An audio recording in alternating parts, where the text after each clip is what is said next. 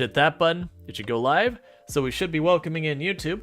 For those who do not know what's going on, right now what we're doing is we're in the middle of switching over a game to Farming Simulator 22, where we're playing the Survivor Man Challenge. For those who are unfamiliar with the Survivor Man Challenge in Farming Simulator 22, it's a pretty straightforward challenge. You start on a map that doesn't have a whole lot of anything on it, and you give yourself a chainsaw and $0 and a dream. And pretty much the idea from there is to build up a farm from basically as little as possible. And it's not one of these challenges that has particularly strict rules about what you can and can't do exactly around that. It's more of a thematic challenge of, okay, we're just gonna have a bunch of limitations on ourselves. So the limitations I have is I may not take loans and I may not lease equipment. I can only use the money I actually have. I did start with $0. I did start with a chainsaw. I did give myself a place to sleep and a truck. And one of my rules is I may not sell the truck. And I only did that because I am streaming the game on Twitch. So it is one of those things that me picking up a 200 kilogram chunk of log and then walking all the way to sell point and then dropping it, hitting the button for like 120 bucks and then walking down till I can buy a vehicle of any kind is probably not going to be everyone's favorite. Now that said, here is the house we started with, which is a burnt out bus with a oak fire stove and all this. This is actually a vanilla building. It's in the DLC, but it is not a mod building. This is just part of Farm Sim. And then we gave ourselves this truck, which for the record, the only mods I'm running is I am running the mod of the No Man's Land map, which is just this map, and I am running the Universal Auto Loader mod just for practicality in the late game because it is a huge pain in the butt to move a whole lot of pallets over Rift Wild. Ujse says, you started this 5-minute challenge, realized how low that a tree sells for, and then quit. A little tree is like 120, 150 bucks. A full grown but smaller end tree is about 1.5 thousand. And then the big trees are like 2,800 to about 3,200. But yeah, so we went from that. We started with a chainsaw. This hill had a whole bunch of trees on it. We hacked them all down. We bought some greenhouses. We actually had the modded map greenhouses at the start. Then I realized how unbalanced the mod stuff was, so we got rid of it. So now we've got these greenhouses. We went over from there and we made ourselves a whole bunch of fields we've been growing stuff in. Over time, though, we expanded that. We got ourselves a granary, then a bakery way over there. And now all those are basically feeding that process line. And the last stream, we did get ourselves some absolutely adorable sheep. You said it. And they've actually been very easy to take care of. Here, we'll do the tour. For the record, these roads you see, like this gravel road down here, and then you'll see the paver road over there, those are not, like, part of the map. I added those in-game, like, paid the money to do that. So these two roads here that we've just been on, those are stuff we added. We've got our fields on the sides here. Those I've all added. We built the granary over there. We have a bunch of our randomly discarded equipment all over the place. That's our bakery. Now this dirt road, this is part of the map when you start it. When you start this game on this map, you have way down over here, you'll see there's a little build. Well, I mean, it's not really that little. You have a building over here. This is the only building on the map to begin with. And that's to give you the handful of things that you need to be able to actually function in this game. We've got our sell point we sell absolutely everything at. We've got an area you could buy water and fertilizer and that kind of stuff at, lime. And then you've got, you've got this location here. That's where you repair your tractors and buy new ones. You gas up your vehicles over here, which I'm going to do because I'm here, so why not? And then right here is where you deal with all your animal stuff, like where we bought our sheep and whatever. And that's the only things that start in the map so far as actual functional. Give us the dime tour, why don't you? Pretty much. Otherwise, the rest of this, all of this you're seeing right now, like that way, that's what the whole map mostly looks like. It just patches of trees, rocks, grass, what have you. And we go down this way. This road, this is part of the map to start with. This just kind of poor shaped dirt road. The field on our left is also something I added. But the only other things you have that are added to the map when you get here is if we drive up here a little ways, there's like a little tiny lake over here on the right, and there's a little tiny field on the left. So this little field on the left is on the map to begin with. When you start, I believe it just always start where it's basically withered and dead. So it's one of those things that if you wanted to take advantage of that, you'd still have to buy the equipment to take advantage of that, so it doesn't really help you that much. And we pull out the map, you can see it's a huge map, and most of it's just empty. There is technically a second field there, which I believe is like a grape orchard or grape vineyard or whatever, I don't know. It's just grape things, but the issue is still, to realistically take advantage of that, you'd need to spend hundreds of thousands of dollars on equipment anyways, so it existing doesn't really do anything. Now, with all that said, if I remember where we left off, we had just sold a whole bunch of produce and all that stuff. Am I allowed to sell the current truck for a new truck? Why would I do that? There's really not many choices. But my answer would probably be no, even though technically that wouldn't give me an advantage, because this truck would be, like, I would take a loss at selling this truck and then buying any of the other trucks. But, I probably won't. There's only a handful of trucks in the game, unless you mod it, and I'm not particularly attached to getting any of the other trucks. The truck still serves its purpose. How are we doing on our production lines? Let's check that real fast. So we do have, it looks like all of our water, all of our greenhouses we just filled. We have completely run out of wheat for our... Thank you, Spencer1564, for subscribing for 3 months. Rual's Jan. Thank you, Spencer, for the tier 1 sub. You only get... Sorry, you get as many of those as you want to pay for a month, actually. My brain is an autopilot. But thank you for the tier 1 sub. I really do appreciate that. You've been subbed to the channel for 3 whole months, so I do really appreciate the continued support. It does mean a heck of a lot, so thank you. Our bakery is almost full of flour and is not backed up at all. Like, literally, there's nothing here. So, where this would be a good time for me to sell stuff, it looks like it may have already done that at the end of last stream. Yeah, no, it actually looks like I must have finished what we were working on, which does mean we are on... Have we fertilized everything? That's what I was probably working on. Let's double check and see that we fertilized. 100%. Okay, everything is fertilized. All right, never mind then. I guess we're just fast forwarding to July, because that's right. That's what happened, is we bought the sheep right at the end of the last stream. That's right. We got the sheep right at the end. When is wool at its best price? I remember it was something different. It's at its best price in April, so we're not going to do anything with the sheep beyond making sure that they do not commit die. So how you doing? You got good stuff? Yeah, you got your water and your food? You're in good health? Good sheep. Keep wooling. It's already been 3 months? Yup, that's how time happens. That's, I'll see people as like, you know, they've been following the channel for, or like, it'll be something, because it won't be the subs. The subs, I think, the highest you get is somewhere in like 26 or 28 months or something. Time's traveling too fast. Alright, so let's check on our various things. How is our production lines?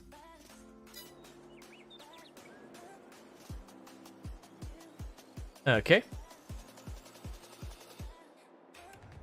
And how much, because it's... So it looks like the sheep really do not use any of their stuff at all fast. So the sheep seem to be very low maintenance, which is pretty nice. You said it. Sheep's like, no.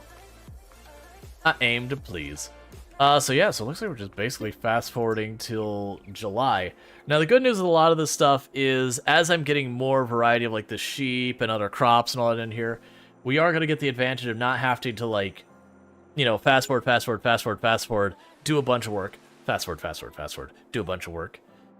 We will start to level it out a little bit where I'm getting paid more consistently and whatnot. I need to quit doing that. So it's July I need to get to. Now, the one downside is going to be this. I do need to deal with the bread all the time.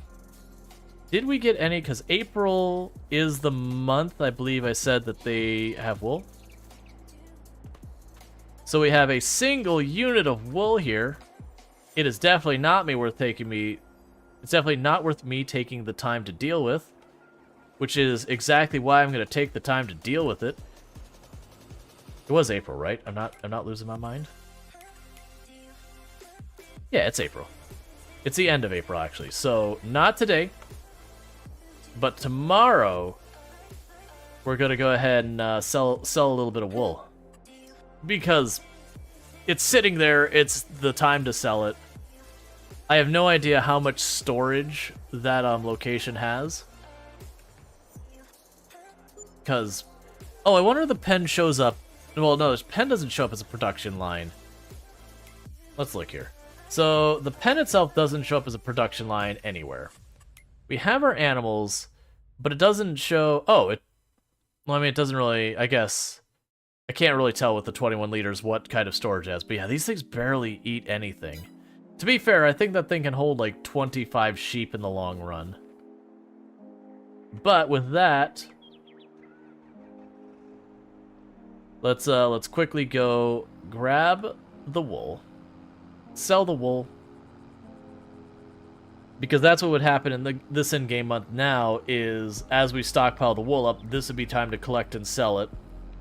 Eventually, we're going to get the thing to make yarn or whatever the next process is in the procedure, and we would take that procedure, you know, and drop the wool off there, and then be whenever that sells, and you get the idea. How's the farm going? It's going good. We just started.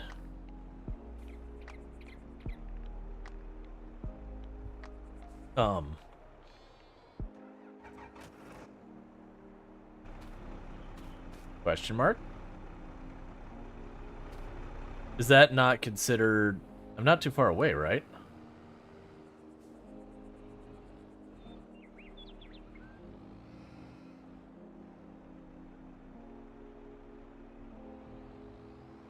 Huh. Maybe from the other side?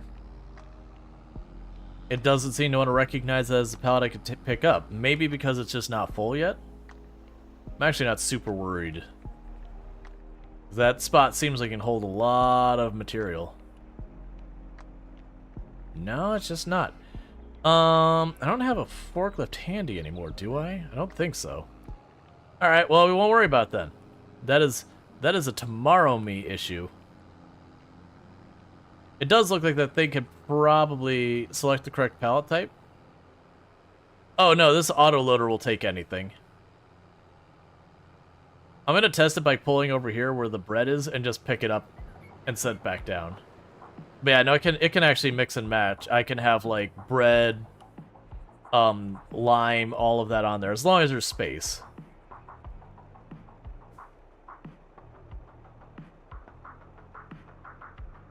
Oh, that's not exactly what I was hoping for. It's fine. Alright, whatever. I'm gonna see when it fills up a pallet if it does work. If it doesn't, then I guess I have to get a forklift. I'm trying to avoid that because very much the mid to late game, if you don't have the autoloader, becomes forklift simulator. And it's just an entire day of just picking up all sorts of stuff. Oh! I have been robbing you all. I am so sorry. Legos. I owe for the stream. There's 3 because I actually forgot to reset that. So we had three subs, and I have a whole thing that we started at the new year, which is that for each sub I put a Lego piece on. So my apologies. I totally missed that was the thing I had forgotten. So I've got this here. So first Lego piece is right there. Second Lego piece is going into the 3rd spot, so right there. And then the last Lego piece goes right here. And then because it's not technically an additional piece,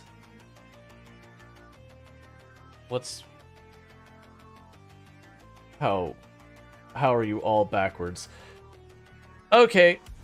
I apparently had this whole thing backwards, so bear with me for just a moment while I fix everything I have done wrong. How is all of this so wrong? It's fine. I'm fixing it. I'm fixing it real fast. Already starting strong. Totally forgot. Okay, so we're good. Alright, so what we've got built from the Lego kit so far is we have, as I rotate it wrong, we have this piece built. Looks kind of like a helicopter, and we've got this arm thing built. I haven't been telling people what the kit is. It's going to be for you all to figure it out. But we're caught up. So we're being honest. So my apologies. I was not trying to rob you of the promised Lego. I just totally got distracted and forgot about it. It's Lego doing Lego things. Yep. I know, right? My bad. At least I caught it before, like, the stream was over kind of thing. And potentially, like, completely forgot how many we were behind. Which, for those who missed what happened with why as, like, I'm talking about, it's like, you only got 3.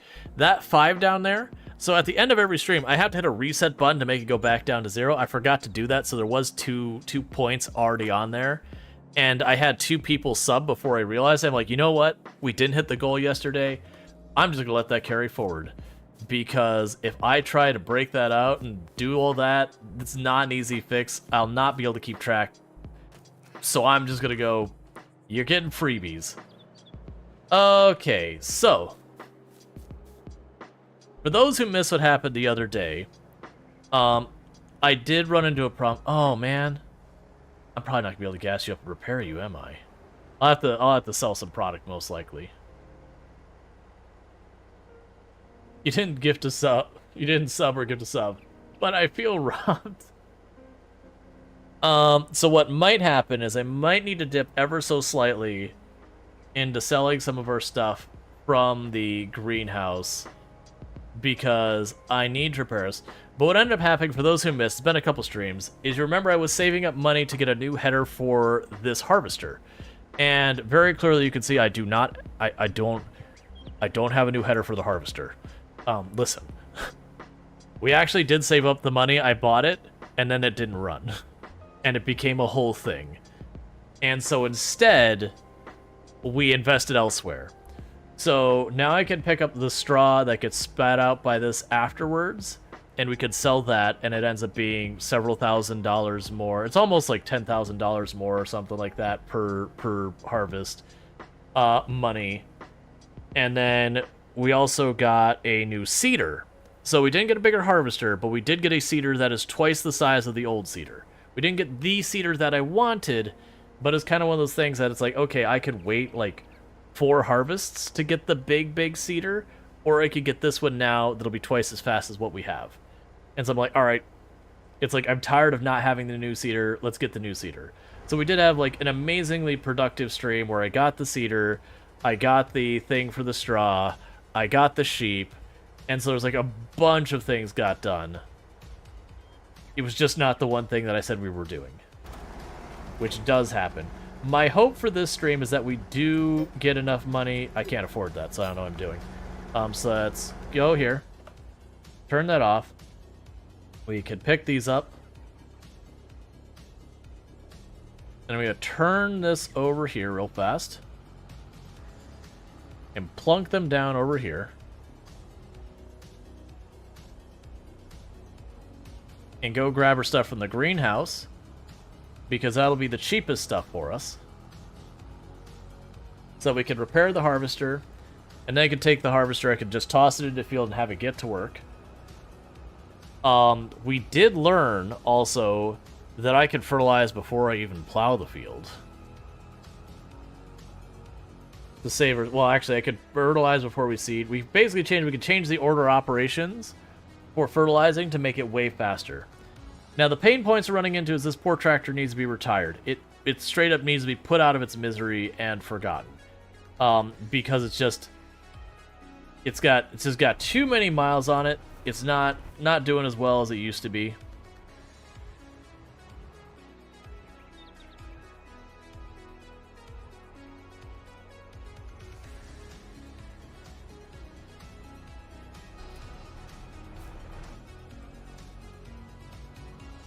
Alright. I wasn't going to sell all of, like, we'll take one load's worth. Don't you tip. I wasn't going to do a full load, but it's like, you know what? I'm not going to sit there and try to figure out as little as I can get by with to do this. I'm going to have to get seeds, I'm going to have to get lime, I'm going to have to get a whole bunch of stuff, so whatever. I've also learned there's really not a reason for me to bother with the lime. Because we're getting 100% bonus yield. And if I hit 100% bonus yield, it doesn't matter. Like, I can do all the care I want to do on top of that. We're at the max yield. So we're set. Which is a weird thing for me. Because I feel like I should need to roll it or whatever. Actually, that's not true. That was at 80% yield. Yeah, we could probably do the lime, because I was told that the lime is a 15% penalty. So we can put down 2 doses of fertilizer. That gets us up to 100% yield bonus. The lime subtracts 15%. But doing the rolling shouldn't really... Don't. I've done this like the last couple times. Sometimes I can straighten up by swinging it. Not this time. But we've had enough practice with this that I can just roll it right back up on its wheels and just reattach and just pick it back up. It's fine. It's because I'm going too fast around that corner.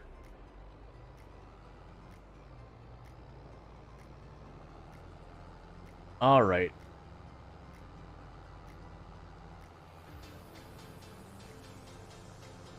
Yeah, lime good. Rolling is optional. Yeah. Part of me feels like...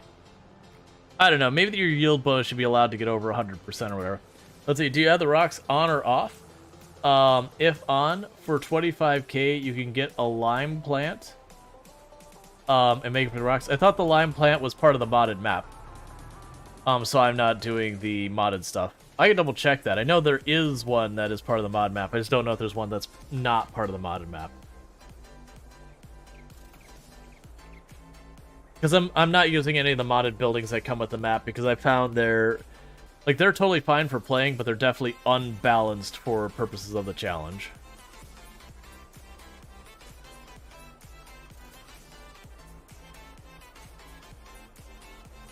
Yeah, no, it's... So when I say it's part of the mod, it's technically here because it is part of the map. If you're ever curious how you could tell, if you just go here to construction, I believe it was under production, all the way on the right somewhere. Yeah, so lime production, 25,000. So that kind of gives you an idea, though. So it's 25,000 for that. If we look at all the rest of production that isn't part of the mod, so all these modded ones are about 20 to 35,000. And you'll look through all of the other ones that are not part of the mod, and none of the other ones are that cheap.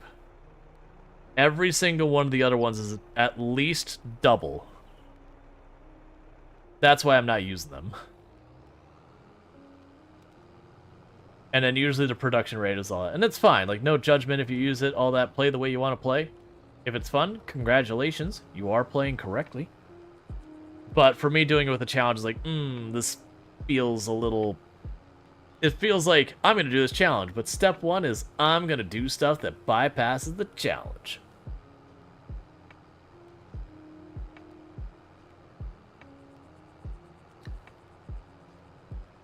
It's like Product Zomboid going, I'm going to do 0 to hero on the hardest difficulty settings, period. Oh, but I'm going to go ahead and turn off infection. You know, totally fine to play that way. Absolutely no judgment at all for playing that way.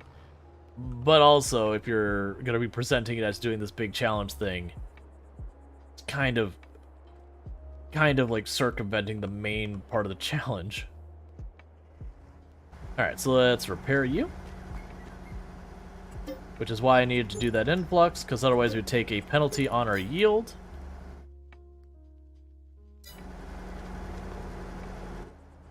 And gas it up. And then we'll let the AI driver deal with driving the harvester for the most part, while we deal with all of the other things that we can do.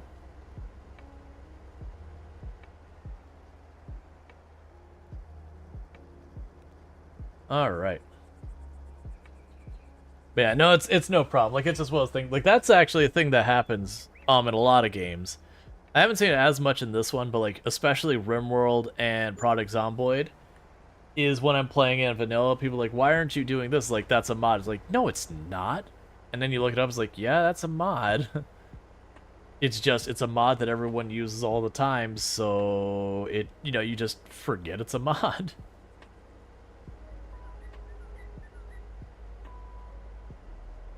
Like, the number of things in Allow tool that, if you're running vanilla without Allow tool, that people are just like, wait a second, what?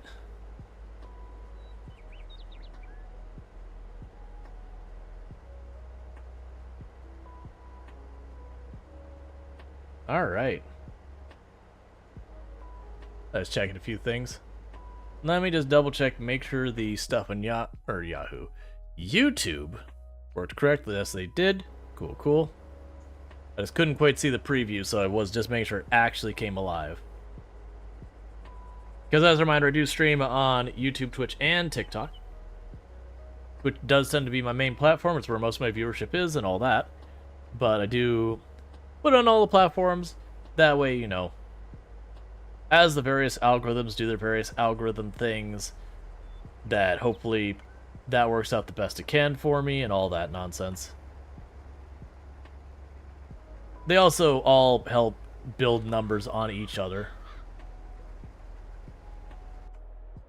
Alright, so we've got that. The first thing I'm going to go ahead and do...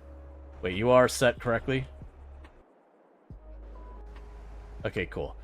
Alright, so while we're doing that, let's go ahead and grab the rest of the produce out of the greenhouse and just pile it up real quick. So that way the greenhouse, we don't have to worry about them overfilling. I will need to get the wagon there for getting our produce and all that. Or getting our harvest and all that ready. Because it'll be about 2 streams. Hey, Joe the Science Bro. Thank you so much for the raid. Welcome in, Raiders. I do hope you had yourself a good stream, and, how was your stream? What were we playing and all that? Hey, Jed, I appreciate that. So what were we playing, and how did it go? And for those coming in with the raid, what was your favorite part of today's raid over there? Or, stream. What was your favorite part of the raid? They hit raid, and then, 30 seconds later, they arrived. What was your favorite part of those 30 seconds, though? Go. All of it. Excellent.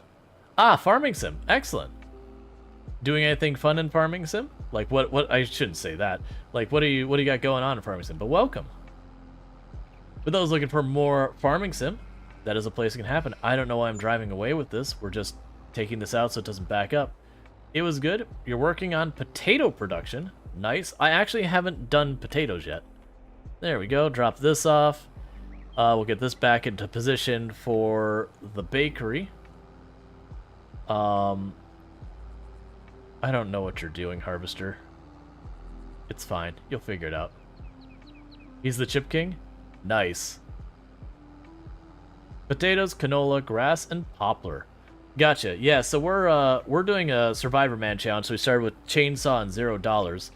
And from there, we have expanded. We've got the bakery and the granary going, which took us a ridiculously long time to make that happen. So we make our bread by making bread. Hi, Long Hang. I'm not sure what that was about. What is going on with these long hangs? Jeez, man. Did some process just kick in? What is happening right now? Something updating in the background or something like that? What is the deal with that? Basically staying busy year-round? Yeah, that's kind of the goal for the moment. Alright, I think we're fine. If it does continue to have like significant performance problems, I will be saying goodbye to TikTok. Because you can go yell at TikTok over there on TikTok because they require me to use their own proprietary thing that runs like absolute garbage and eats all of your CPU. And so, needless to say, that sucks. I can't remember if the Forger wagon required... How much horsepower do you require?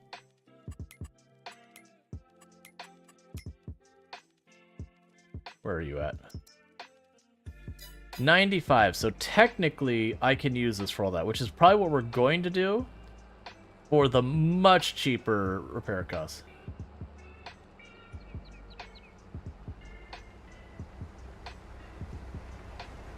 Me, it's TikTok after all. Not talking about optimized code. It is certainly an interesting place. So don't do that thing where I start trying to pick it up and you just drive away. Like, actually let me help you out here.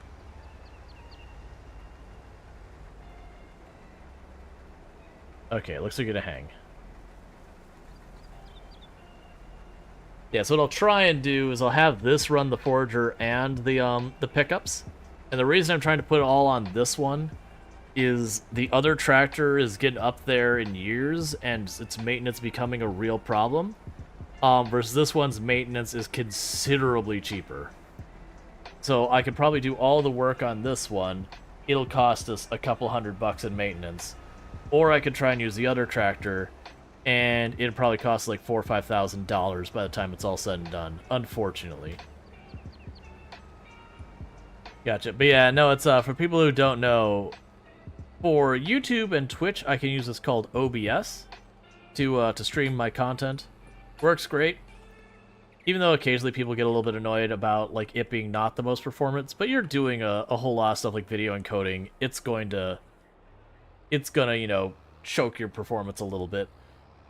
Then TikTok requires its own thing called TikTok Live Studio, which is its own proprietary tech.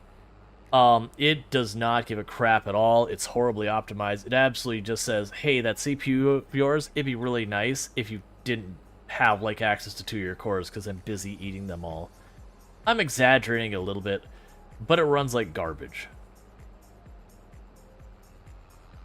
So it is one of those things that I gotta just deal with. Now, last time with the straw, we waited to sell until it was a little bit better price. I'm not gonna do it this time. It will ultimately be like $2,000, $3,000 I'll waste doing that. But honestly, I don't have a proper place to store it, so we were just dumping it on the ground in like these long rows. And ultimately, it's like, you know what? We're just gonna sell it. It's still bonus cash. It means it's another thing I don't have to deal with later. Plus, the pick it up to put it down, to pick it up to sell it, for the amount of money I get, doesn't feel great. Versus picking up and just selling it, that's not that big a deal. You missed the beavers? Yeah, no, it was a good stream. We made some solid progress. I did notice there was a very abrupt and distinct bump in viewership when we switched. That is what it is. That said, I do think we do a bit more Timberborn. I'm nowhere near satisfied that we have finished a run or we've hit that satisfactory point. Like, if I unlock all of the tech and build it, certainly that's around the point where you'd be like, okay, well, there's just make it bigger now. Like, we're kind of done type deal. But that'd be one thing. Part of the reason I'm not going to push the Timberborn super hard, I don't think, even though I do really enjoy the game, is it is going to be going on Dare Drop later this month, which I found out yesterday. So I feel like as well as, you know, we play it till we're like satisfied, but maybe not burnt out on it kind of thing. Put it aside and then come back for the Dare Drops. Just saying, I have a question. When you grow the shrooms, I'm assuming.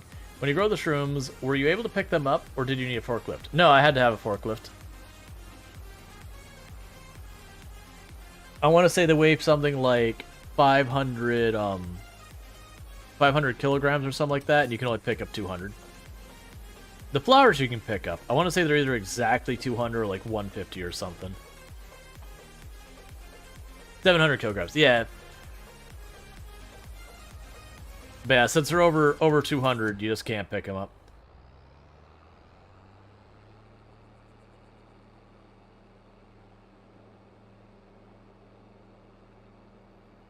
I mean, both of them serve me pretty well.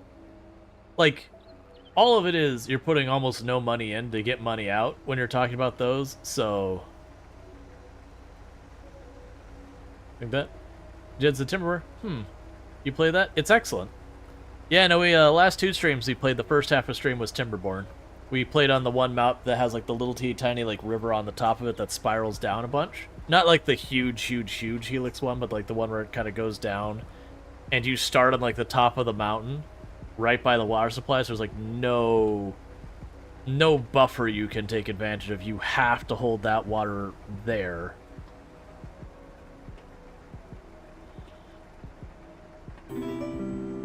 Thank you for the follow. Welcome to the stream. Alright.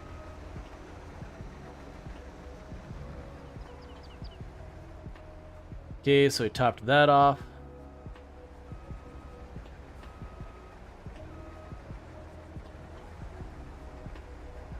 And we'll sell this real fast.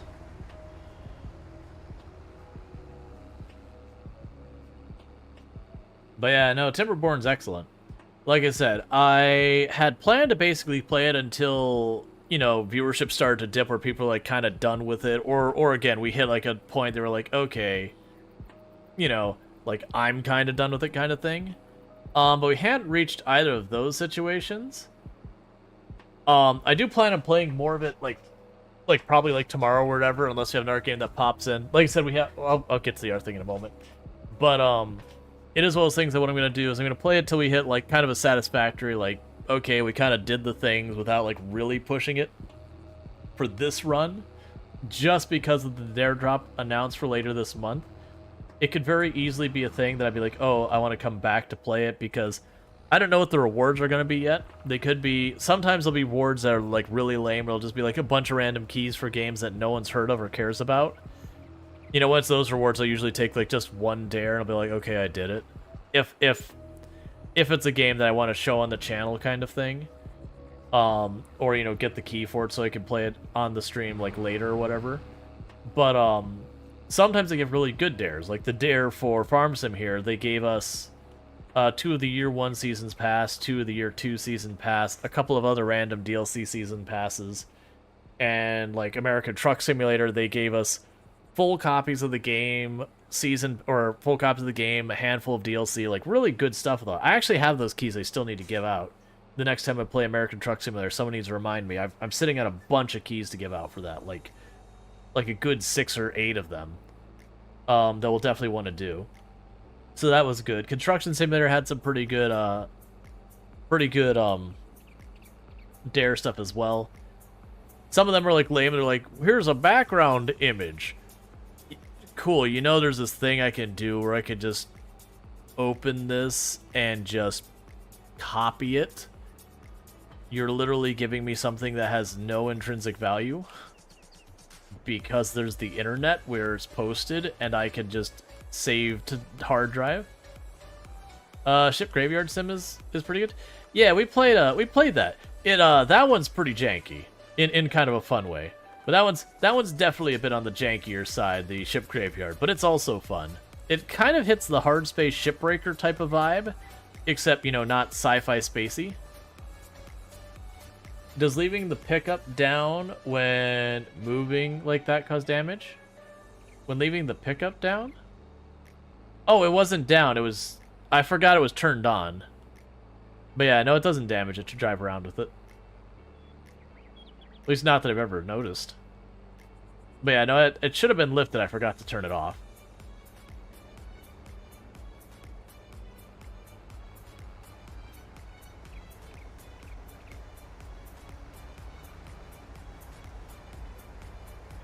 Conrad saying, the Dyson Sphere project has an update. The tutorial sucks, but the new enemy is neat. Yeah, and I remember Dyson Sphere tutorial being awful. I've only played a tiny little bit, and, like, oh, I do not have enough time set aside to, like, learn this game. Nah, Darth, what he was talking about was I had the Forager wagon I had it left turned on, so it was like ready to pick up stuff. No, what it does is it slows you down when you have that stuff turned on. Like your movement speed gets reduced.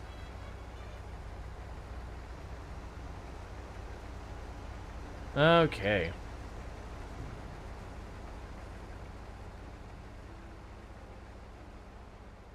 Just saying, oh yeah, the ship salvager is full of jank. Hard space is good, but you're annoyed when they did the story update and wiped your save. Yeah, to be fair, the story is really good in hard space.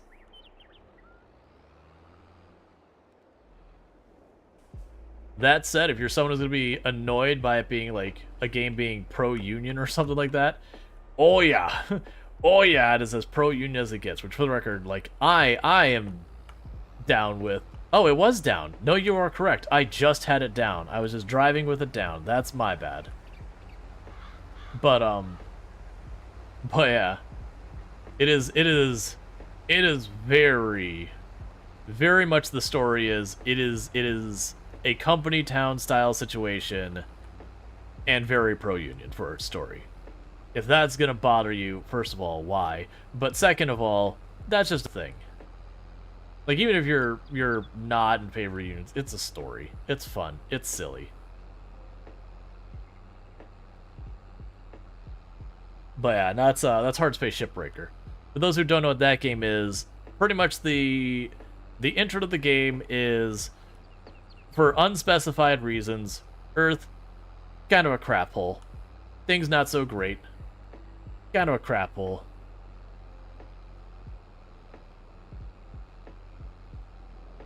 And so what ends up happening is you are offered this position as a shipbreaker. It indebts you, man, I can't remember the amount. Is it trillions of dollars or billions of dollars? But you're basically put like billions of dollars in debt. For them to $900 billion. Yeah, so $900 billion in debt to get you from where you're at, launch you into space to where you're going to be working, and I forget what they call it. It's the, like, I can't, it's like the work guarantee program or whatever, that basically if you die on the job, they resurrect you, like they make a clone of you, and you can just keep going for it. It doesn't matter. It's a cartoonishly large amount of money is the idea. You could pay it off directly, but it would take you a very long time. I won't spoil any of the things when it comes to story about any of that part. But, so it's this absolutely, like, absurdly large amount of money. And it's even worse that you have to pay for your lodging, that, again, is basically your office at work. You rent all of your equipment to do your job. You're required to pay for your own oxygen and fuel and all the stuff you need to do your job. And that's reminiscent of what was referred to as a company town from, you know, kind of around the same time frame as, like, Wild West and all that. You know, and like the rise of the Industrial Revolution and all that, that there were these towns that the idea is they would transport you out into middle of nowhere desert to gold mine or coal mine or whatever the thing you were doing there, and you didn't have really a means of leaving, and they wouldn't even pay you in cash. They'd pay you in script, which was like an IOU that you could use at the company store, where they would charge exceedingly high prices for your basic necessities to horrifically indebt you to the company so you could never leave the town. It was a thing that was legal at the time, and then, you know, we made a whole mess of labor laws to make all that stuff illegal. But it is very reminiscent of kind of telling that story without a lot of, like, not getting way down into those details. And in the game, you tackle being in that situation, and it won't spoil how you deal with it. But it is a thing that's being told in a lot of games. There's been a lot more storytelling along those lines. The company town aspect has been a reoccurring thing in a lot of sci-fi lately. Because, I mean, it's a thing that really happened, and especially in a very frontier situation where you don't have a higher authority telling you you're not allowed to do it, and being able to actually enforce those policies, you know, sometimes people do shady things when when mom and dad are standing over their shoulder saying, don't do it. Especially when they can personally benefit from it.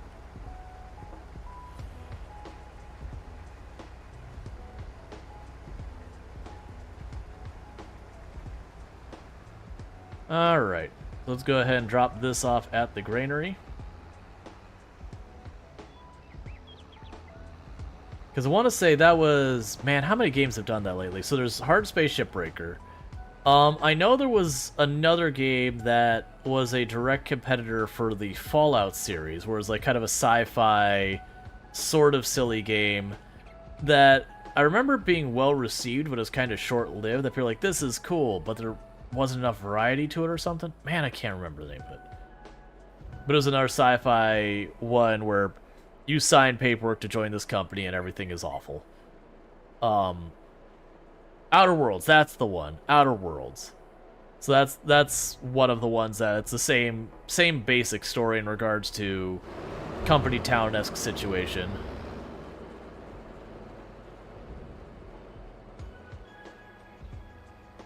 But that's hardly an exhaustive list. There's been a good number of them lately who have used that as their setup. Yeah, no, like, from everything I heard with Outer Worlds, is it was a fun game, but there wasn't, like... It wasn't a game you felt a need to do 2 or 3 playthroughs of. That's what I had heard. I haven't actually played it. It was on my list to play, and I just haven't gone to it. That I've heard it was good, but it was just one that, you know, you do a playthrough, and you're pretty solid. It was made by Obsidian, which made New Vegas. Right. Like, I heard it was a solid game, but it was definitely one, like, it didn't have that sticky feeling like you wanted to keep playing it again and again and again.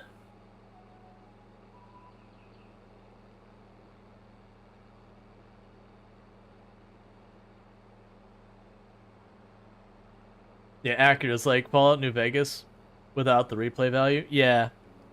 Which that could be just a difference in budget or something. Still, I'm totally fine with games that are one and done. That you play it, you have a good time, you go, man, I enjoyed that. And then you put it on the shelf and you forget about it. Like, for games like that, there is a really, really, really good cozy game called Unpacking that I highly recommend. It is very one and done. And it's also not a super long game. You can sit down and knock it out in one play session reasonably. I think for most people it's probably 2 play sessions. But it's this adorable game that the way it plays is you show up at a house 3 hours for unpacking. I think it's longer than 3 hours. But yeah, it's not a long game. But like, it's this game where you just show up in a room. You don't have context as to why you're there. It's just you're going through this person's life, and there's a bunch of boxes, and you start opening the boxes, taking the things out, figuring out where to put them. There's a little, like, light puzzle element to it, but it's not really a puzzle game. You just kind of figure out, like, where to put stuff and all that. But the thing that makes it so amazing is its environmental storytelling is just over the top. That it uses almost no words, and you can go through almost an entire emotional roller coaster of just kind of experiencing this person's life as they go to move in from one place to the other. So it won't spoil the story, but it just starts with, like, you know, you're clearly in your, like, childhood bedroom and unpacking your things for the first time. Like, you know, your parents just moved you there, that kind of thing. And you basically play through this person's pretty much, not necessarily their whole life, but, like, a solid chunk of it. But, you know, as they grow up, move out, all that. And I won't spoil any of the different phases. But yeah, nuts. You did the run for achievements, took 3 hours. Yeah. It took me a little bit longer. I don't remember the exact amount. It's not a long game. Like, to be clear, I'm not trying to overstate it. Like, trying to, like, exaggerate what it is. It is a one and done. But you do knock it out where you put a certain number of hours in, it's kind of wrapped.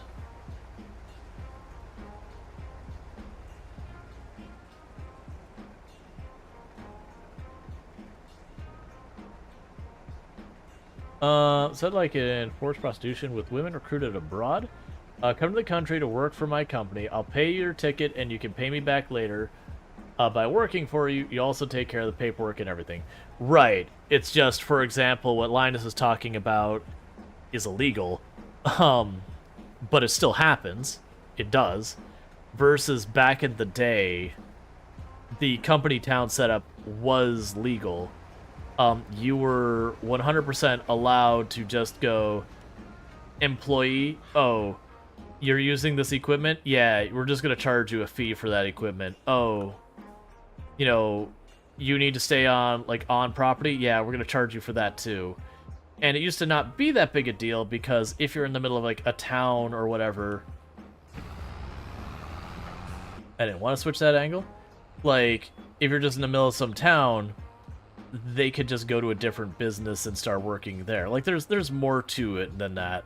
Like, there was certainly, like, indentured servants and all that kind of thing, and it's sort of along the lines of that type deal. But, oh, yeah, no, that was the thing. It was actually legal at the time. Like... And even if, like, you missed production line, like, production things, they could charge you fees for a lot of it. Like, it was... Those are the times that we didn't have hardly any labor laws to speak of. Honestly, a lot of the labor laws we ended up getting were a product of that situation. We had some, to be clear. It wasn't completely no rules. But, like, it was after stuff like that and the fallout of those type scenarios that things turned violent and then, you know... lawmakers got involved after that phase to start, you know, putting restrictions on all that. There are so many issues in the pre-labor law eras. Oh, yeah. But, like, that was the whole thing. It was totally legal to, you know, transport someone in the middle of absolutely nowhere, you know, under the agreement that you'd get a job and go, okay, well, you're stuck here now. By the way, you're basically broke and we're not willing to sell you, you know, a ticket back unless it's, like, extortion level prices. There isn't another option for transporting back. You know, you're hundreds of miles away from the nearest place in the middle of an area that's basically a desert. So you're going to die trying to walk to the next town over, which we're not going to bother telling you where that town is. So you're here for the long haul, and then make it so there's no reasonable escape for you. And there were some that you could, you know, work your way up and actually reasonably get out kind of thing. There were definitely ones that were worse than others. But there were definitely, it's like, okay, you've made someone an unwilling person to work there. And it was a whole thing. But, you know, you'd say you were a coal miner in that situation. You would have to buy your pickaxe.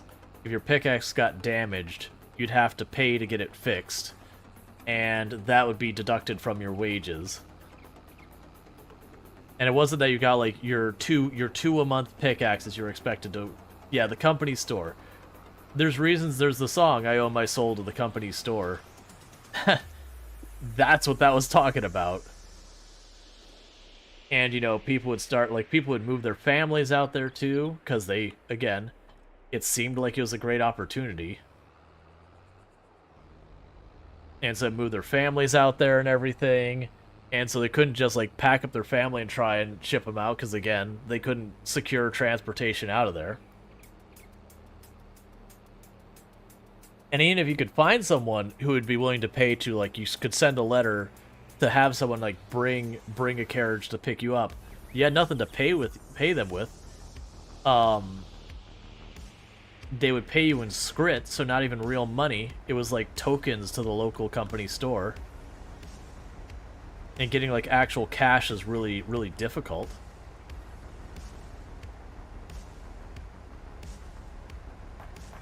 You can really see the October sky. You really see this in October sky? Oh, is it like a movie? There's lots of stuff that cover it.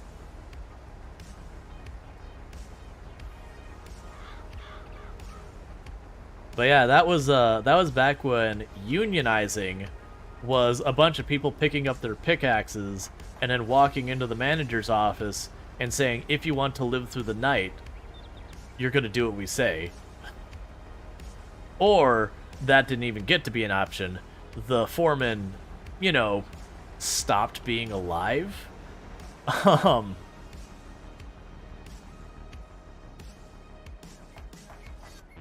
That was the kind of thing. And that led to all sorts of violence, which is where a lot of litigation got involved. Because having random uprisings within your country, not exactly great for stability.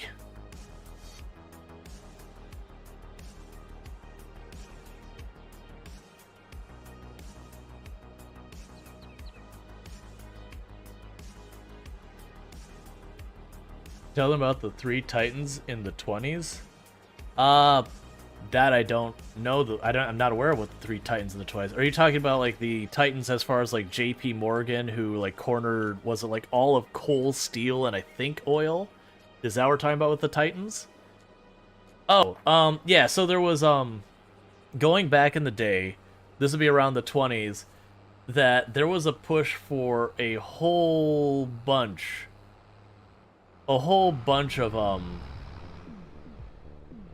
different groups who started all like conglomerating to create monopolies. So like the railroad industry was fully monopolized, that, or not fully, it got broken down. I think there was like 2 major players in the railroad industry, and if I remember correctly, it was the East-West Railroad was one group, and the North-South Railroad on the East Coast was another group. And actually, the Great Depression, one of the big triggering of that, was an attempt by one of the railroad groups, not even to take over the other one, but to force them to be willing to work together, because they wanted their passengers to be able to go from like the north-south to jump onto the east-west and then go over, and like actually have a mutually beneficial partnership. But the one who owned the east-west is like, no, it was back in the era where like you viewed anyone who was not your customer as, you know, competition kind of thing, maritime trade kind of rules, and wouldn't do it. And that guy went on safari, and while I was on vacation, the other guy tried to like buy up enough shares in his company to force the partnership. And so remotely there's this back and forth going that they're buying up all the stocks and basically crash the stock market. And there's more to it than that. There was like a lot of other things that compounded on that particular one, that like the economy was in a fragile place, and there's all these other monopolies and whatnot. But that was kind of the thing that was like throwing the match into it. But you also had, for the most part, coal was a monopoly, steel was a monopoly, oil was getting to be a monopoly. I think textiles were a monopoly in the time. Like, there's a reason we got our anti-monopoly laws. Like, the poor daily consumer was getting absolutely raked over the coals financially. Which is why when this whole stock market crash happened, because no one had any buffer or anything left because of all these jokers just wrecking everyone, no one could recover. The whole thing just caught fire and went down.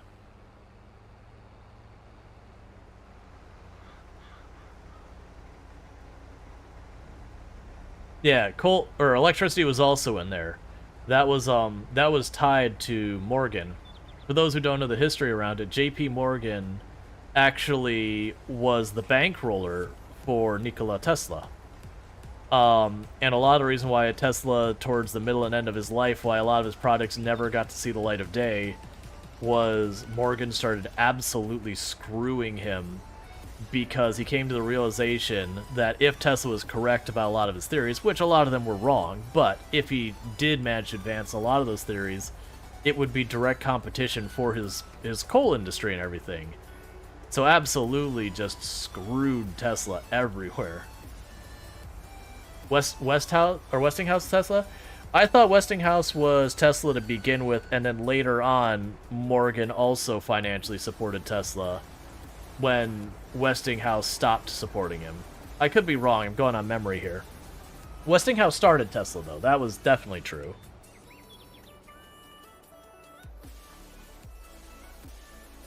But yeah, like, pretty much all of the United States society got wrecked by the group of them.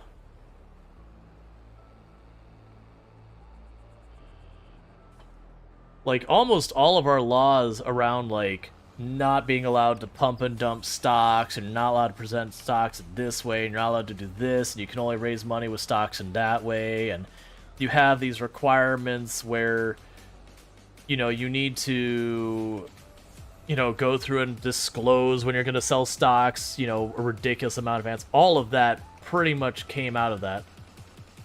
Morgan bought, that's it. Morgan bought Westinghouse. Tesla wanted to build wireless charging, which he couldn't figure out the math for. Andy Lamar figured it out with frequency hopping. Yeah. Well, and that was like when Morgan got Tesla under, he kept promising Tesla things and not following through or dragging his feet and all that sort of stuff. To be clear, the approach that Tesla had at the time would not have worked. Like, his theory had a fundamental flaw in it that he just didn't know at the time. It was later on and all that. For that, Will, do you have a loading filter set to full only? It should be... I can double check it. I have to just show the helper. It should be just anything. But I could double... Oh, I could... I see what you're saying. Full only? Maybe. That's actually possible. But yeah, and it was a whole thing. Like, there was, and it wasn't just Morgan or just this group or just that group. There was a handful of them that were all doing it. Like, everyone is trying to do it, as far as like the big business people.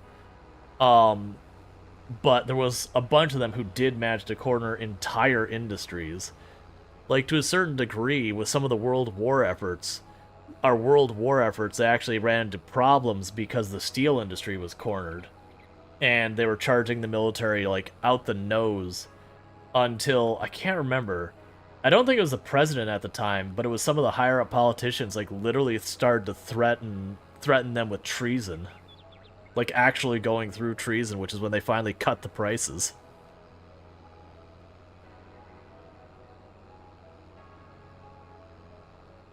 And to that extent, a certain extent, they were also fixing prices in Europe as well. They just didn't get quite as solidly down there. But that's because just no places had rules around these things. Now, granted, a lot of places they were doing that over in Europe. The response when they're like the war effort was going on, they're like, yeah, we're gonna charge this extreme figure. And a bunch of the countries like, okay, you don't own your business anymore. It belongs to the government now because we're in a freaking war. Sorry.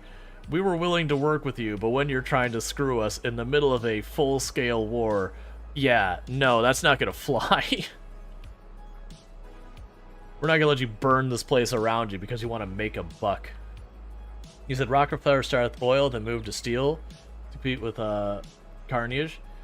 Roosevelt started with threatened Carnegie Steel, which led to Carnegie to sell to Morgan. Yeah.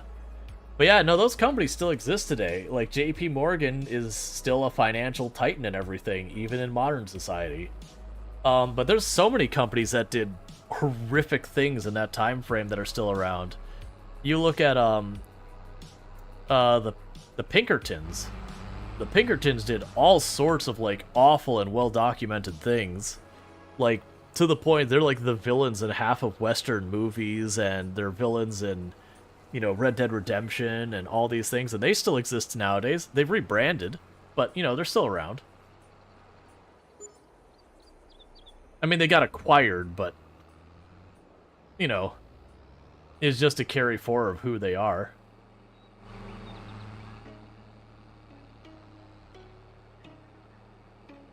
Yep. That was the thing. They didn't compete and like innovate and steal. They just literally bought the existing companies. Just one acquisition out of the other till they owned the entire industry.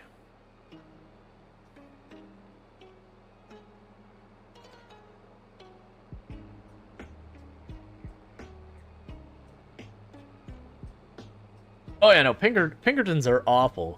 Just, you know, they didn't, like, it's not that they were enforcing the law. Like, they would go in, a place would start, you know, getting pushed back against, like, companies doing awful things, then they'd hire the Pinkertons to, like, literally kill people to suppress it. Nah.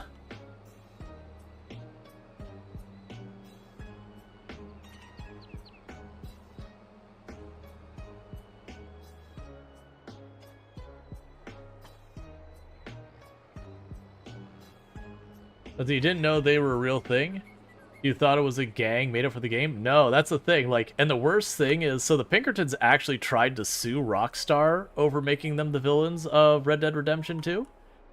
And they basically didn't get to carry it through. That they were like, no, it's like, while the depiction in this game is fictitious, you did almost all those things to someone else in this game. Like in real life, you did almost all of those things to people, just not the people depicted.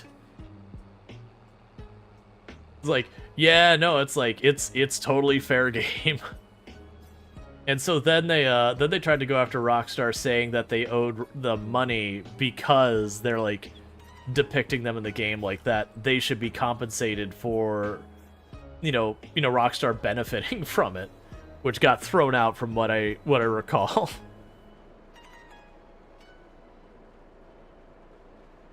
Yeah, so it may not be slander if it's true, but there is a thing that you can actually, even if you're giving a factual statement, if you're trying to cause like undue harm, you can actually still charge someone with defamation for that. Even if what you're defaming them for is 100% true. Ah, they did try to go after slander? Yeah, that's just the wrong charge. They should have gone for defamation. It wouldn't have mattered. They probably still would have gotten the book thrown at them and said, hey, get out.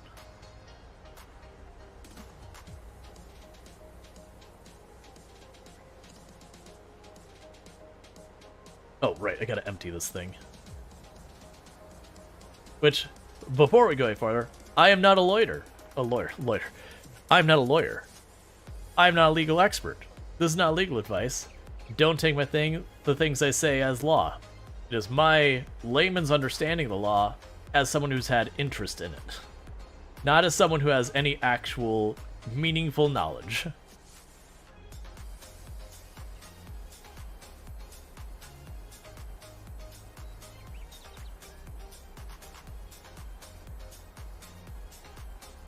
There's also a minor detail of, you're the Pinkertons, you don't have a reputation left to damage.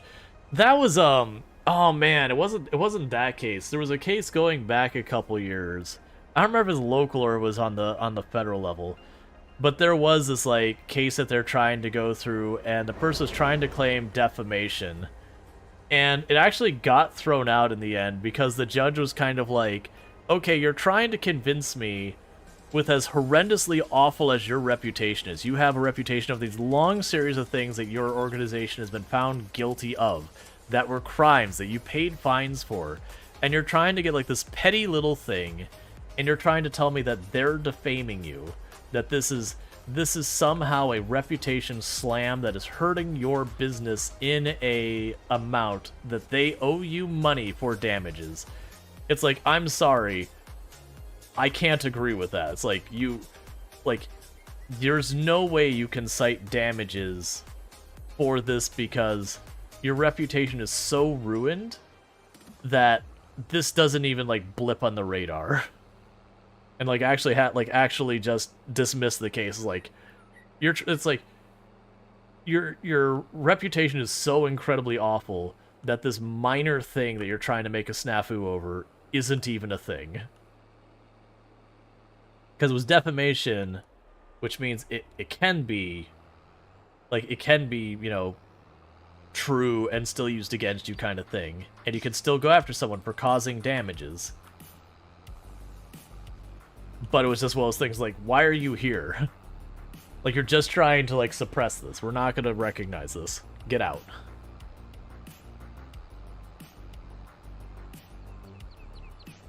I appreciate a good judge who looks at a case and goes, this is stupid, and just gets rid of the case and just says, get out of here. Like, they did that to the, going way back to the, like, right at the turn of the century, sort of like talking 99, 2000, somewhere in that case. Back when, it was like every other, like, yeah, there's nothing to subtract it, but they were very famously, the music industry was doing what people jokingly called, like, I can't remember the acronym for them. It's not the MPA, it's, it doesn't matter. But it's the music industry was coming up with these absurd math equation to be like, no, this person caused 1 million downloads of this song. Each one of those songs is a $5 sale. Therefore, they owe us $5 million. Which, of course, is absolutely ludicrous.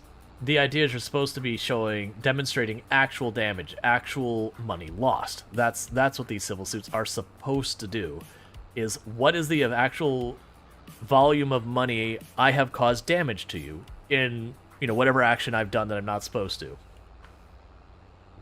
And then, you can demonstrate those damages, and that person would be on the hook to pay for those damages. That's civil suits.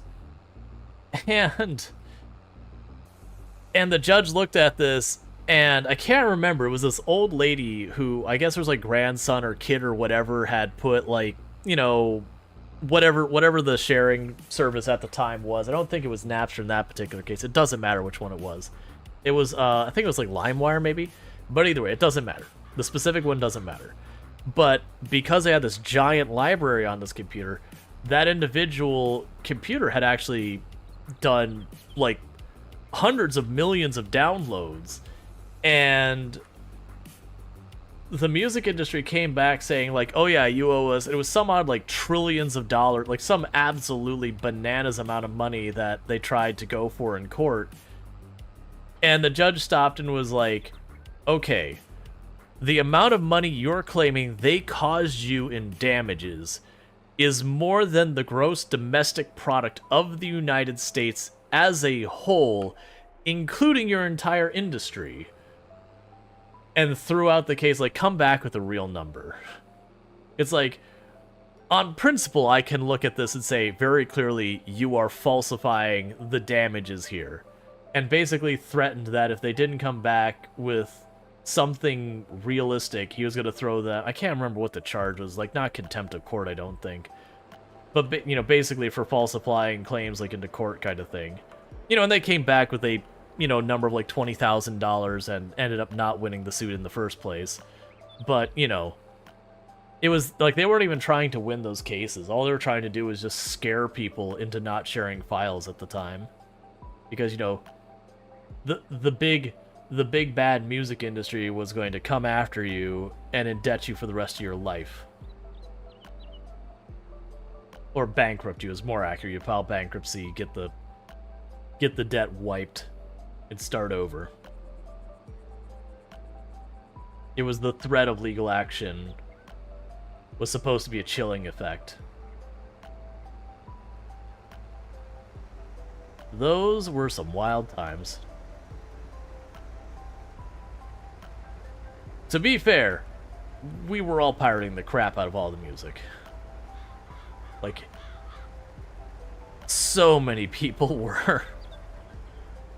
Like, if you had any idea how to set it up, people were. What's the worst that could happen?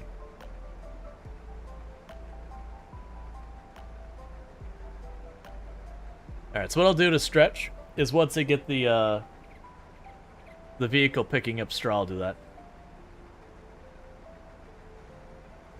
That may or may not have been the truth, yeah. Yeah. No, it was just the thing of time. Sounds like the Nintendo Ninjas today. I'm not familiar with them. I'm assuming they're the groups that are like, making ROMs and emulators and all that stuff. Because that's one of my stands when it comes to like ROMs, emulation, copyright law, that kind of stuff. When it comes to where they go after people, I personally believe if a product is no longer available for purchase, nor is it intended to be available for purchase in the short term anyways, you're basically, there's no such thing as piracy because you can't demonstrate losses. Like, if you're no longer selling a product, you cannot demonstrate losses, in my mind. That's not how it actually works, for the record. But, like, once you stop selling a game or whatever, and I start making copies of it, now, if I'm selling those, that should be on the hook, because it's not my product. You should be able to go after me for that kind of thing. But as far as, like, making a copy of it, if I can't purchase it legally, nah, that's fine. And I know some people's like, well, this is a limited edition. We only made this movie. We only sold 100 copies. Now I don't care. if you have no intention, because like it bothers me that there's games that were amazing back in the day that are no longer commercially viable at all. No longer commercially viable. Like EVO for the Super Nintendo Entertainment System. That you could still get in trouble for like copyright infringement or whatever for, you know, getting those ROMs out there. And I understand the counter argument is like, but what if I want to sell it again someday? Did you though? Sure, put a 5-year put a 5-year margin on it. If you stop selling something for 5 years, after that, it's free game. It's abandonware. There actually is a term, abandonware, and I can't remember. It's something ridiculously long, like 15, 20 years or whatever, that if a product has never been, like, you know, updated, sold, whatever, during that period of time, it's considered abandoned, and the licensing changes on it that really does open you up to being able to do that, but it only applies in a narrow margin. That, to me, that's something that should be broader. That, you know, you haven't, like, this game hasn't been sold on a Nintendo Entertainment System in 10 years. It's free game. If you want to make ROMs, it's fine. That's not the way the law works, just to be clear. It's not legal. But I would advocate it should be. Because it's a thing now that once existed, that people enjoy, that you can no longer get. And it's not because someone needs to manufacture it or anything like that, that there's a material cost. It's literally you just hit download. Supposedly people send people to your house if you're caught with ROMs or something like that. I had heard that one. The big one I had heard was, it was, I believe, Hasbro accidentally sent one of their prototype toys to some random individual. And when they found out, they sent the Pinkertons there to get it back. Which the person complied, from my understanding, if I remember correctly. I might not have the details there right. But apparently, like, Hasbro hadn't tried to, like, reach out beforehand and be like, hey, you know, we'll give you a couple $1,000 for you to give that back to us or something. Or like, hey, you know, we sent this to you by mistake. It's very important for our business. Please send it back. They just immediately escalated directly to, yeah, we're going to send like a paramilitary group over to your house to take it back by force. You know, under threat. And I'm like, you know what? Hasbro should be fined an absolutely absurd amount of money for that. And whoever actually made the phone call should be in prison. Also, the Pinkerton should also be in prison. But, you know, that's a separate issue.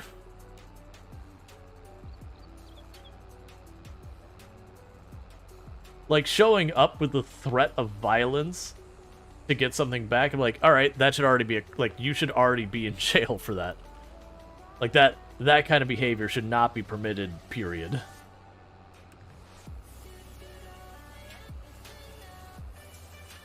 And, like, even in the situation that, like, it's understandable. Like, if the individual had stolen the property, like, legit done that, which they didn't. It was sent to them by mistake. Even if they had, like, deliberately gone out of their way to steal the property, you shouldn't be able to call someone to show up with guns being like, yo, give it back.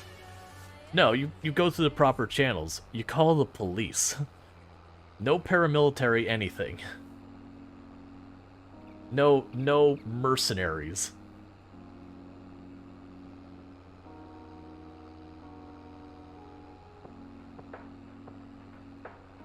Which, for the record, I do believe those activities are illegal, but, you know, when crime has a fee, then, you know, it's pay to play. So if Hasbro is willing to drop, you know, $1 million to get their prototype back and they're only going to be fined $20,000, that's the cost of doing business.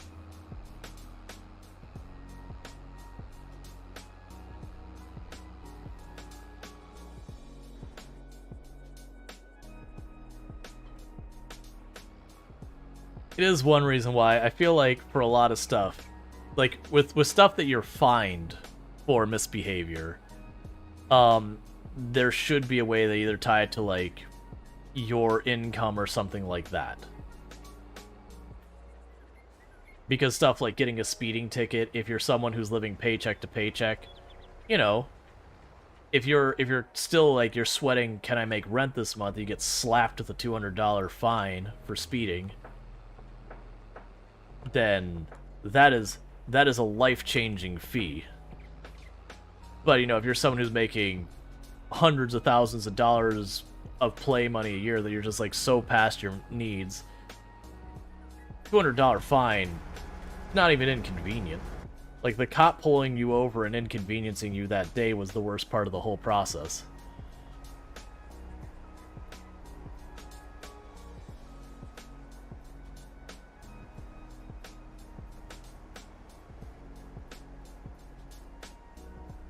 Alright.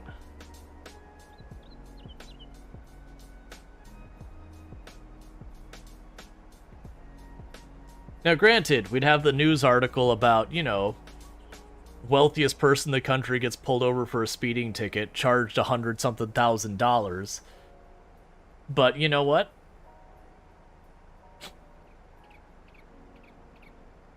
Cool. They handled paying for the police department for the next year. Awesome.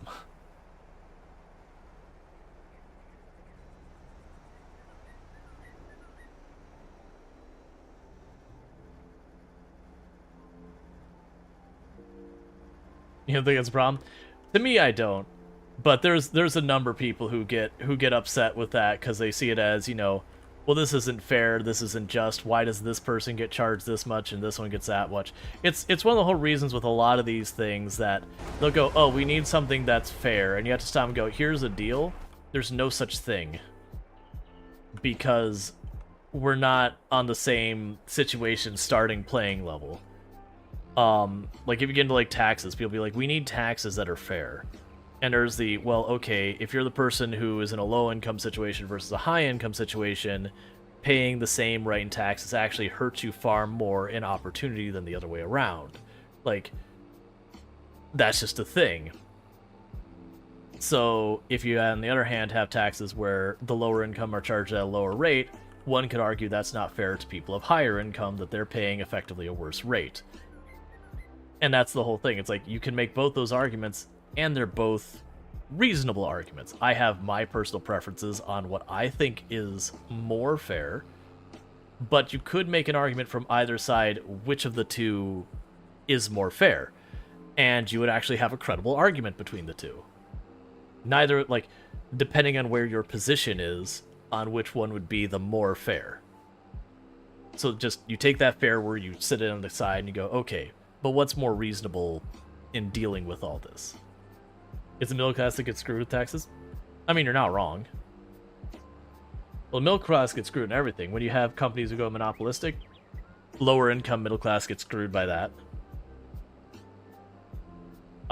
When it comes to monopolistic as well, the double whammy on that is a lot of your luxury goods that you're starting to be able to get as a middle class become exuberant because of monopolies and anti-consumer anti-consumer behavior preventing competitors from bringing down the prices and yada yada yada. Competition's your friend. Get all pitchforky when I talk about class struggle. That's the thing. We won't dig into that too far, because that gets into very, very unfair, like, or not unfair, like, very hot topics. Even if we're all agreeing, which we won't, but even if we were to all agree, you know, it's those problems that you face, you see, it's very obviously in front of you, and you have to sit there and just smile and grin and bear it because you lack the power of authority or authority to change it directly, which is why you should vote. You know, and put pressure where pressure is due to try and make things better in the various means that you are capable of doing so.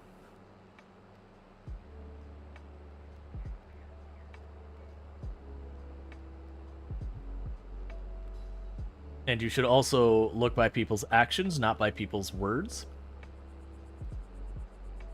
Because a lot of people who are supposed to be advocating for you will tell you it's their fault or their fault or their fault, and they'll tell you what they're going to do to help you out and how it's going to all be better, and then not do any of those things.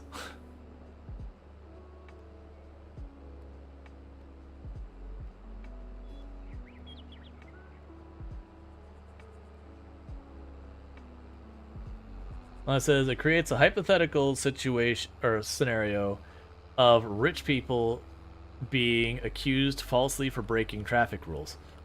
I mean, not even rich people. That's a thing that does happen sometimes. Usually not traffic rules, but that's usually, like, for the record, generally speaking, to me, I've worked with law enforcement, and, like, not for, but with them. I did the IT side. And I would say, by and large, most law enforcement are well-meaning people trying to do the best for you and everything else. There are problematic people, and in good police departments, they get rooted out and punted. But there's unfortunately a lot of police departments that are not so good. And those are a bigger problem. But in some of those more problematic, especially very large police departments, it's much harder to root out the problematic ones that do all sorts of things. Now, that said, a lot of people who have a lot of money being falsely accused of stuff are much better equipped to then go after those who are abusing their positions of power, take them to court, demonstrate that they didn't have evidence that that actually occurred, and then go after the appropriate misbehaving individuals legally and create a whole big stink, because they've got the resources and the means to do so. Dar's saying, not to be political, but not always the folks we vote in get the stuff they promise. Well, that's literally what I was... Yeah, no, that's literally where I was going with that. There's definitely a side of people wanting to try and accomplish things, and just either due to resistance, that they have the things they want to do and they do fight for them, it just doesn't work out. I'm just adjusting the AC because I am getting uncomfortably hot in here. But, you know, sometimes they just don't, they can't follow through the promise, not from a lack of effort, time, or whatever on their part, just, you know, they run into opposition, or other issues come up that they end up having to burn their political capita on, you know, how much they can push others and whatnot. So there's that, but it is watching, you know, the people who promise you things and you at least see the effort, whether or not they're successful, versus those who they promise things and then you actually look at their voting. So they make a good talk about all the things they're going to do to help you, and then when you actually look at their voting record, they work entirely against you. Because there's tons of them. And that, like, we're not going to dig into any political parties, we're not going to dig into any individuals, this isn't the point. That just gets to the point of people blaming each other and, you know, my team versus your team. It's just the broad statement of, you know, a lot of these people give a lot of talk, and even while they're in office, give a lot of talk about how much they're fighting for you, and then you look at their actual actions and go, wait a second. This person's full of crap. It's also the reasons that you gotta really, really pay attention when they point out this bill or that bill and what's wrong with it and all that, and why you need to support this one, and that there's usually more complicated, that there's usually a lot of nuance there that's a problem. And it is never nearly as clear and cut dry as anything really seems. Especially anyone who tells you we just need to change one thing is either a liar at worst or doesn't understand the problem at all at best. Because most of the issues we run into are not simple enough that, oh, you change the one thing. It's, well, you change the one thing, and then there's the dozens of other things you also have to change, which are worth doing a lot of times. But it is one of those things that, you know, if it was that simple, someone would have done it.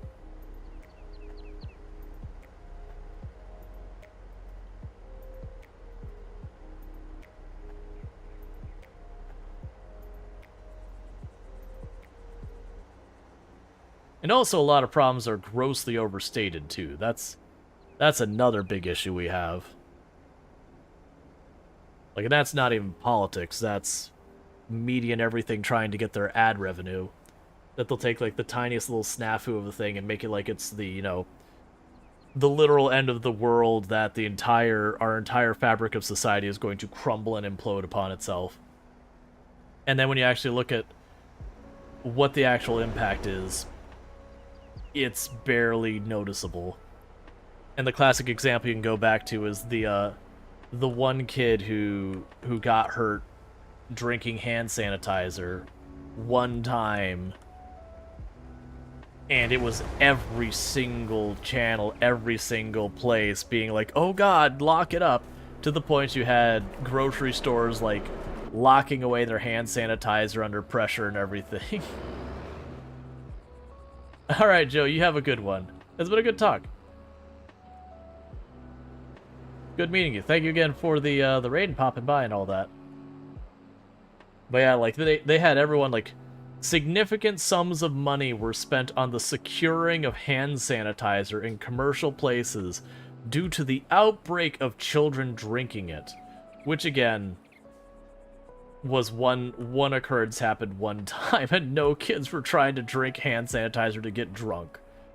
Like, there was no meaningful number of any of that.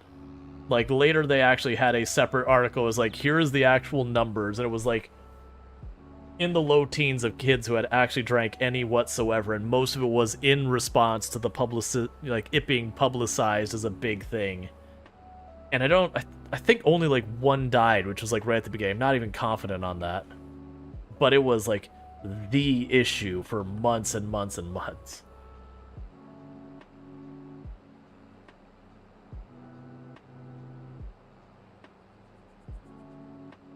And that's especially when there is an agenda. There's so many of those numbers that the moment you actually step back and look at the numbers, you're like, wait a second. Is this really that big of an issue?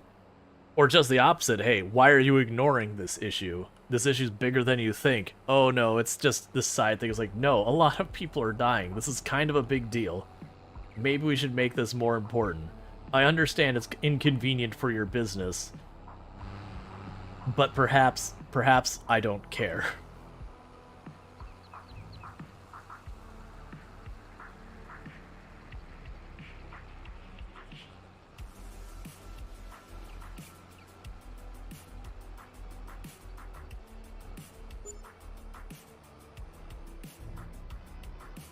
Because I'm also definitely of the mind, if you have all the resources to help people, and all the means to help people, but it's not profitable to help people, well, to me that tells me we need to change the way profit happens.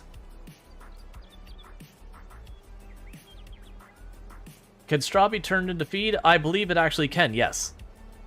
I believe there's a separate piece of equipment where I can take a bale of straw and put it in there. Well, actually, no, I'm sorry. Straw, I don't think can. Hay and grass, I believe, can. You don't typically feed animals with straw. You use straw for bedding. For those who don't know, the difference is grass. That's pretty self-explanatory. Hay is dried grass, and then straw is like the stems of like oats and wheat and that kind of stuff. So you don't typically feed most animals straw. You feed them hay or grass or other things. Straw usually put down on the ground for bedding or other uses of that nature. Then can straw be turned in hay? No, because those are two different things.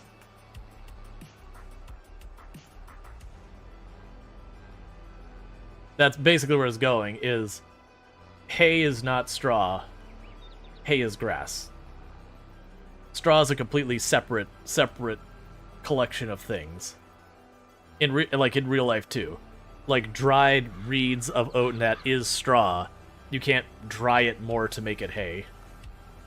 You get your grass, you make that hay. And then like the stems from like stuff like wheat and oat and barley and that's what you make straw with. And it's used in agriculture but for different purposes.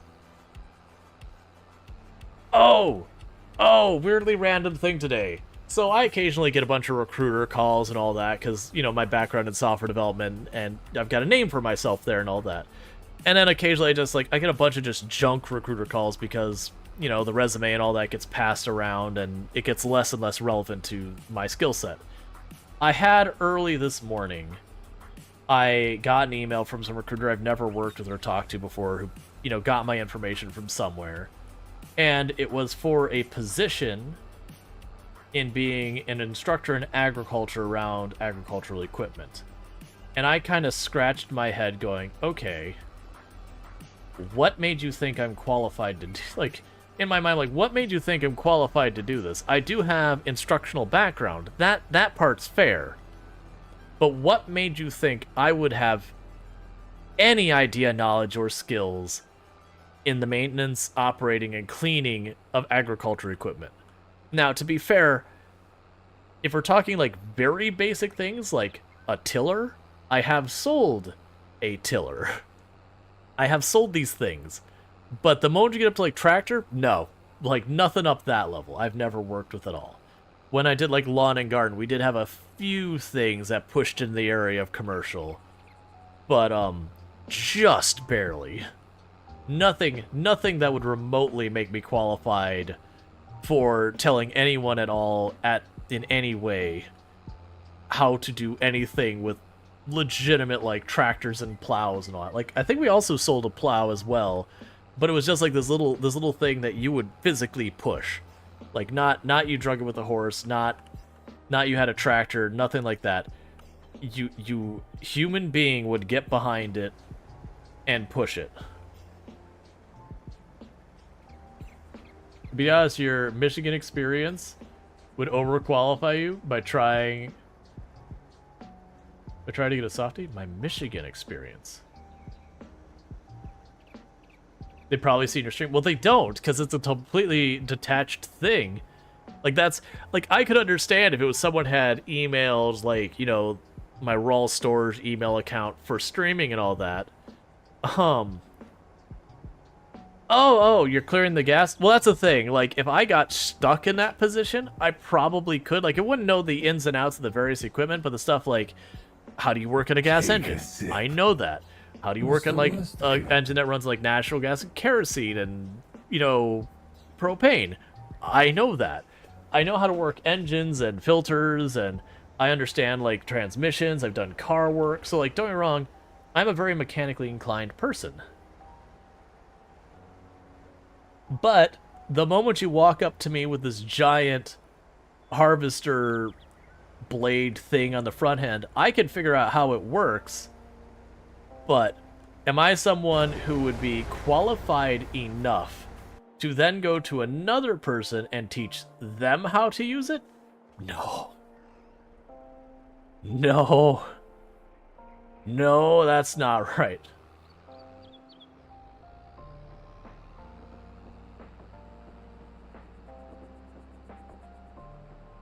But yeah. So like I said, if it was something that they had presented it through my streaming thing, I would assume they were trolling in that particular case. That it wasn't a real job offer, not even job offer, like job, what's the word? When a recruiter approaches saying, hey, this is something I've got on the plate. Recruitment attempt or whatever. I just assumed someone was just trolling and punking me kind of thing as a gag. Versus this was going through my email address that I used as a software developer and as like my personal email address that, you know, the various people who contact me with job offers, professional inquiry and all that related to like software development and all that would reach out. So while certainly there's not zero people that figured out the connection, like the two different sides of that and whatnot, it's a very short list. And definitely that would not be aligned with it. Are you approachable? Are you the approachable demographic? Heck no. Yeah, no, it's definitely like, yeah, no, that's like, if you're pursuing me for this, you got the wrong person.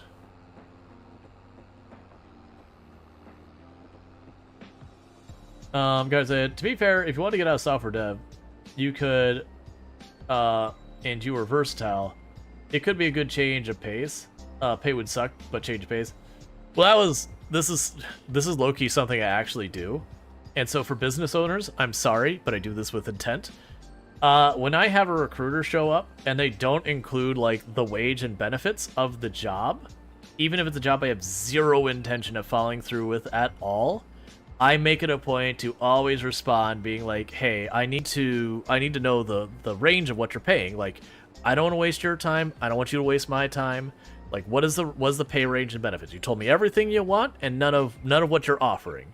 So, like, I understand where I land in that spectrum is going to totally vary, but I need you to tell me this information. And the reason I do that is, one, there's several states where that's now legally required for you to post a job. You are required to give the pay range. Not exactly what you're going to pay. You have to give a reasonable pay range. They have, like, all sorts of stipulation that vary state to state that says, you know, it has to be within a certain percent of whatever. I don't know, that kind of stuff. But, you go, okay, this is a $50,000 to $70,000 job. Cool, I know. I might not be interested in that. I might be interested in that. You don't know.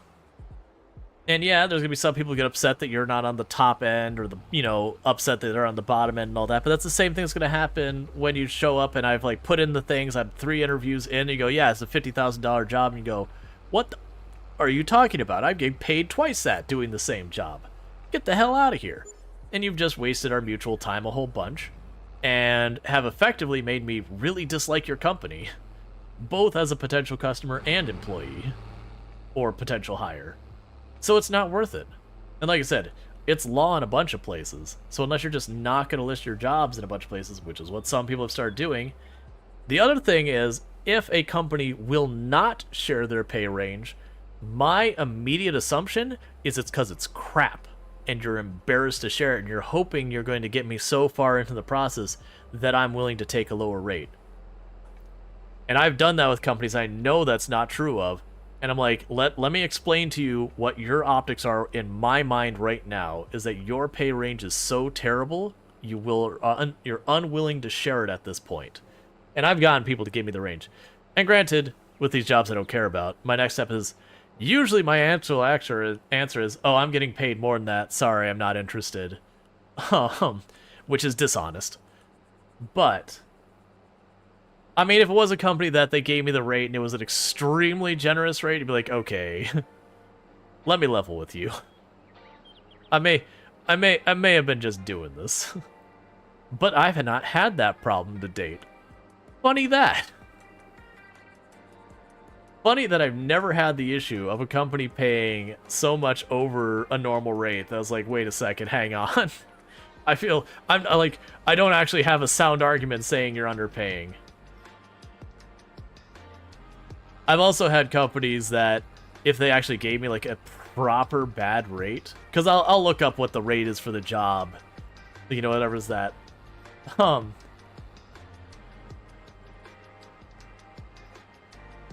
But yeah, well, I mean, this isn't getting to the applied. Most of the time, it's if they reach out to me kind of thing. If I've applied, I'm not gonna apply unless they give me the rate. Like, that won't happen. But if they come back with like a horrendous rate, I'll be like, yeah, I'm getting paid twice that, so sorry. Like that, or I've gone once or twice where it's like an entry-level job for software dev, and they're offering like $36,000, which is way below market. Like, way below market. And I've gone, it's like, that is the most, like, you know, not saying like literal customers, like, that is the most insulting rate I have seen in my entire life. You are below anything else I've seen. Like, I will just rake them over the coals in the email. Because a lot of times, it's not even the recruiter who's at fault with that. It's the company saying, all right, it's like, here's our rates. And the recruiter will usually push back and say, you know, you're not going to get people. Those are, like, way below market. And they're like, that's too bad. You know, you're a recruiter, you're being paid to do this. And they'll wait till they get a couple negatives going back, and then they'll use that as their ammunition to go back saying, hey, you need to increase your rate. Or even their HR people or whoever set that rate. And be like, hey, this is going to be a problem. And, you know, you give them that ammunition to turn around and be like, hey. And when they get those emails that, it's not just, hey, you're below rate. They get the email that they can go to the person who's like the hiring manager who's chopped out to the recruiter and go, you know, here's a handful of emails and it's like someone cussing you out or someone being like, that is so incredibly insultingly low. It's like, you know, I'm going to make sure that, like, I'm never going to do business with this company or organization ever again. Like, you know, these like really scathing emails. Like, they actually have to consider the PR side of it. I've actually CC'd the HR for a group who, again, they were like half the market rate. It's like, this is the most scummy rate I have ever seen, and you're not even offer any of these things. Like, you know, literally CC'd the HR being like, hey, just so you know, like, I actually work with the organization for my local group, doing the local user group for the technology you're going. Unless this rate changes, I am going to go out of my way to discourage anyone from taking a job at you by telling them what your actual rates are. Like, you need to fix this. And I've had them blame, like, the individual. I don't know if it's true. Like, I will do that, because I am in a position of privilege when it comes to my software dev side of things, where I know if things actually got desperate for me, and I need a job today, I can make it happen. Like, that's... Even as bad as things are in the market right now, I can make it happen. Would I like the job I get? That might be a separate question. But, you know, I know I could make it happen and, you know, get myself into a better position with time. So, I am very privileged in that regard, and I am very much knowledgeable about that, and know there are people who are in far worse places that I can beat up on some people who are trying to take advantage to make their lives a little bit better.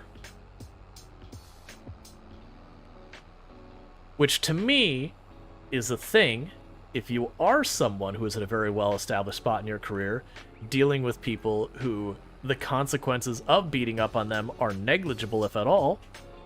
You should do it. It's fun. And it helps people. That's bonus.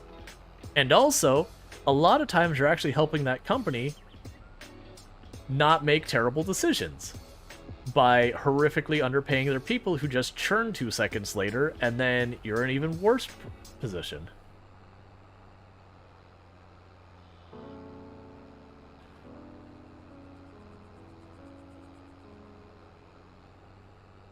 The best ones are when you can actually point at that. Like, there's been times I've gotten job offers that were solid that I've turned down for, you know, various reasons. Like, usually it's stuff like relocation, that kind of thing, that you're like, okay, this is an amazing job, but if I was, like, on my own, would I take this job? Yes. In a heartbeat. But I have to consider the fact that this is a dual income house, and I have to give up one of my incomes to do that, and where you're located is not a good place for the other person to make a good income at. And so I do have to take that into consideration. And so you'll be like, you can take that job offer and turn around, and when they come at you with like $30,000 and just be like, I'm not going to give you all the details. Here is a job offer that I turned down that is 3 times yours or twice as much as yours, just so you have actual data. Like, I'll leave the company name out, I'll do all that stuff, but I'll, you know, show, like when it happened, that, like, the responsibilities, I'll show, like, that handful of stuff, like, a very limited snippet. Because you also have to be careful, because a lot of them are like, this is proprietary information, don't share, yada, yada, yada. You're shooting it off on an email everywhere. It's public. You broadcast it out there. But yeah. Because, I mean, it's also a thing that sometimes don't know. Like, I actually deal with that in content creation. We'll have, especially indie companies who just don't know any better, is they'll reach out and they'll be like, yo, you know, we'd love for you to do, like, a 1 or 2 hour, you know, sponsored stream, and they'll give you a rate, and you're like, all right, I'm going to assume you haven't done your homework. It's like, but the amount you're offering is, like, the amount of money that you're going to tell, like, someone is going to respond to you and tell you to F off, kind of thing. Like, just so you know, you're that far off the mark. I'm going to assume innocence here, that you just don't know better. But, like, here's what the, like, kind of the baseline rate that a lot of creators charge, and then, you know, you got to go up and down from there. If you can't meet that, that's totally fine. Don't offer, like, don't offer sponsoring. What you do is just say, hey, I understand you're not going to promise me. You throw the key over the fence. No obligations. It is what it is, if they play it or not.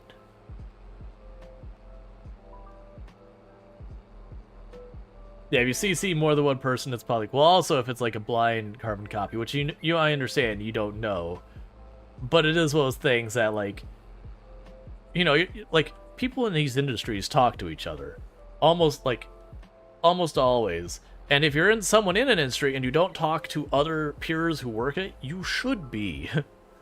It's a good way to avoid being taken advantage of. So, like, you'll turn around and you'll be like, hey, Azkaban, you get that email from, I'm not gonna say company name, but from company? Like, oh yeah, I got the one. The the one that wanted 8 years experience on something that's only been out for 3? Yeah, I got that one. Uh-huh. What'd you think of it? Like, yeah, it's a BS, isn't it?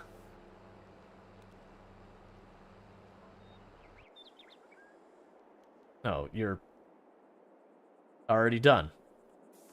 Okay. Cool. Well, yeah, but you should absolutely try to the college grad 10 years experience. Well, yeah, that's the other one. Entry level. Like, entry level pay requires 5 years working experience. I'm like, okay, so you want someone pushing from intermediate to senior depending on how you handle those metrics. You're not looking for entry level. You want to pay entry level, but what you actually want is someone who's very well experienced with this. Which is, again, why I push back. To try and stem that. That's also, again, like, whatever your skill set is. I don't know how a lot of it works. With the software developers, we have lots of user groups, which is just, again, a group of people either interested in becoming a software developer or are actively a software developer. Usually in a region based around some specific tech stack, skill set, whatever you have. It can be very all over the place. But, get a group like that. Talk. If you're in the middle of nowhere so far as, like, for your industry, that your industry doesn't have a significant presence in whatever that is. And I'm talking industry, I'm talking skill set industry, not whatever. Because that's another thing I'll push back, is you'll have companies like, oh, well, we're in education, we can't pay software developers anymore. It's like, well, that's too bad, because it doesn't matter what your market is. If I'm a software developer, I don't care if you're in education or in rocketry or in manufacturing or in this. My same skills go to all of these, so they're all your competitors. They may not be competing for you for sales, but they are competing for you for staff, so you have to compete with them. And if you can't afford that, that is the unfortunate reality. You're going to have to lower your expectations so that you can get it cheaper. You're going to have to be willing to settle on more entry-level people and actually entry-level people, or be willing to, you know, cover training or college students and all that. I imagine it's the same with people who are, like, good with mechanics. It doesn't matter if you're in the selling of cars, the manufacturing of cars. My skills go to both. So, you know, they're your competitors, whether you like it or not. It's just excuses people do to underpay you. You're doing more hard science and some engineering, sensors, and science materials? Gotcha. But these are all things, and they can actually help you when you go in and you're trying to negotiate. Like, I've had people try and, like, negotiating a raise, for example, not even negotiating a job, negotiating a raise, and I'll be like, oh, well, you know, the sector we're in is down right now. It's like, that's not my problem. It's like, that's a you problem. It's not my job to bleed for your company. You're the one who's making those choices. You're the one who has the responsibility of dealing with that. Unfortunately, the reality is, your competitor on the other side who's in a totally other industry is offering me more money. So, you know, you gotta play ball. It doesn't matter if they're in a separate industry. They're still gonna hire me out from under you. You can dislike it all you want. It is the reality of the situation.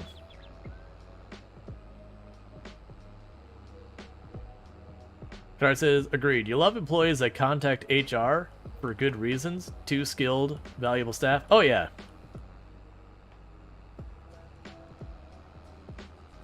And I've had places that I've worked at that HR is a very useful asset against a not so great manager, and I've also had companies where HR is the problem and the manager is that asset against HR. Like I've been in the company who HR is like, nope, this is the wage, no wiggle room. Like that's the policy we've set, no wiggle room whatsoever. And you can effectively weaponize managers and going, all right, well, here's the deal. You're saying no wiggle room. Are you prepared to be the one to tell the CEO of the company that we just lost a third of our dev team? Or can we have some wiggle room? Because that's what we're looking at right now. It's like, it's your call, HR. I've stated the terms. If you want to retain your dev team, that's what's going to cost you. That's the terms that were given to me, and that's the terms I'm giving to you. No, well, but it's like, you can talk to the CEO about it. Tell him it's like, hey, you're gonna lose a bunch of your staff real fast. Because I've been on those teams where suddenly you lose a third of your staff because the one quit who was helping de-escalate problems, who was, you know, running that.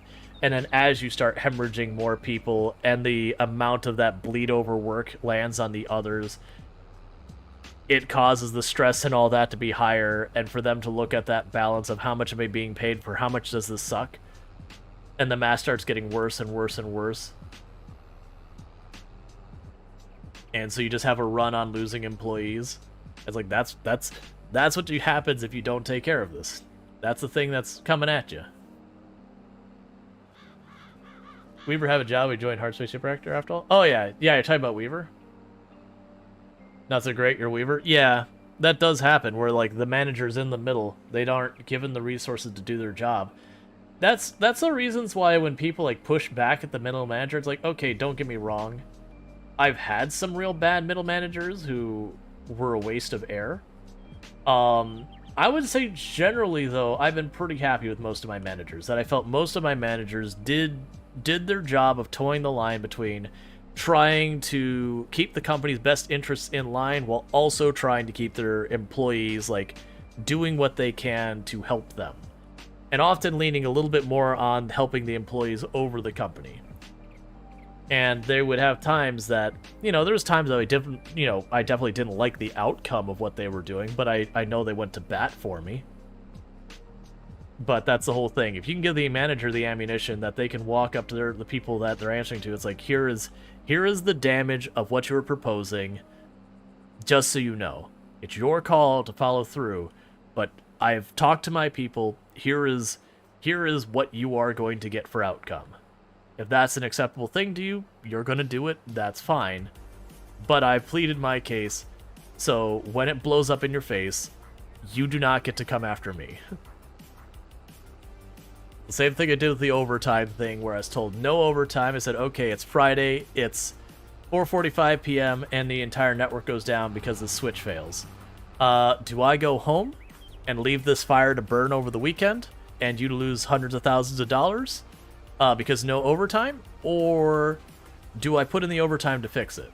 Because I'm not working for free. Your call. It's like, you get to make that choice. Right now, what I do. There is no other option.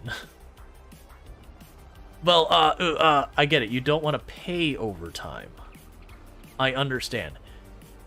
But that's your call. Well, no, I need the answer. And in the absence of the answer, I'm going home.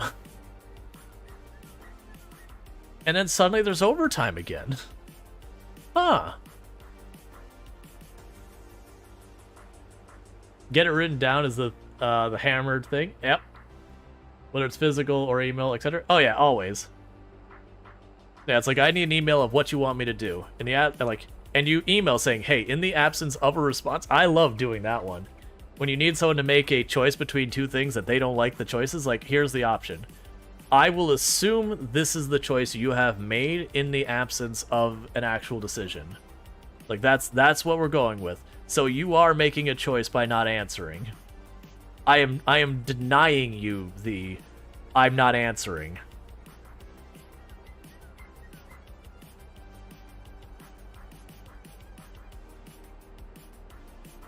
The manager needs to know when to say, I need permission, and when it's, I apologize because I did this. Yeah, there's that too. Alright. I shouldn't drive this one over, but I'm going to. I've got the other tractors kind of busy dealing with picking up all the straw. You hate to steal chat, but you're vibing? No, anyone else could say literally anything in chat. Like, anyone chimes in with anything. Like, I know you're the one responding, but it is one of those things that normally in the stream we do end up having, like, a huge number of people who just, you know, they're lurking. They're just vibing, they're listening to the music, hanging out, listening to the voice, all that good stuff. Yeah, so, let's see. I'm gonna try and get your name correct. So let's see. The Ashling Slasher? If I got your name wrong, I do apologize.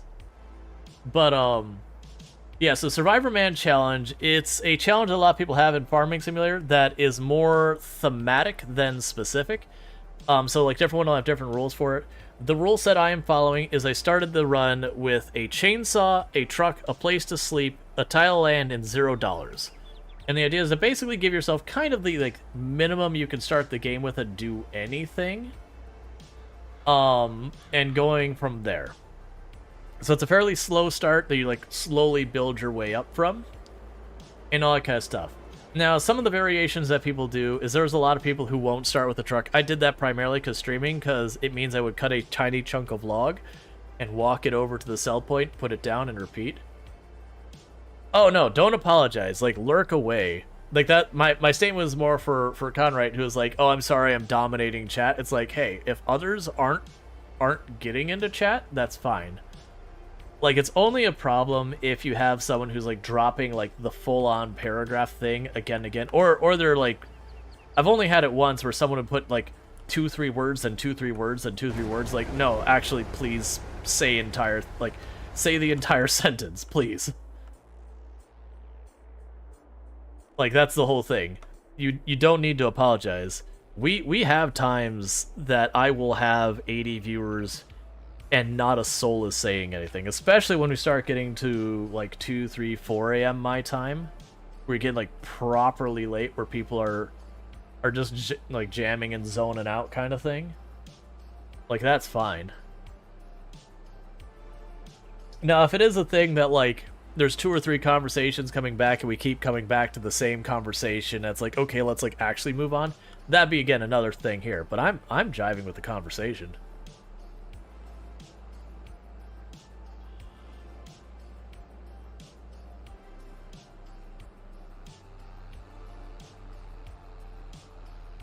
I've debated. There's another content creator on the platform who I really enjoy their content. That they've started doing, well, not started, they've had for a while. They have a redeem that's like called, I think it's like change the subject.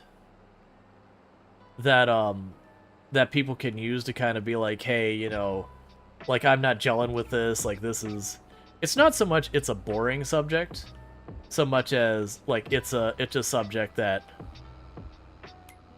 yeah, so I can't have them pick up the straw. I was checking again if I could have the driver pick up.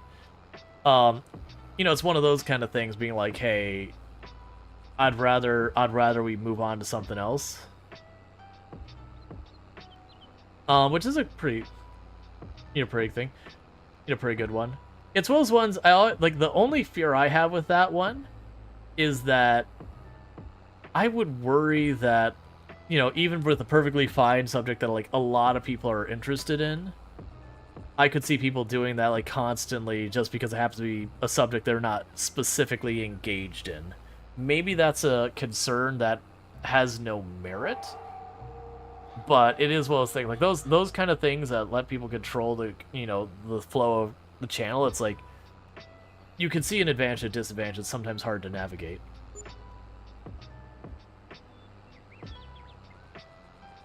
And if you say something, we'll interrupt and say it anyways. Yeah. Oh, like, never be, and also, like, you'll have people like, oh, I'm so sorry, I know you're having a conversation, but I have a question about the game. Never worry about that. Like, absolutely. We're gonna ping pong subjects regularly. It's totally fine. Yeah, so far as what other games do I enjoy playing? So I actually play a pretty wide range of games on the channel. Like, for those new here, I used to hold the world record for the highest kill count run ever streamed in Project Zomboid. The record's been beaten. We don't need to go through the details of that, because I say it a lot, so some of the people in my community are like, oh, you always talk about this. But I play a lot of Project Zomboid in the past. I don't play that much these days, because, you know, we're kind of just build 42 waiting room.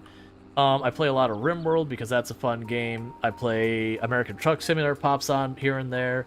Lots of city builders, settlement builders, survival, the occasional roguelike, roguelite, tycoon-style games. Like, really, really kind of all over the place. Slice of life games, I play a fair number of slice of life games, life sim games, so that's like the Stardew Valley, Harvest Moon, Sun Haven, Coral Island, those kind of games. So it is a pretty wide range. Have I ever tried old school RuneScape? I haven't. I used to play back in the day Ultima Online, but I haven't played RuneScape. That is one that I've heard a lot of good things about. And it's not that I've deliberately avoided or anything. It just, you know, hasn't happened.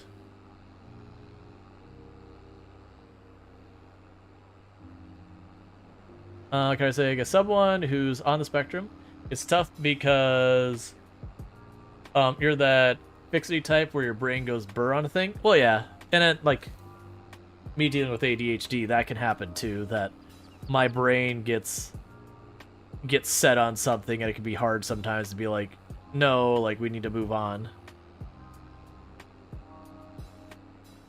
Alright, so that should be filling up soon. Yeah, we'll have to clean up these fields afterwards, because that harvester is going to get stuck on rocks and all that, and struggle, per the usual. And I haven't done RuneScape. That's, like I said, it's not a avoiding thing. It's the classic, there are too many good games out there that you cannot hit them all, no matter how hard you try. So you do the best you can.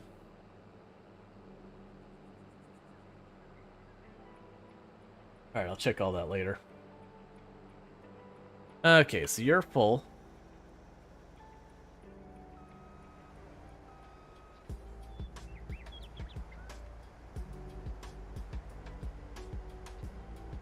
Alright. I can clean up the last little bit on that field because I totally forgot about it. I'm just trying to get all the straw so we can get our money from it. And mostly, normally I'd have the trailer there with it. I know there's some of these harvesters later on that I believe it's you get like a little arm to the side in a trailer that like connects to the harvester. Or it's something like that. But that's fine. We can deal with that later as well. One of the other thing that's going to be a thing that'll happen is we'll probably be able to get later on where we can get the this like the really super wide sweeper thing to have go over the fields, like put into just a couple rows, and just a much bigger order wagon. It also could be that we just stop collecting straw eventually because, you know, we make enough money that we don't really care about a handful of straw. Alright, so let's go clean up this other edge. Why did the harvester leave patch to the field? You see that big rock at the end of the field? The AI will try to avoid the rock, and it's not great at it. It gives it a pretty wide berth.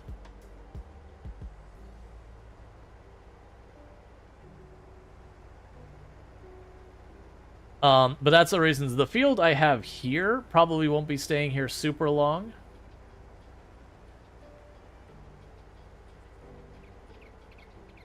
And then the field I'm heading to now, more than likely what I'll end up doing is I'll shorten up the field probably 6 or 8 meters, however much I have to make it so it actually does successfully finish doing the field. I'm going to go ahead and just put it back in its spot to keep doing what it was doing, and we'll clean up this at the end.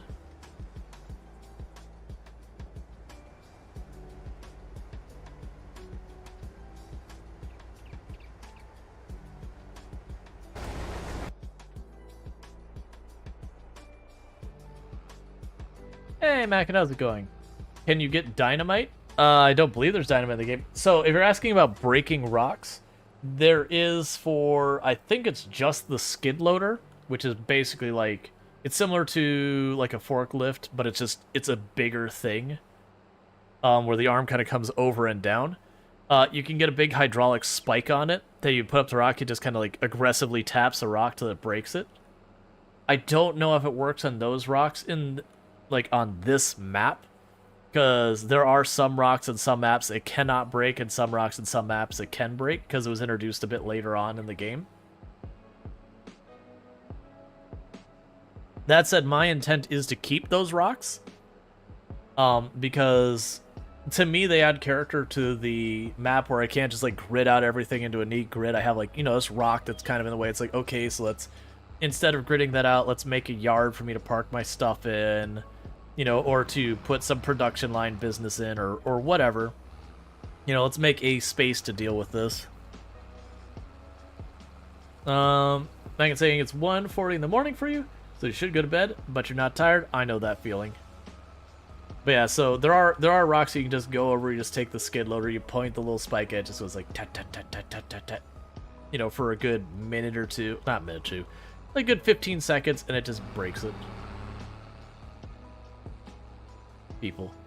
People jamming. That's I want there to be a map. So if someone is looking for a map that they want to specifically make for me, that you can obviously give to everyone, a map I would specifically like, I want a map similar to the Silver Run map, where it is mostly forest, with lots of the random rocks all over the place that you can break up as well, that has just, it doesn't need to look like this sell point, but it has just like, you know, your tractor, your sell point, like, you know, your bare minimum you need to get like somewhere on the map. I don't care if it's on the edge, the middle, whatever. Just, you know, like a little spot that you can do that. That it's like this map where it's otherwise pretty much empty, to make what you want. That I like the idea of slowly carving away. I also don't want it to start me with a bunch of equipment to begin with, because the few I've found, none of them have those rocks you break up, and I don't know why. I actually kind of like the mechanic. I guess maybe people don't like it because the skid loader is very slow, and that's just what you deal with it. But you do it once and it's done, so it's, to me, it's an interesting mechanic I want to check out, like do more of. But I would enjoy that. I also know there's a lot of people who are just really not down with mass deforestation, that it can be repetitive. And I do want it to have a certain amount of hilliness, but maybe not quite as bad as Silver Run. Actually, like, my bigger problem with Silver Run is, like, even the tiniest little roads you can't buy, they're just set in stone, you can't move them in any way. And that's actually one of the things I do like about this map, is, yeah, there's this road in the middle. It's just part of my property. If I want to plow up that road and replace it with a field, I can do that. I probably actually will change the route of that road a bit as time goes on. If I want to just straight up move the road to the side, I can do that. But so many of the vanilla maps, it's like, this is where, like, even if it's like this dirt path through, it's like, nope, you can't even buy that property. It's off limits. It is a hard border that can never be purchased or changed. I'm like, but I wanna take this road spot and I wanna put a field over it.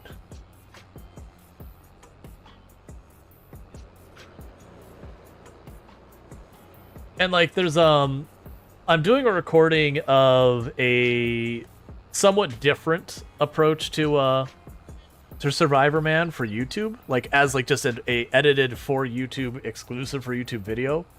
That I've been working on off stream. That I'm gonna put up like one episode a week, is I think what I'm planning.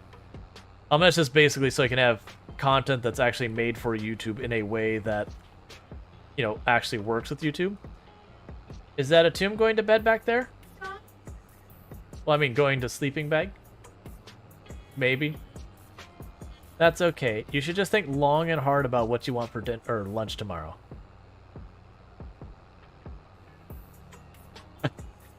He's like, I'm not allowed to ask her that yet. We have a whole thing where when it comes... Yeah, we have a system for deciding on meals, so you don't go, like, you don't do the, I don't know what I want, but I don't know what I want. That whoever asks the other one first, the person who is asked what is, like, the next meal, is obligated to make that decision. But there are a couple stipulations. For example, I can't ask her until we wake up tomorrow. Once we wake up tomorrow, like, it has to be, like, that day. Like, it can literally be, I roll over and go, what's for lunch? And that would be fair. She would be pretty unhappy about that. Not like in a, how dare you, but so much as like, ah, crap. Now usually what'll happen is, like, if the person is just really not feeling anything, like, they're just like, be like, alright, give me 2-3 options. Yeah, we also must finish the previous meal. You can't ask me while I'm eating. Once both of us has finished our meal, we can be, like, leaving the restaurant and the other person can ask. That's fair game. But we must actually finish the meal.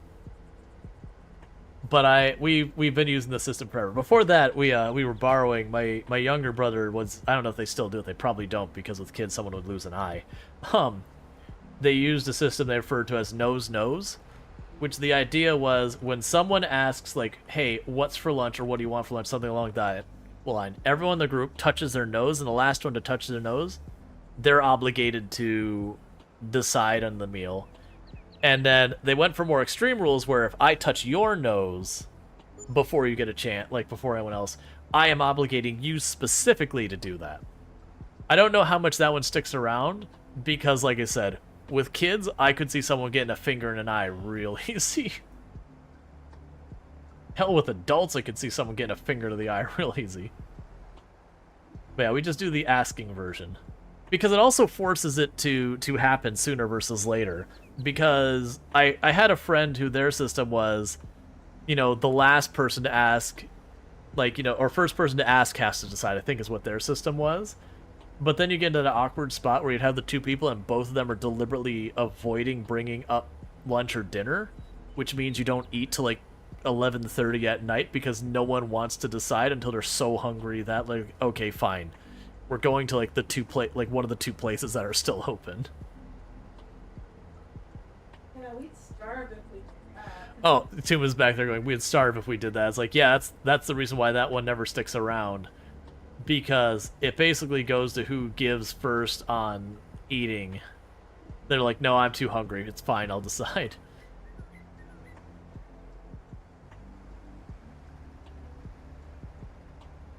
It's good to have a system. No matter how... You can make it as convoluted or not convoluted as you want. It's good to have some kind of system. Just so you know you're gonna eat eventually. And to short circuit the, I don't know, you know, I don't know what I want to eat for lunch. What do you want to eat for lunch? I don't know what I want to eat for lunch. What do you want to eat for lunch? 2 hours later, no, seriously, we need to decide for something for lunch. Or it's, well, it's too late now. We gotta get to that place. So I guess we're not eating. Because there's, like, everyone has those days where you're like, I have all of the options for food set in front of me. I am in an area I could choose between all of the different food things, and there's nothing to eat.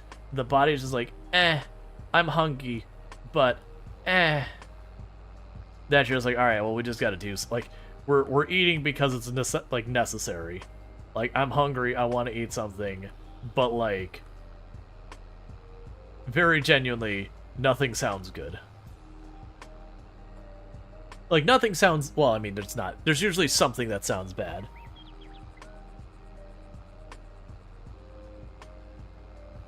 But there's nothing that you're like... Like, there's just no either way for stuff.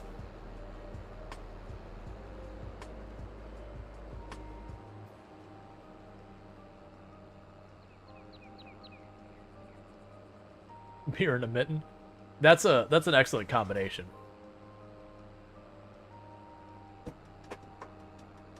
Butter chicken is good. Very last Lardine says the option you have are less likely. The more options you have, the less likely you are to actually eat because I'm indecisive. Yep. Well, that's like you go to like a new restaurant or whatever, And they have like a huge selection, like, oh my god, where do I even start? Versus when you get to like a place that has their specialty, it's like, what do you serve? Poutine. What kinds? We have 3. Awesome. I can work with that. Because then at least, you know, like, there's almost always going to be one that I want more or less than the others. And which either makes my decision instantly or narrows it down to 2, and then, you know, flip a coin if you have to. You'd evolve your, to your Brampton roots, which is mostly Indian, followed by Canadian. And poutine, yes. There's a place we go to regularly. I won't say too much so I don't, you know, don't dox yourself. But, the place has poutine. And that was very tempting. But they also had a new place that specifically we were interested in going to because it was a new place. And so we got the new place, but man, that poutine was tempting. I'm glad we went to new place though, because it's really good. Like, it's really, really good. They had naan, and it was good naan. It's also Florida poutine. Well, no, the place does fairly authentic poutine. To be fair. They also have a variety. But yeah, no, there's a lot of like I was gonna say there's a lot of places in Florida you can get crap poutine. I'm like, no, let's be fair. There's actually just not a lot of places you can get poutine at all here. But the places that do, it's like, look, man, you took some French fries, you tossed some gravy on, and you called it. Do they have cheese curds that squeak between your molars? Yes. Yes, they do. They're nice hearty cheese curds, too.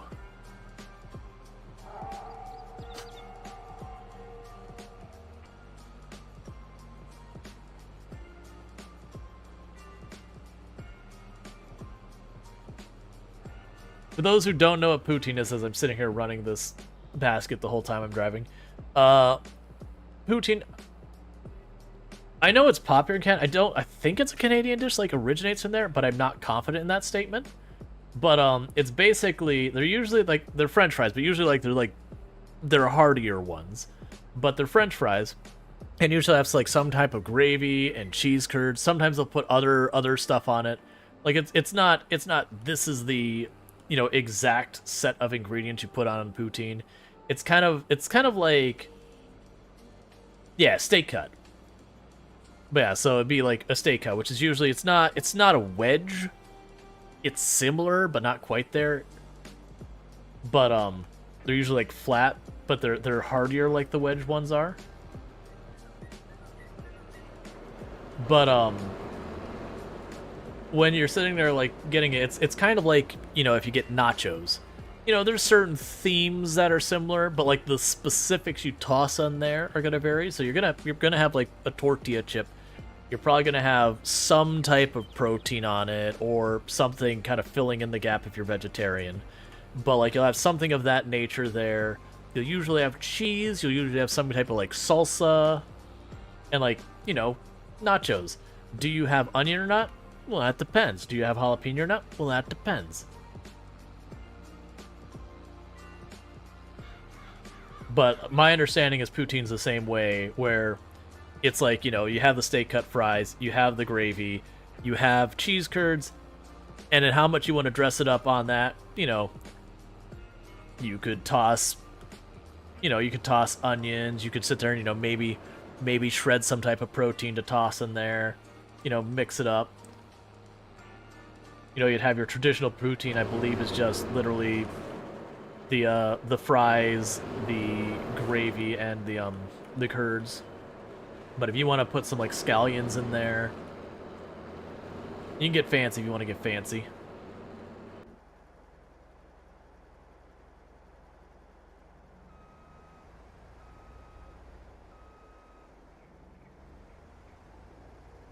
I feel like almost every culture has at least one dish featuring potatoes that is like that, where it's some, you know, something like, because like fries, you can get, you know, they're usually like an upsell, but you can get fries here in the US that are usually like your loaded fries or whatever, and maybe it comes with like some kind of fancy sauce on it. Maybe it comes with, again, like some protein or whatever.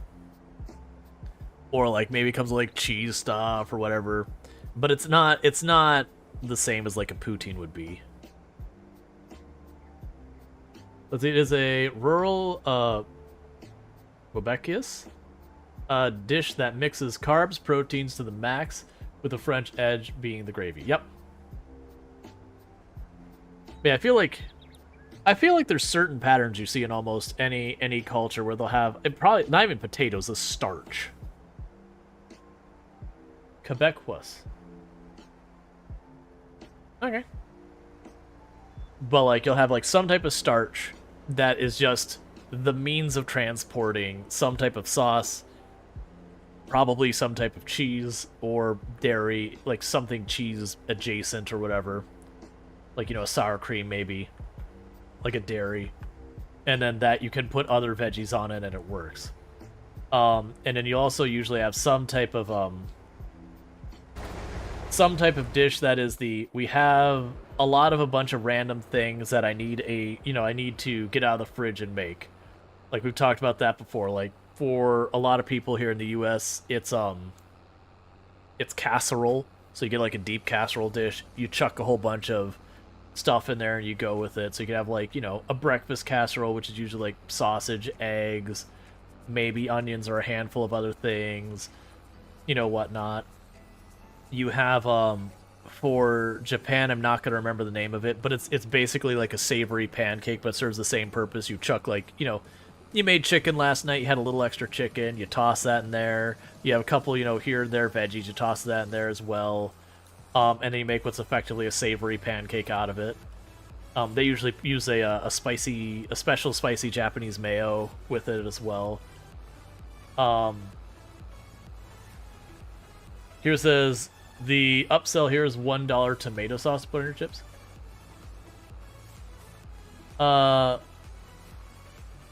Quebec Oz?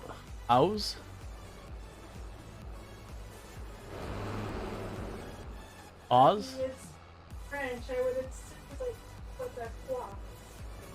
Jim is saying she assumes it's like Quebecois.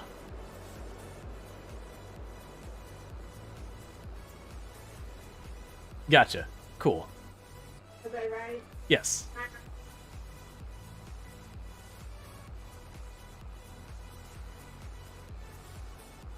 Not bad. Points to the attempt.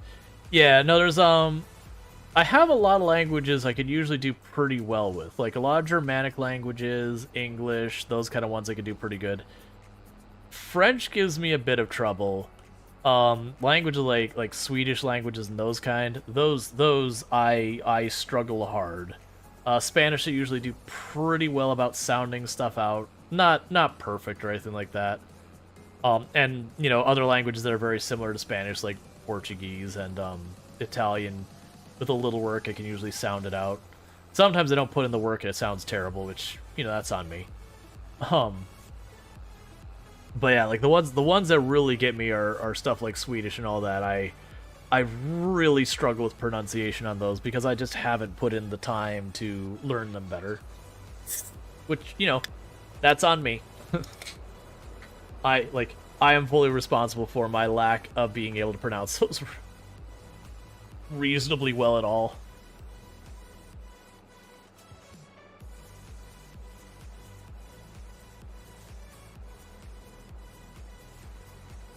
But yeah, so there's like, I feel like a whole bunch of countries have that.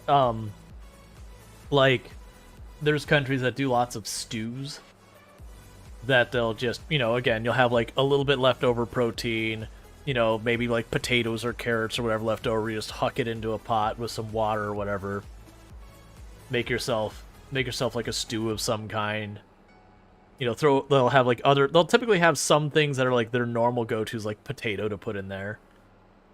But I feel like every culture has their equivalent of that dish that is, I have leftover protein from a meal I prepared that I just didn't eat at all. You know, I got a handful of vegetables that didn't quite need that much. That you can just chuck it all into something, make a dish, and it's usually pretty alright. It's a good. You barely pronounce things in English, much less other language. Yeah. Let's see, you live on the border between Ontario and Quebec in Canada. French English is your life. But, let's see, you're English, but you can read French. Yeah, that's, the most difficult I had with things for, like, software development for just something outside my wheelhouse is I used to develop what's known as association management systems, which is a whole big bunch of fancy words for when you had like an association. I would write the software that would deal with like your dues, your inventory, like keep your documents, your records, like all just the stuff that goes into administering an association. So if you're doing something like Cub Scouts or, you know, like an engineering association or whatever, those are the kind of things that were customers that we would deal with. And we dealt with a group based out of France. I'm not going to say like what specific entity because that gets too close to dox yourself. But, or not France, out of Canada. I don't think we actually had any customers in France.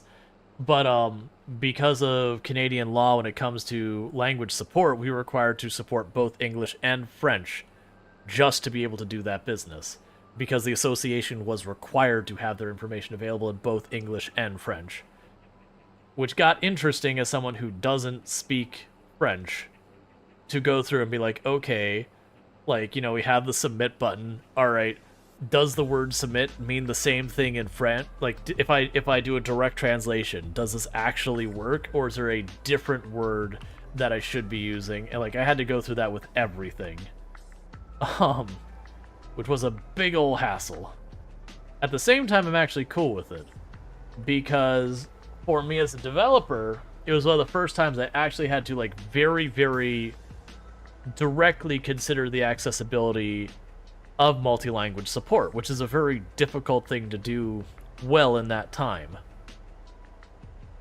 And like a lot of people, they would just make this is the English version of the website, and they would have a completely separate this is the French version of the website, and then talk the same back end, but all the front end would be totally independent, where it's like this is the, you know, the .de version, this is the .com version, this is the .fr version, this is the .ca version. And we didn't want to go that route because that's a huge pain in the butt. And there's lots of tech that was moving forward that could, you know, basically you would access the website, it would check the language of your browser, and it could, you know, take you to the appropriate pages with translations and all that. And if you didn't have a translation available, it would, you know, just default to English. And I remember setting that up. And don't get me wrong, the initial setup of that was a big old monster. I think that was one of the more... When I say frustrated, I don't mean like in a bad way of just like going, how do I do this? Like, how to like... You know, how does this all work? Because when you look at a website, it's not... If it's an involved website, it's not like you pull up a page and that's the whole thing. When you pull up a page, it's broken up into separate pieces. Like, you'll have like the main page, and then this section might be a completely separate helper page, and then this section might be reused in a bunch of places on the website, so it's a separate page. And I have all these like little pieces that are kind of mashed together to make the full page. And that's not an unusual prospect for a website of any real complexity. But then you go, okay, well, effectively for having multiple language support, it's kind of making a bunch of those separate pages for each one. But, like, when you hit the button is instead of going, you know, grab the US version, you know, or grab, like, the order form, grab the English version of the order form, grab the French version of the order form, like that kind of thing. And... like, the main just grab this language was easy, and just grab this form was, but it was going, okay, well, this is a page that's nested this other page that has this other thing. How does that work with this? And trying to figure out how to navigate. Once it was set up, it was actually pretty elegant. But there was a whole lot of learning that had to happen along the way, because it's the first time dealing with any of that for me.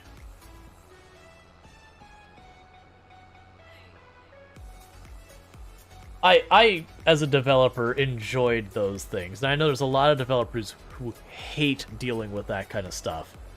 Where you have to, like, you know, there's not really great tools out there to learn. They, like, teach you the basics, like, how it functions. But going, okay, I have this thing.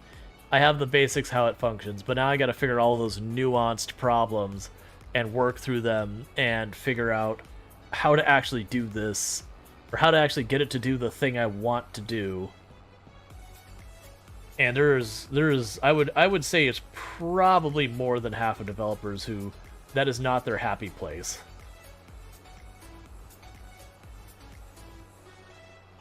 Just the same, I also figure there's not over half the developers who like to learn the thing and never change. I feel like most developers kind of fall there in the middle, that they don't want to be on the bleeding edge, but they also don't want to be stuck in the same motions for the rest of their life.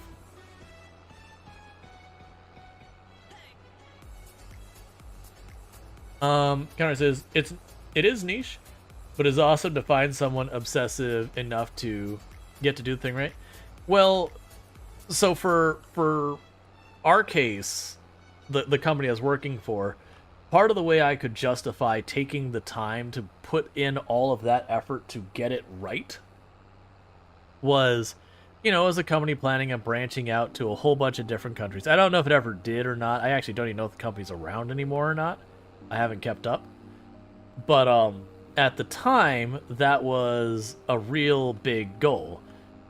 We have kind of hit the addressable market for all intents and purposes in the areas we were operating. And so for example, making the move into Canada was a big play. Like, if we wanted to grow, we had to operate more places. Which meant we were expecting to interact with people who speak Spanish and Portuguese and Japanese and Chinese and German and so on and so forth. And having something where you just slap it with because that was also before you had website or web browsers that were smart enough that you could hit the "please translate this for me" button and it would do at least okay. If you didn't have the Spanish version of the website, the only thing they didn't even really have, for that matter, that much. That was back in the really early days of Google Translate, that you'd put in a word and then translate it back and it'd be this entire run-on sentence that had nothing to do with anything you had typed. It was just that far off base. Because it was really not there yet. But it's a whole thing of trying to figure that out. So we were definitely trying to approach the technology in a way that's, okay, we're going to put a lot more effort in this now. We're not going to get this done nearly as fast as we could now, but we are going to set this up in a way that when it comes time to support the next language, we've got all the pieces in place. I still have to do all the work of translating all the things and putting it there, but it is just, I would go to the order page and make the new version of the order page for Spanish. The other two stay there. I would go to the new, whatever the next page is. And there was a lot of pain and redundancy in that, but that's the way the tech worked back then. And there's always redundancy when you're doing multiple language support. Either have the different versions of a page, or each section will have its own, if you're this language, put this word here and that kind of stuff. But ultimately, it's, for each language, it's going to have its own set of words. What are those words? You're going to have that redundancy. It's just where that redundancy lives can change. And then when you want to make a change to the website, how easy it is to bring that replacement across all of them. And for that matter, it's still a thing that multi-language support is a bit of a bear to deal with if you're doing it right. When I say right, so that you're actually translating for people versus being we slapped this thing with Google Translator and we gave it a thumbs up and walked on. So there's a huge difference between telling a customer you have a replacement for their window and you want to send them through the window. Yes. Well, and it's also a thing being really careful about stuff like idioms. It's really easy for you to use an idiom without even without even thinking about the fact that this is something that the statement you have provided makes no sense outside of your language. Or it's just even within your own language, they can have idioms here in the US that if I were to go over to the UK and use the same idiom, they'd be like, what are you talking about? Why would I do that? It doesn't make sense. No, I'm trying to say it's a shortcoming by using the, never mind. It's just the way language is used will vary from place to place, that you'll use words with different intent depending on location. and it becomes a complexity within itself.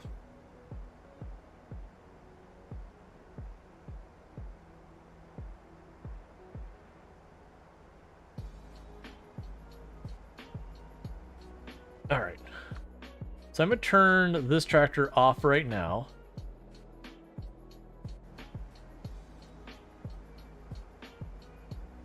Like, idioms are one of those things that will get you in the most trouble when you're trying to talk back and forth. I mean, trouble as in miscommunication, not trouble as in, like, someone getting angry at you kind of thing. Just the... Usually idioms, when someone says it to you, you kind of look at them like... What do you mean the panda dances with the moonlight? What does that even mean? I don't think that's actually an idiom, but that's usually the kind of response, like... Panda dances with moonlight? Like, what? And that's the way most idioms result the person, because they don't have that cultural context that makes it make sense.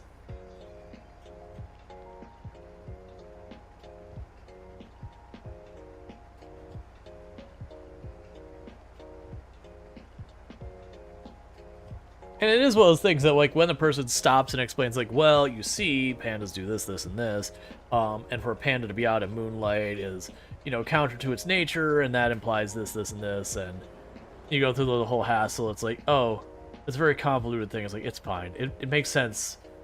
Because it can even just be, like, the emphasis on words, like, that the word can have the same meaning, but have way less emphasis in one area, culture, whatever, than another. And that emphasis changes everything.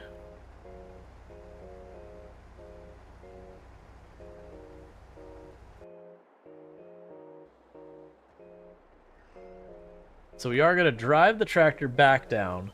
But what's going to end up happening the next... Actually, let's gas it up, patch it up, then we'll drive it down. Because what will happen is the next in-game day, I will take the... I'll take the big tractor, attach the plow, cut it loose on that, and have it working while I clean up the last of the hay. So you can just cut the tractor loose in the big field, let it do its thing terribly and awfully, and everything about it will be upsetting, but it'll get done. And while that's happening, then I will turn around and get the last of the straw picked up. And that'll be solid. We'll have all of the wheat in the granary already, so that'll be in good shape. And then once we get the straw picked up and sold and do all that kind of stuff, then we can turn around and I can just take over the plow to save ourselves money on that. I can also just leave the plow going and see what we can work on in the meantime. So the next big days we have is we will want to plow and prep the fields the next in-game day. So that is going to be plow, fertilize, and then the next day we will seed, fertilize, and do all that. Now the downside is only my blue tractor is capable of handling both the seeding and the fertilizing. So it is one of those things that I just have to hand it over to the, like, I have to just use it on my, you know, like, you do it myself or turn over the tractor to the AI. I can't multitask it. I have to go through, do them one, and then do the other. And it's the same with the plowing and the fertilizer. Only one of my tractors has enough horsepower to manage the plow.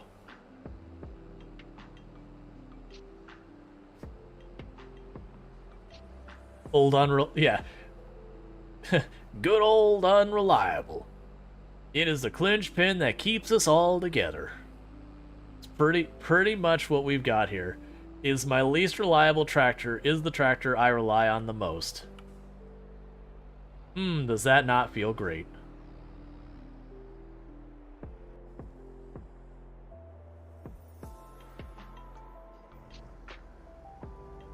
Alright, so we do this last drop off from the harvester, and then the harvester's done for the season. But I believe the current goal is going to be to raise the 85,000 to buy our next tile of land. We have kind of used up pretty much most of what we've got here. I could definitely fit a couple more businesses and everything on it. But at the moment, there isn't a lot of businesses I particularly want to go out of my way to use until I've got my next, I've got more space to work with. And for, I think, for like the initial harvest for, the new tile, I haven't decided what I'm going to put down.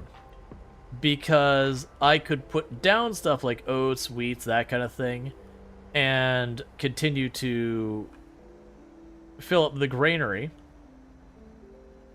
because the granary does run out of product before the year's out, kind of thing. Like if we actually look at our production lines, for the granary, with all of that grain I pulled up, we're only about a third full. And I have 4 different options I can put here.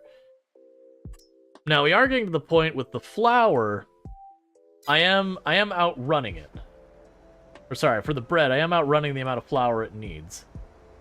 So there's certainly a thing to be like, okay, I can put down more grains. I don't want to just go all in on grains, but I could see putting down the grains for a season or two while we get the equipment I need for the next thing. I am thinking the next purchase after that will be to, sorry, I just want to advance the day so I can keep working. But, the next investment I could get is the oil production thing, like canola oil, that kind of thing. Because then I can put down canola.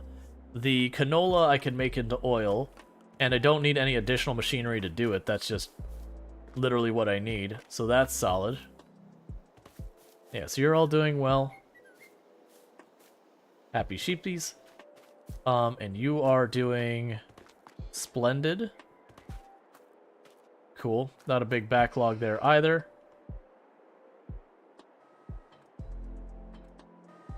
Alright. So now is when we start putting entirely too much work on our tractor. That's in a terrible state. It is what it is. But first I'm going to go to the bread place.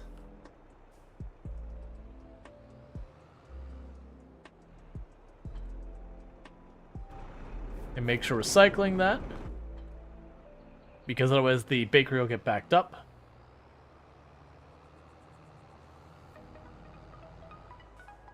And we can grab our plow.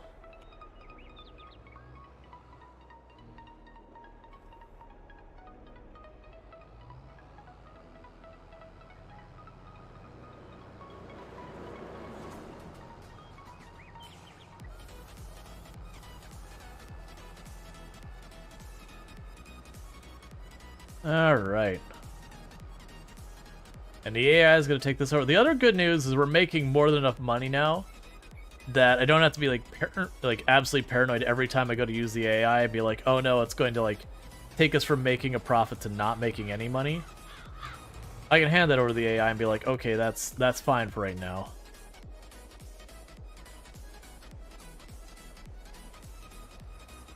Like, ideally, if I could get myself a second tractor that, you know, can handle some of this equipment, that would open up a lot of options for me on how I deal with all this.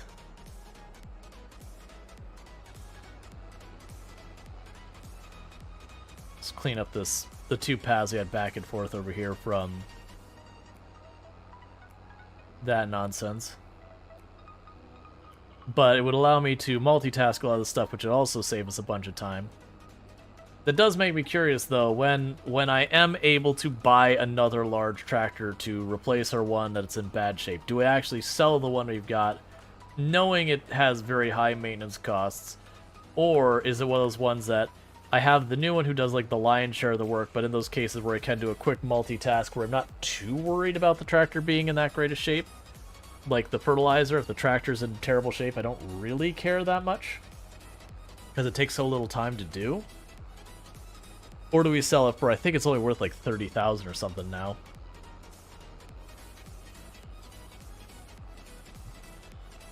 Let's look at what our needs are for some of this equipment. I'll have to bounce back and forth. Oh, I have to look here.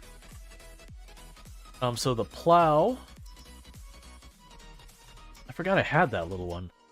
360 horsepower. Okay, well, never mind. That's straight up a large tractor.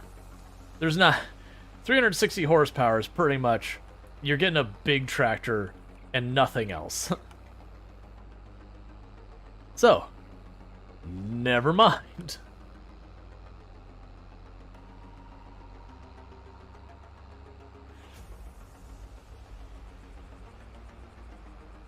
Yeah, 360 horsepower. Technically, even that big tractor I have is a little under-spec'd. Well, that sucks. It's fine. It's close enough. I can get this up to 435.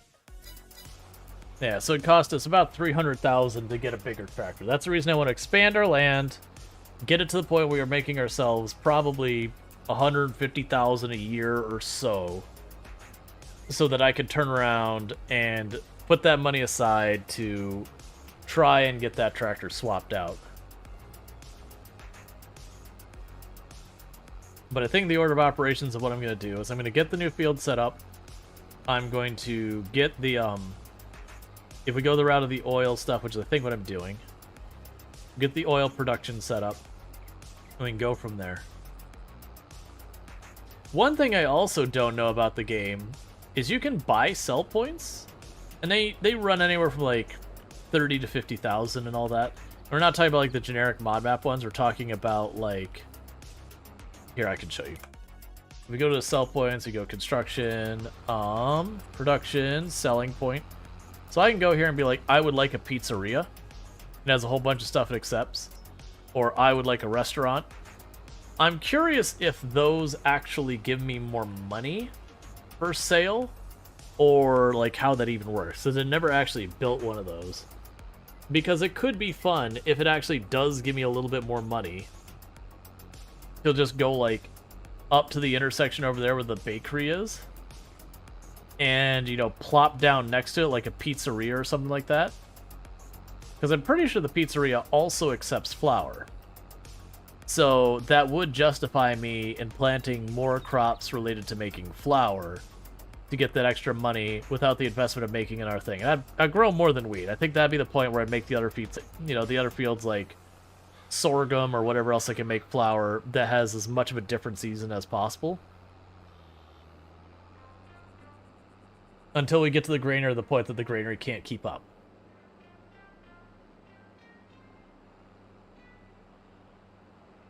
But I genuinely have no idea the impact on how any of that works.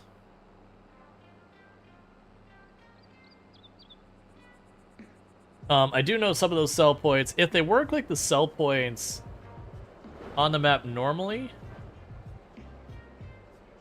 don't tell me you said you're done.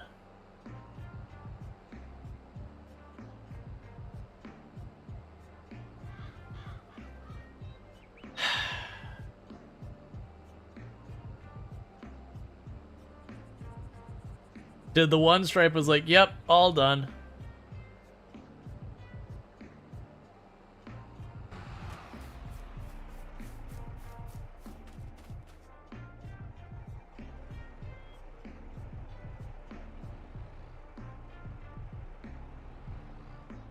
Oh, did you get stuck on the tree and you didn't know what to do?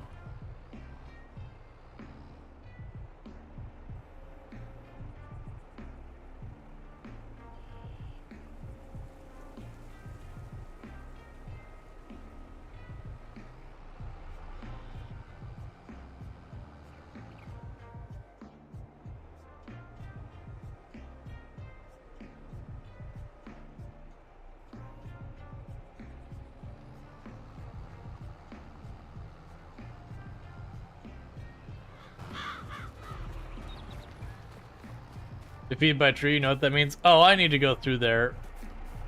I've been putting it off because I need to grab the stump grinder so I could like chop down the tree, stump grind it away, get all that sort. And I've been putting it off and I shouldn't be. All right.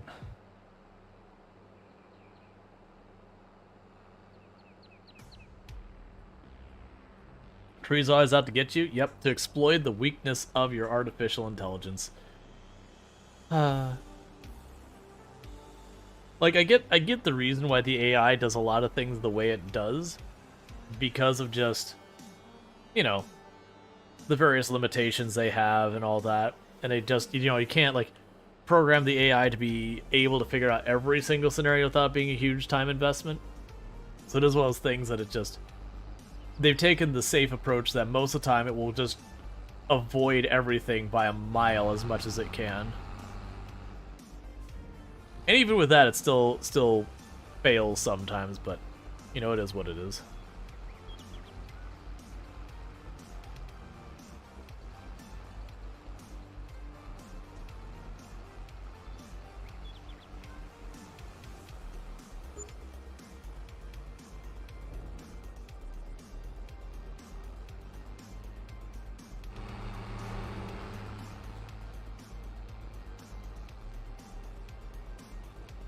Yeah, I could definitely see eventually no longer doing the straw. Just like I'm not doing the grass, really. Like, I actually have a mower now for our big tractor to do the grass and all that to feed the sheep. But I've been not like just mowing the grass for extra income, because if I worked my way around like all the edges of the field that I've got left, I would probably make, you know, $5,000-$6,000 would be my guess of how much money with the grass we've got between all the fields. But honestly, for all the work that would be, it's like, you know what? Nah, it's fine. I'd be able to do that like every, I think it's like 3 in-game months, give or take. But it's just one of those things like, nah, I don't want to deal with that.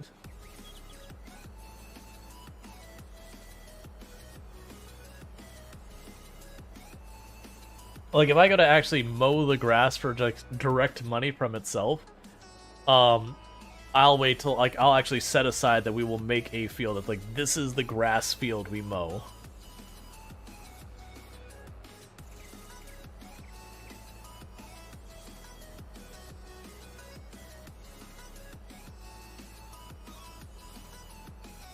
Oh, AI.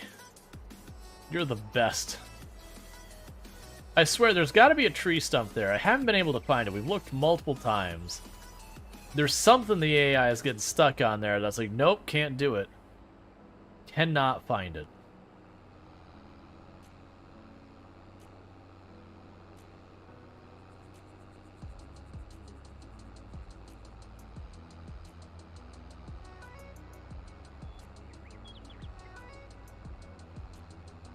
Okay.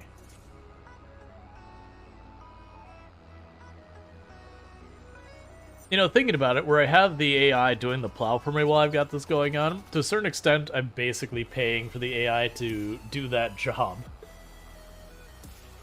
Because it doesn't, like, we make more than the AI could spend by a decent amount.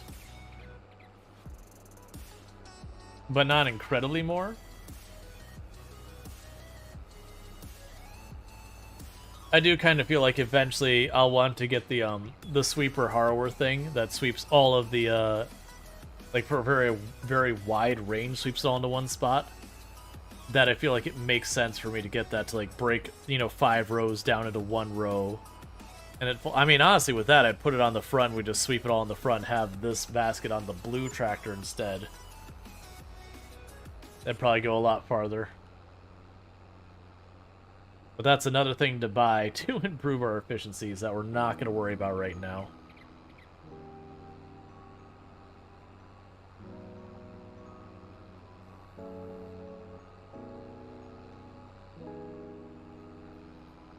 Don't you dare have stopped moving.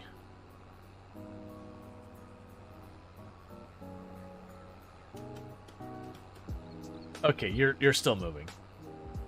You're being inefficient, but you are still actually doing your job.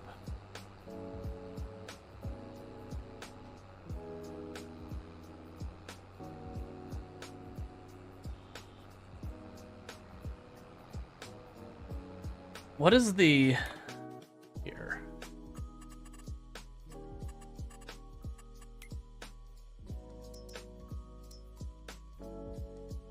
So I can actually run that plow. Because they could potentially take the smaller plow, take this tractor to one of the other fields and say, hey, AI, take this over too. And it wouldn't be great, but that would speed up the rate I can get through stuff on here. So I have like the little tractor with the little plow start working on the littler fields. so that the big tractor can work the bigger fields, and then when they both get done, you know, I can grab the big tractor and hit it with the fertilizer.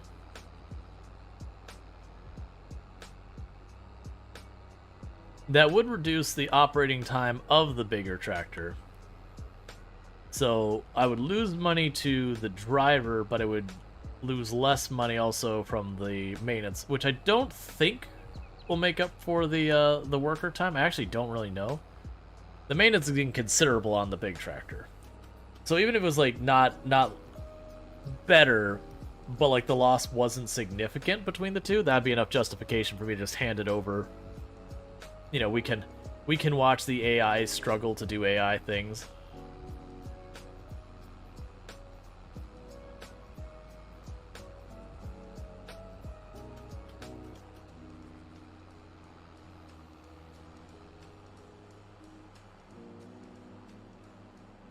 Actually seems like a good idea when we get there.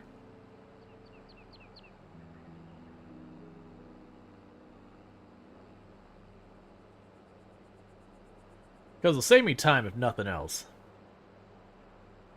And we're getting way more enough in our margins now to justify throwing some workers at stuff. To cut time down. Like, honestly, if we went full bore with the AI now, I would still be turning in a decent profit. Because when we were doing that one day, we did like the full bore with the AI with no upsells whatsoever so far as the production line. We were still making like 1,000 or something like that per harvest or whatever, but that's like nothing. But if we're doing 1.5 and 1.5, and that does not count like the negative there, you know, so we take, I mean, we're making like 60-something thousand per harvest or whatever it was, 80-something thousand per harvest, and you know, we eat like 8,000 out of that. I'm still making all that extra versus the 1,000.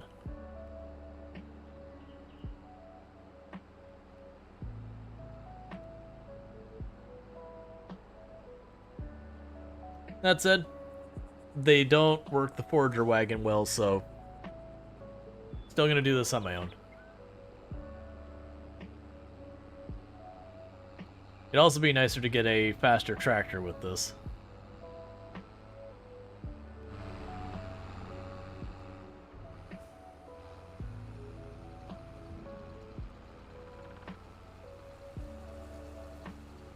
That makes me wonder. There was a medium wagon, or sorry, medium tractor. I remember having pretty high horsepower, but only had a back connection. So that's 180 for 100,000. Well, that doesn't actually help us that much. Is there an equivalent for the large tractors, like a budget large tractor that, you know, you're missing some niceties to it, but if you're just looking for straight up horsepower, no, there's not really. Okay, I was curious. See if whatever that brand was, they had like a boxy large tractor that, you know, is much cheaper than the other ones, but, you know, is missing like the front connection that you can't get, or, you know, some other very obvious shortcoming that's like, okay, but do I care? Because that's what this tractor I'm using right now, is it's the small tractor, but it's a small tractor with 100 horsepower, like out of the box, on a relatively inexpensive price of 39,000, which is like third or fourth cheapest of the small tractors, period, while being considerably high horsepower. But the downside is it has like no front connection. You can't get like a front loader connection or anything like that. No special tires, like no bells and whistles. It just is a back connection and horsepower. It's got a terrible top speed.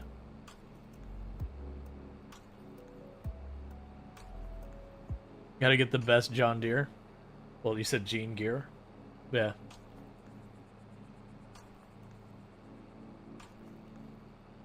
I have no loyalties to any brand. If you give me something good and the price is right, I am in.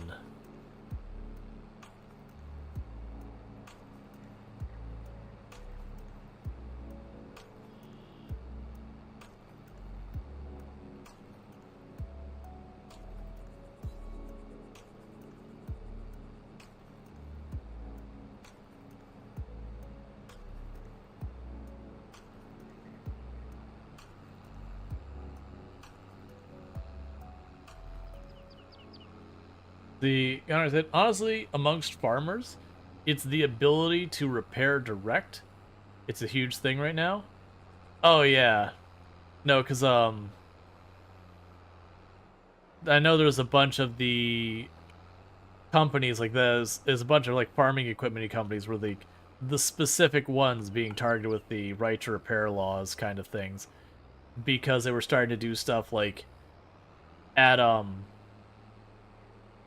add like stuff to their parts and all that where if it wasn't like a specifically recognized part that the tractor would refuse to run or the equipment would refuse to run because it's not right through their thing. And when you swapped a part you had to like do something with the system, like let it know it's supposed, like the new part is permitted and all that, but is basically making it so you could not reasonably repair it yourself.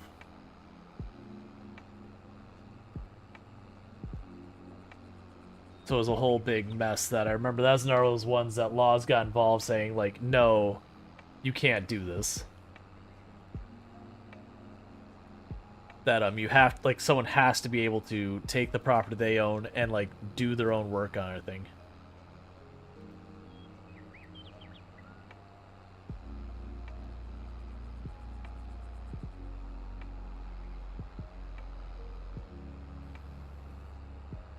Yeah, and it's not even specifically to the, like that hardware too. There's been a lot of push for like right to repair.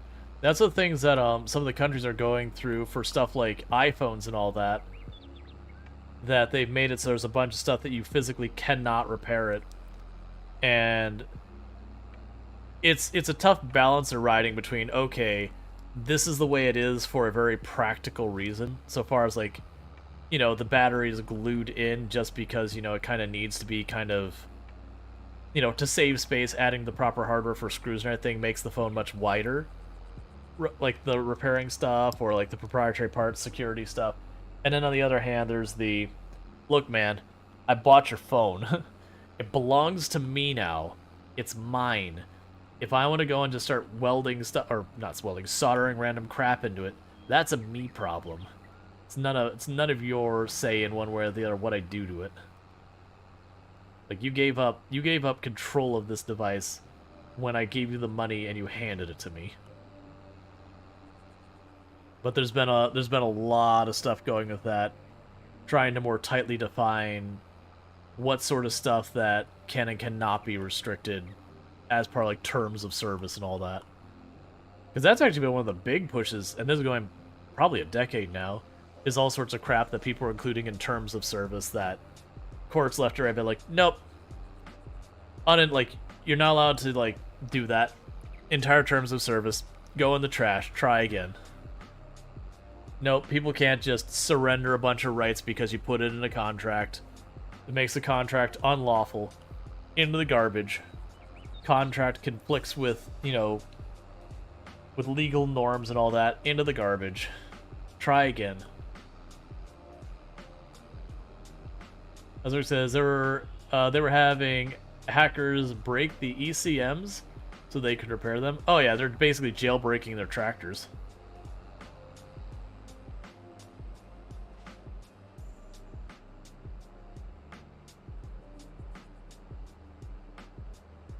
Now, that was what, like 8-9 years ago that became the hot button issue for a while, was because there was a bunch of them doing it. You had tractor companies were doing that. You had Keurig had their thing where they're putting the stupid little chip on all their K-cups, so you could only use official Keurig brand K-cups in a bunch of the Keurig machines, and they got whacked for that being not allowed. At least I believe they got whacked for that not being allowed, and a whole bunch of stuff like that. They paid $750,000. Oh yeah, well that was the thing. I'm pretty sure that a bunch of that, and it's probably one of those things that like different countries that did go to court and didn't. I'm pretty sure it went to a court and they basically told, hey, you can't do this. You can't just like artificially tell people they're not allowed to repair their stuff.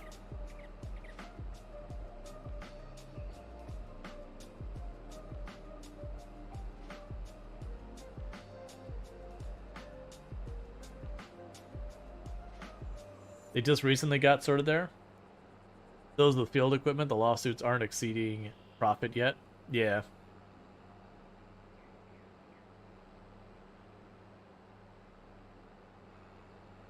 California's the state leading the way on right to repair. Yeah, no, I've definitely heard that one. I've heard stuff from Oregon as well, which none of that's surprising.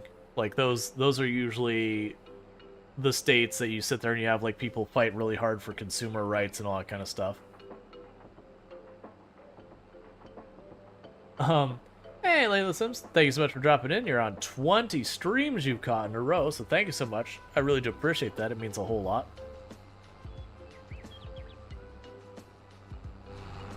Because to me, that's 100% a consumer protection. The consumer just happens to be a business, typically.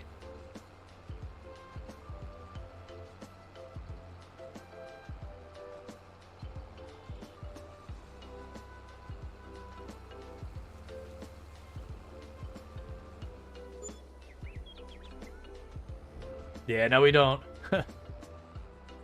We don't need to dig into that. I get what you're saying, Conrad, about, you know, partners in Portland, they have two sides. Yes, Portland, well, I mean, not Portland, Oregon, like many places, is not unilaterally one perspective. There are very strong differing views within the state. But you can just sort of draw a line through and be like, this is the side that votes this way, or this is the area that votes this way, this is the area that votes that way. Which is true of a lot of places. There's definitely a lot of places where you could circle and say, this group votes here, all this over here votes that way, this circle votes this way. And people do tend to often live mostly primarily among those they're similar to. Now, there's obviously people who are very much in an area completely opposed to what they are because of business opportunity or circumstance or whatever. But in the very broad generalization, people will have a tendency to go and try to seek out areas that align with their own perspectives on the world. If possible.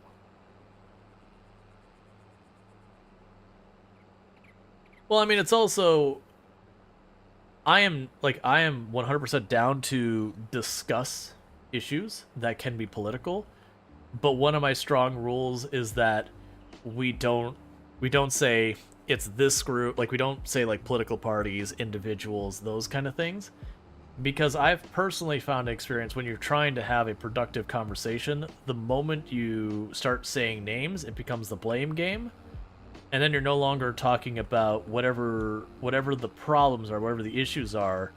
You have, you know, the people put down their flags and they get, you know, line up behind it, and you're now talking past each other and not whatever the thing is. And I've found in times where it's been very constructive stuff for getting people of opposing views to come to a reasonable compromise, the moment the flags go down on the ground, all productive conversation is lost. That you're in a screaming match. But when you can get people to sit down and be like, hey, we have a problem, it's X. And different people have different solutions and all that. Let's actually talk about these. That I've seen many times where people who have the opposing view to my own, now actually having a civil conversation, will actually consider the shortcomings of their view and go, oh, and it's not that they get one over whatever, but like now they go, okay, so there's more nuance involved. Cool. Now we're having progress. Like we can get somewhere with this. And the same that I've had stances on stuff that having those kind of conversations, you go, okay, I hadn't considered that. That it's like I have to reevaluate. Like in a perfect world, I would like my solution, but this is a pretty big clinch pin issue that I don't see a way to navigate around. And people need to be ready to accept that you're like, hey, you know what? I'm wrong. Like very genuinely. It's like the stance I took, it's not gonna work. It's wrong. Like we gotta go back to the drawing board.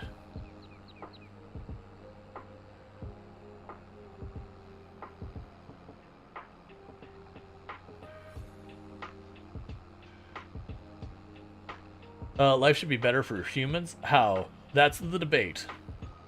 But we agree on the result. Exactly. A lot of people are trying to mutually solve similar problems. They might phrase it differently or whatever. And it might come to up to different solutions. And ultimately, sometimes both solutions are good, that just people have different preferences and whatnot. And you always will have both pro and con. And it's just coming to some either agreement or consensus. Derek says, you don't miss politics at Twitch. Part of that I like about Twitch is generally politic-free. Yeah.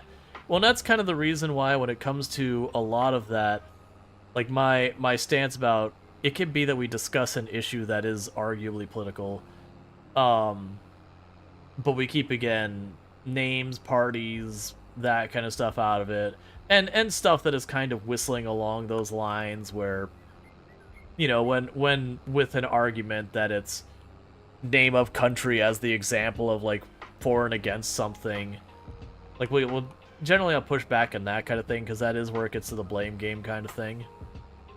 Even if there is some merit in those concerns or whatever. But,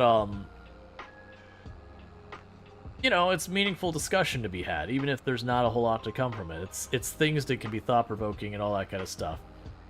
That's snagging a bit of grain on every pass is totally respecting your playstyle. But yeah, no, it's also a thing that, like, when people say, oh, absolutely no politics. Don't get me wrong, I understand channels saying, like, no politics and all that, and by all means, it's a very fair and reasonable way of approaching. It's also very difficult to be like, what is and isn't the politics gets very blurry. For example, when I play Hardspace Shipbreaker, the game is about company towns and unionization. There's really no playing the game and saying it's not politics. The game is fundamentally political in the fact that it contains this content. Like, regardless of what direction they went, it would be a political statement.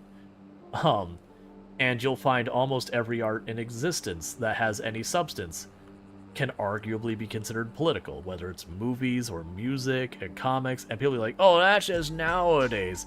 Nah, man, it has been that way since before I was born. You look at some of the comics from back in the day, oh boy, do those get political and such that even nowadays people won't touch. It's just always been that way, it always will be. Politics influence our culture, and culture influences our politics.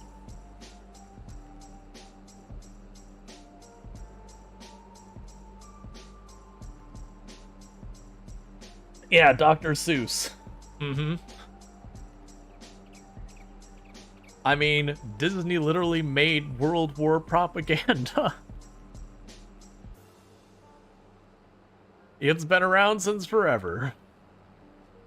Usually the difference around it is people seeing more politics they disagree with versus agree with is when you see people getting upset about politics. They just notice the politics more because the nature of the messaging is misaligned with their own. Not always. And there's definitely times and stuff that I see that I agree with. It's like, okay, this is a little heavy-handed here. Like, maybe it's a little laying it on thick. Even if I agree with you.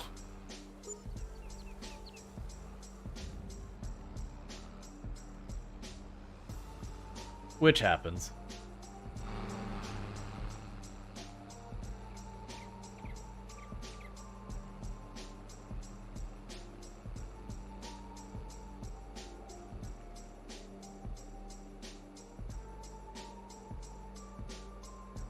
Or we can go back to, again, we had the Western, let's see, did this drop put a dent in your profits? It's bringing in a little bit. Like, it's not amazing, but it's definitely not bad. Like, it's gonna pay for itself and then some. Like, buying the wagon and putting itself back 40,000, I don't think it's paid itself off. It'll probably be 3-4 years before it pays, well, 3 or 4 harvests before it pays itself off. But then it'll be profit from there, and it should be pretty alright. Like, it's definitely nothing to write home at, but it's also nothing to be upset at either.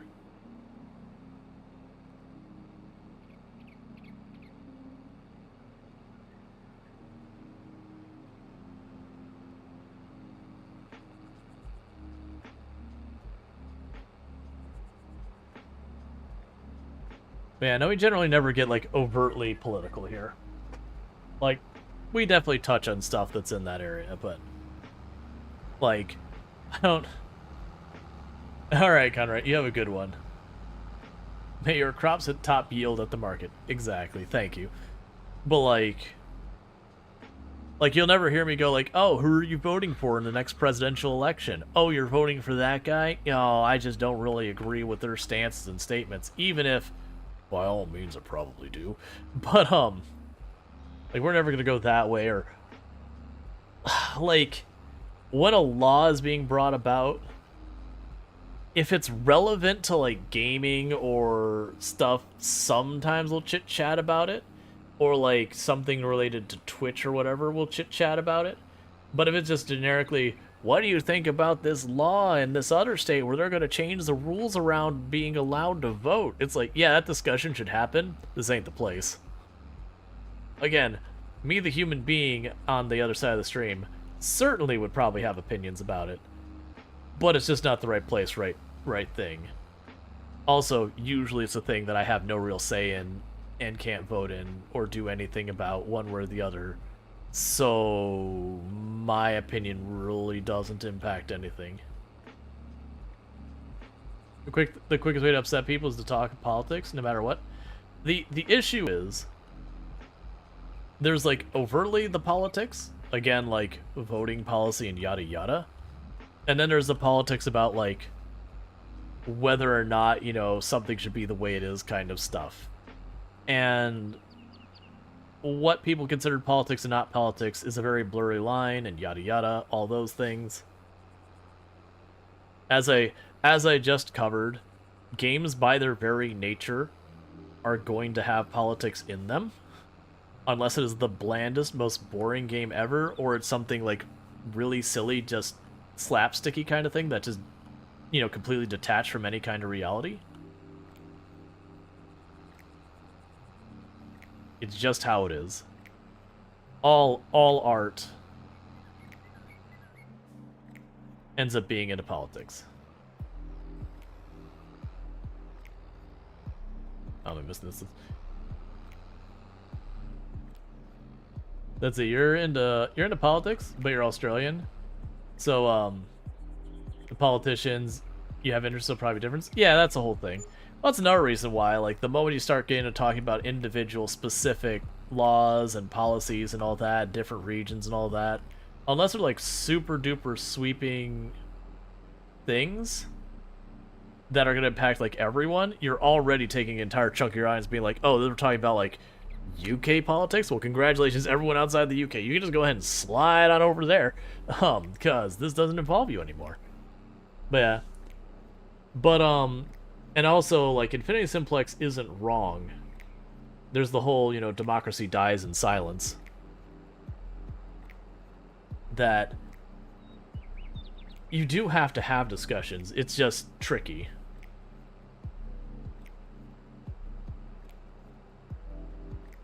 I don't disagree. So it's going back to what I was saying earlier, Soul Adams, that, like, discussing, like, broad problems and all that face people and all that, you know, people can argue whether or not it is political.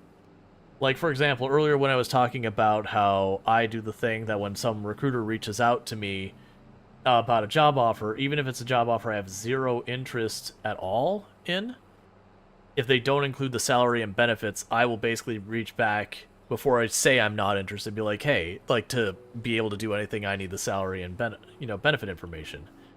The requirement of including that is something that a bunch of states are fighting whether or not that should be legally required. It is quite literally a political issue.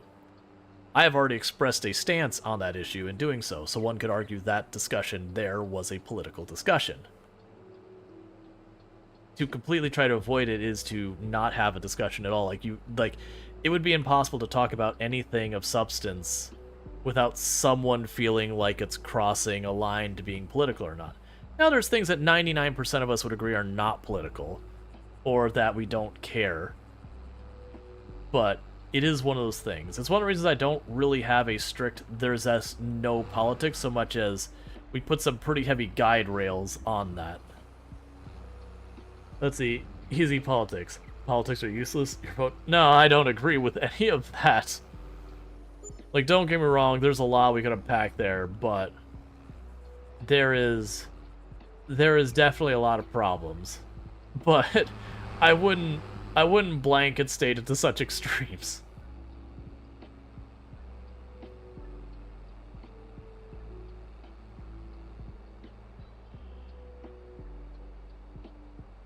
You torpedoed so many job interviews by saying, I'm already employed. If you want to entice me, what's the salary or salary range? I wouldn't say, so I don't present it that way.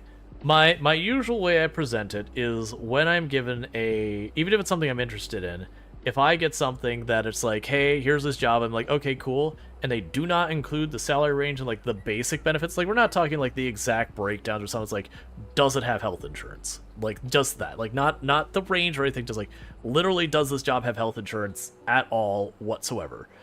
That kind of thing. It's like, hey, you've given me all the asks, but you haven't given me information on like what you're offering, like, you know, to avoid wasting each other's time. Like, what is the salary range you're talking about here? I understand I could be on top and the bottom. You're not going to give me an exact number, but just the broadest sense. Are we, you know, are we talking $30,000, $150,000? Like, give me where we're at. Because one of those jobs I might be interested in. The other one, I'm going to probably tell you to go screw off, because it's insulting to an extreme degree. I don't get into all that, but it's just basically going, you know, hey, we need to talk some kind of ranges.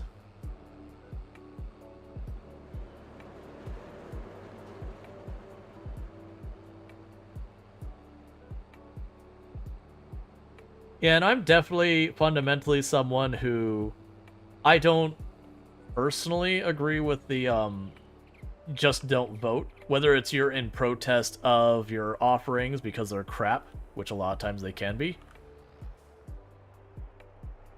You know, make your vote known that you feel it's crap by, you know, voting third party or whatever.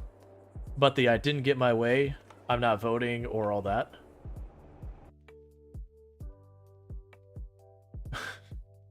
If you're wondering why that flagged the auto mod, it's the words "got head." You can do the math as to why that triggered that. So it said, the job I got headhunted for was the statement, and Automod saw the two words "got head" and went, nope. Which, you know, fair enough. That is, those two words together have a much different use most of the time you see it. We got headhunted for now. You asked the same thing, and the recruiter gave the range almost instantaneously. A few others just ghosted out the question. My view on that, Soul Adams, is when you ask the question and they don't give you the range, it's because it's a terrible range.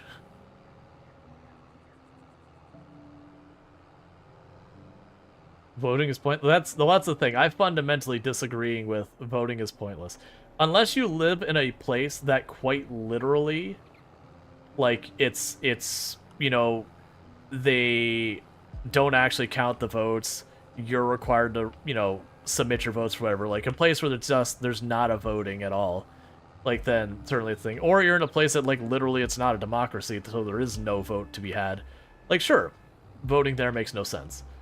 But, I would definitely not argue that. Like, don't get me wrong, we have a lot of problems here in the US. We do. Like, just being genuine and serious. We do have a lot of problems. Your vote is not worthless. Not even by a remote amount.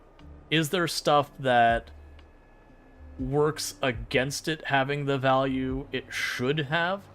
Sure. Is there all sorts of shenanigans with, like, gerrymandering, I haven't mispronounced it, and, like, all that kind of stuff? Sure. But it is not worthless. You can choose not to. That's totally fine. That's fully your right to choose not to vote. Like, that is your right. You can do that. But it's not actually pointless. You know, sure, maybe you're in an area that, like, 95% of the population votes for the other party. So when it comes to the presidential election, that individual specific issue, sure, whatever. But also, if you vote for that, you're going to slowly shift that percent over. You're going to at least make yourself known versus just being disenfranchised by yourself. But there's going to be a whole bunch of other things on the ballot, like, you know, who's going to be your local whatever. All those kind of things. And you're going to also have those whole things of, like, your local people that you can have some more say in. There's countless elections that are lost by 1 or 2 votes. What is gerrymandering? Yeah, no, it's... I always mispronounce it. See, here a lot of people complain about the ruling coalition because they didn't have the majority of the population. Only 30% population vote. Yeah, that's the whole thing. Your local people are one family who have run the state for dozens of years, and they will continue to run as long as no one ever votes against them. Everyone says it wrong. The original name is a soft G. Yeah. Now again, no judgment. No judgment about you choosing to not vote, but I will still make the stance that voting is not useless. Like, don't get me wrong, I have been in places where nepotism was the rule. And it was local government. But even then, do you know how we got rid of them? A lot of people got really angry and voted. And then suddenly they were gone. Not because the election finished, it was very clear they weren't going to win, and they threw a hissy fit and left.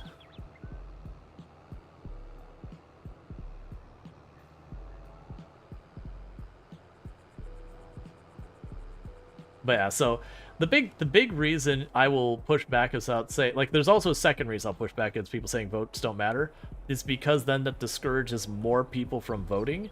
And here's a pro tip. Do you know how you get more and more extreme people in office?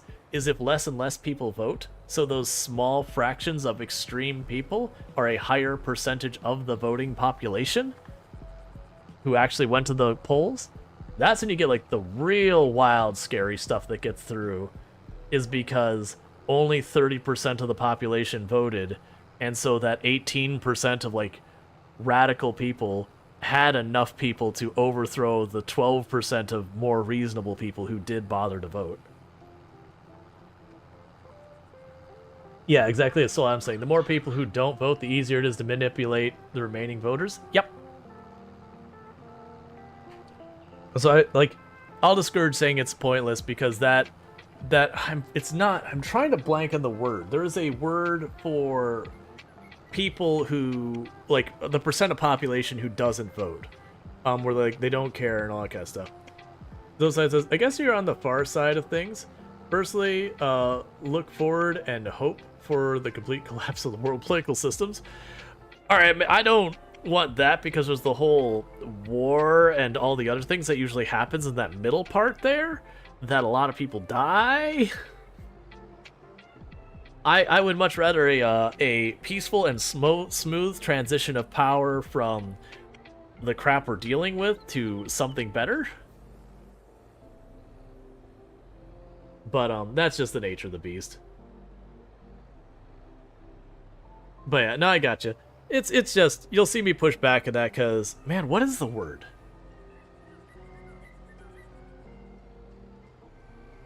There is a word for, like, the percentage of your, when you're a democracy, the percentage of your population not participating in the democracy. They're disenfranchised, discouraged, whatever. Of people who, no, it's not. I mean, undecided is that, but, like, undecided, you can be undecided on an issue but vote for the other thing. Abstaining, that's, we're on the right track. Well, no, nepotism is when you get friends and family in there. So these are all, like, the abstaining and undecided and all these are, I mean, abstaining to vote would be the action of not doing it. Ah, there's a word for it. Like, don't get me wrong, abstaining would be the action of not voting. What are you doing, Tractor? You do you, AI. Oh man, what is the word? It begins with an E. It's people who just basically don't feel that vote works. There's so they just don't. Let me see if I can't find it. It's gonna bother me.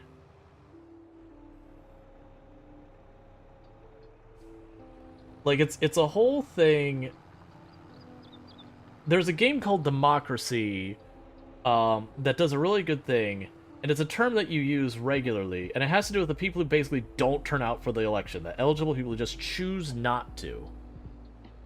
What are you doing, Tractor? Like, abstaining is the action. It's bothering me so much. Because I've used the word plenty in the past. But it's a metric that a lot of times when you're looking at places that try to measure the health of a democracy, that it is one of your primary data points is the number of people not participating in that democracy, i.e. not voting and all that, is viewed as, like, as the number gets low, it is considered one of the primary things of showing that a democracy is rife for falling, because it means people don't trust, you know, the system, they don't participate, they don't do the thing. There's, you know, you got that clipped? Oh, I missed, oh, the tractor, like, bouncing, just the AI doing its thing. Let's see, that's why there's far right in Parliament. You're rather afraid they have enough to set Prime Minister for the next election. They were 10% of the 30% of the voter base, because the 70% didn't vote, because of course the ruling party will win. My vote doesn't matter. Yeah, that's the whole reason, like, why I'm saying my vote, like, push back in that sentiment, because it is a thing that weakens systems, makes them easier to manipulate, makes them easier to exploit, allows awful people to do awful things much easier. Like, you want, even if everyone's voting and the vote feels like you're just going through the motions because it's all kind of locked in, you've still added enough numbers that the manipulation of it is harder. What is that word?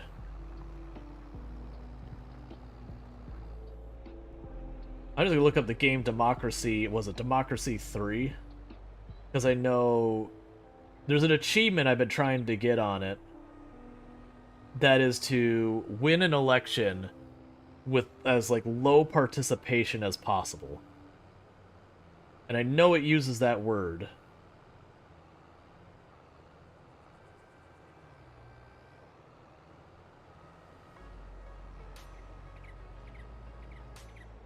It's something on the lines of, like, it could also describe a complacence.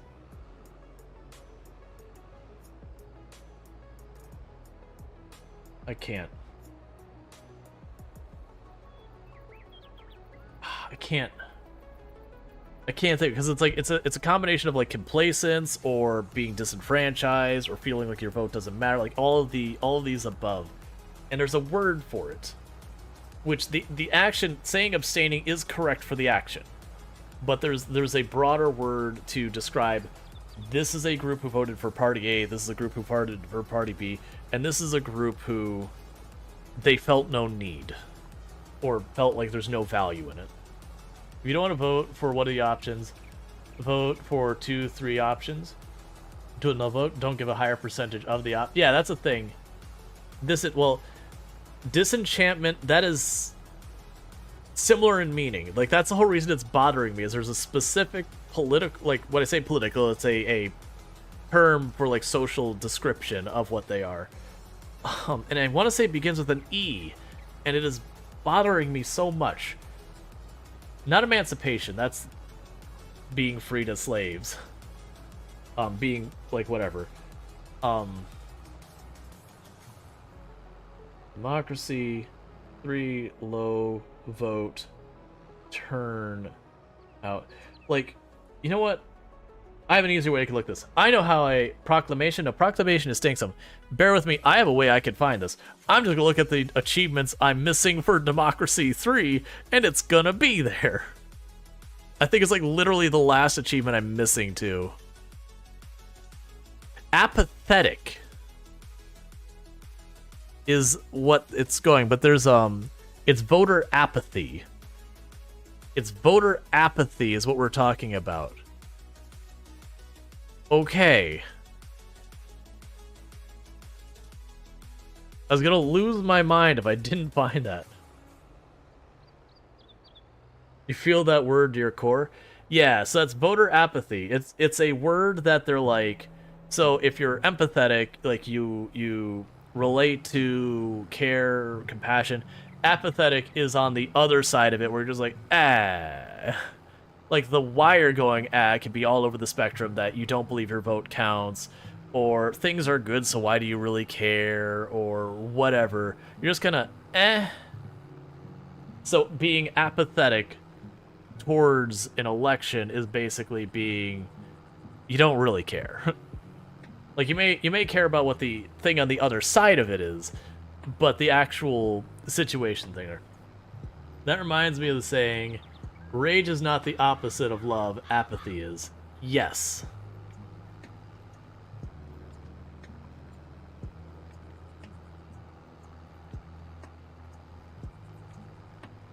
Like, rage is a measure of anger. It is a totally separate thing that will impact love, but the opposite of caring deeply for someone is not caring about them at all.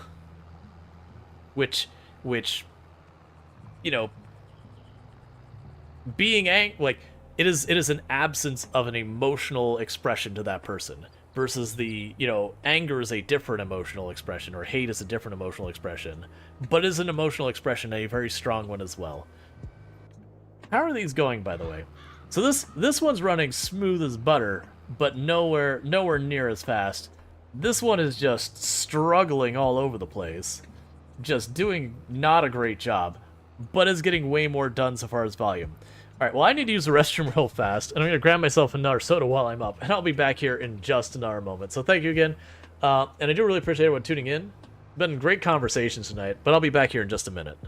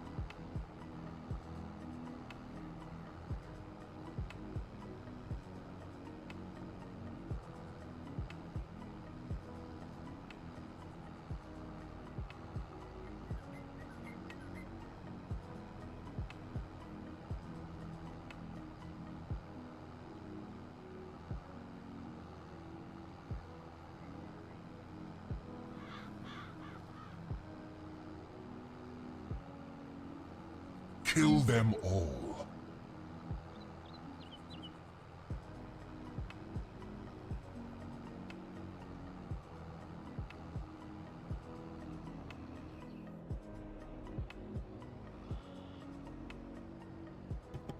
All right. It just says best way to autofill the water in the greenhouse. Oh yeah, you can just build a water source right next to your greenhouse and do that. With the water tank right there, and it will, like, it'll drain and fill it. Like, if you don't have, like, a big enough water tank, you'll manage to fully drain it, and then you'll have to fill it up and, like, trigger it to drain again. But, it does mean you can park right next to it, or very close, because if we actually get out real fast, I'll show you what I have. Alright, we'll have to check. Oh, I am the object that's blocking the worker. So this is my water source, so if you watch me when I go to refill this, I start emptying it out and I start filling it. And that's what it does. Now, this water source is not the one that comes with the map, so it does charge me a decent price for the cost of water here. Whereas if you use the map mod's big water tower, it is free to fill up from that. It costs you 3,000 to build it and fill up from that.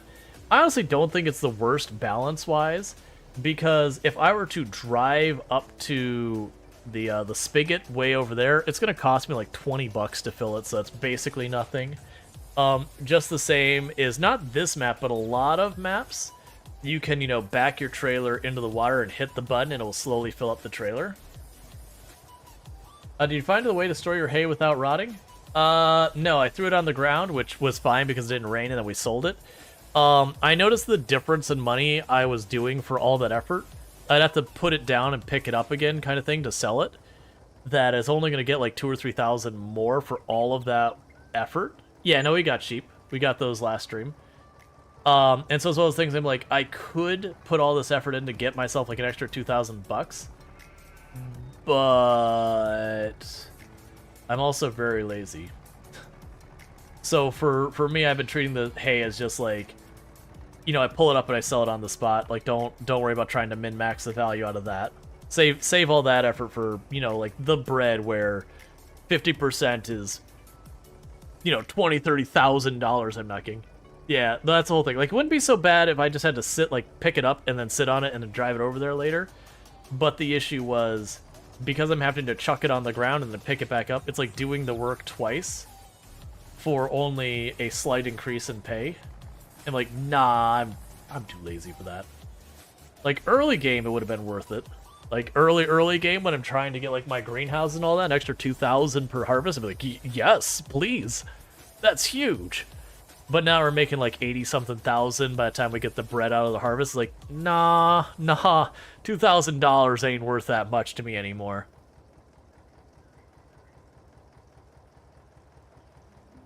It's like, if you're making $9 an hour and they offer you an extra $1 an hour raise, you're like, hell yeah, 10% raise? Well, I mean, it's actually more than that, but you get the idea. It's like a little over 10% raise. You're like, heck yeah. Like an over 10% raise? Yeah, that is amazing. But if you're sitting at like $60, $70 an hour or whatever, and they're like, we're going to give you a $1 an hour raise. Thanks, man. You're like, dude, come on. Like a 1.5% raise. Come on, man. That doesn't keep up. Well, I mean, actually, that would be right about inflation in a normal year.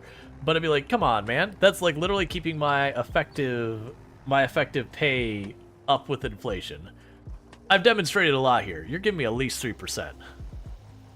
Probably coming after you for more, but at least 3% to know I beat inflation on a typical year. We're not settling for $1 an hour more.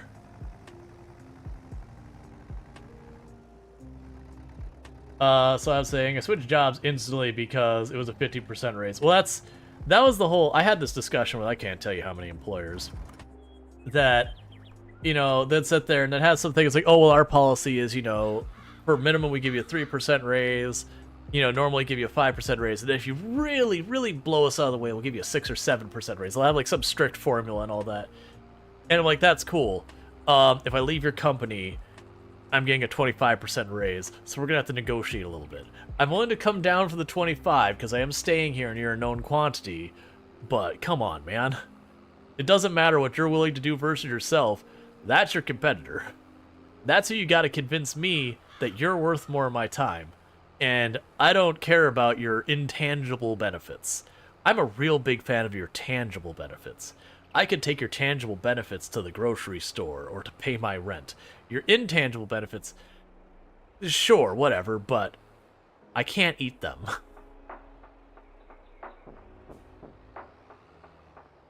I hate when a company tries to go, but you're not considering the intangible benefits. Look, man, I get being allowed to work remotely is a really nice intangible benefit. That doesn't mean you get to pay me less. Why are you leaving? New starters make more money than I do after 2 years. Also, 50% raise. Oh yeah, no, I've had those conversations. Like, why are you leaving? Money. It's like, I could cherry coat this and say I found a better opportunity, but the fact of the matter is, y'all paying me too little. The market has changed and you have ignored it.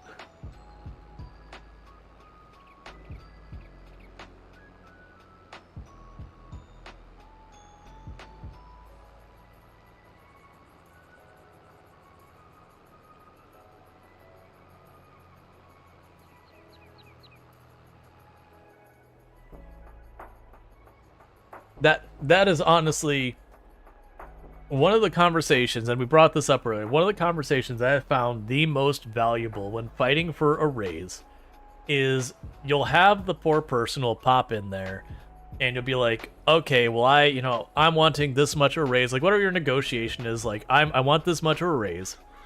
You know, I can show that I have given the company well more than enough value to justify it. And they'll be like, oh, well, we're already above the market average and all that, and whatever it is, like, in our industry. I'm like, well, I don't give a crap what your industry is. Like, just do not give a crap what your industry. The fact is, my skill set is worth this much. I can get a job for that much. I don't care what industry you're in. What is my skill set worth is what my cost is. If you can't figure out how to take full advantage of that skill set, that's a you problem. And then you can sit there, and once you knock out that this is our industry BS argument that's not, like, that's just an excuse to pay you less, I mean, you can turn around and be like, all right, because even if that's true, let's pretend for it is 100% true, that you're in hospitality and you can only justify paying a person so much, and that's what the average is. And that's the whole thing. It's like, well, that's just too bad, because that just means all of your people in this skill set are going to leave your industry, which means you're going to have to allocate a significantly higher amount of your budget to that skill set as the price goes up due to scarcity. So the fact is, you are competing with those other industries. You may hate it, it may eat up a huge chunk of your profit, but them's just the rules. And the value of that thing is clearly going to go up for you. And if that's too much for you to absorb, then your business goes under, and someone else who knows how to do that navigation better than you will take your place. Is that still running?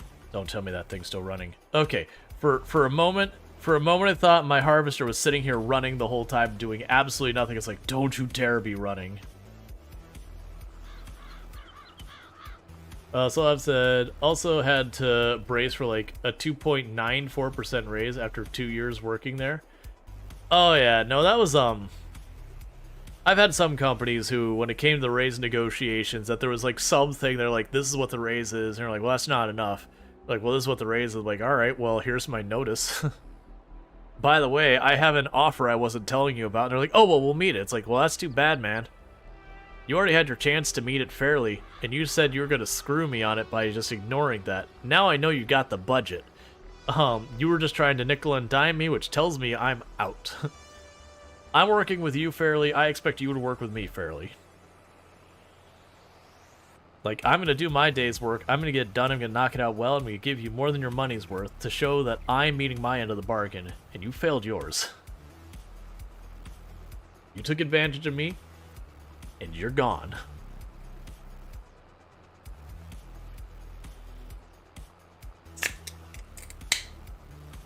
I'm someone I shouldn't have, like, I strongly live by, I shouldn't have to do the song and pony dance every single time I gotta do anything at a job. If every single time at a job I gotta deal with a whole bunch of political nonsense, and I'm talking office politics, like political nonsense about making sure I go through your little game or whatever, I'm not gonna put up with it very long. I'll tell someone if they're underpaying me, I'll be very direct to be like, here's the problems that if you want to retain me, we've got to work through. And it's not always money. There's times to say, hey, you know what? There's this other individual you've got here. They're causing nothing but problems that I'm having to put out the fires for. So with the new year, I'm going to stop putting out those fires. It's up to you what you do with that information. I'm not going to quit over it, but just know you're going to get a whole lot more fires this year than you had the last year. And that's because I'm done hand-holding this. Like, if you want me to do that work, that's fine. We gotta discuss what my responsibilities are and adjust compensation accordingly. And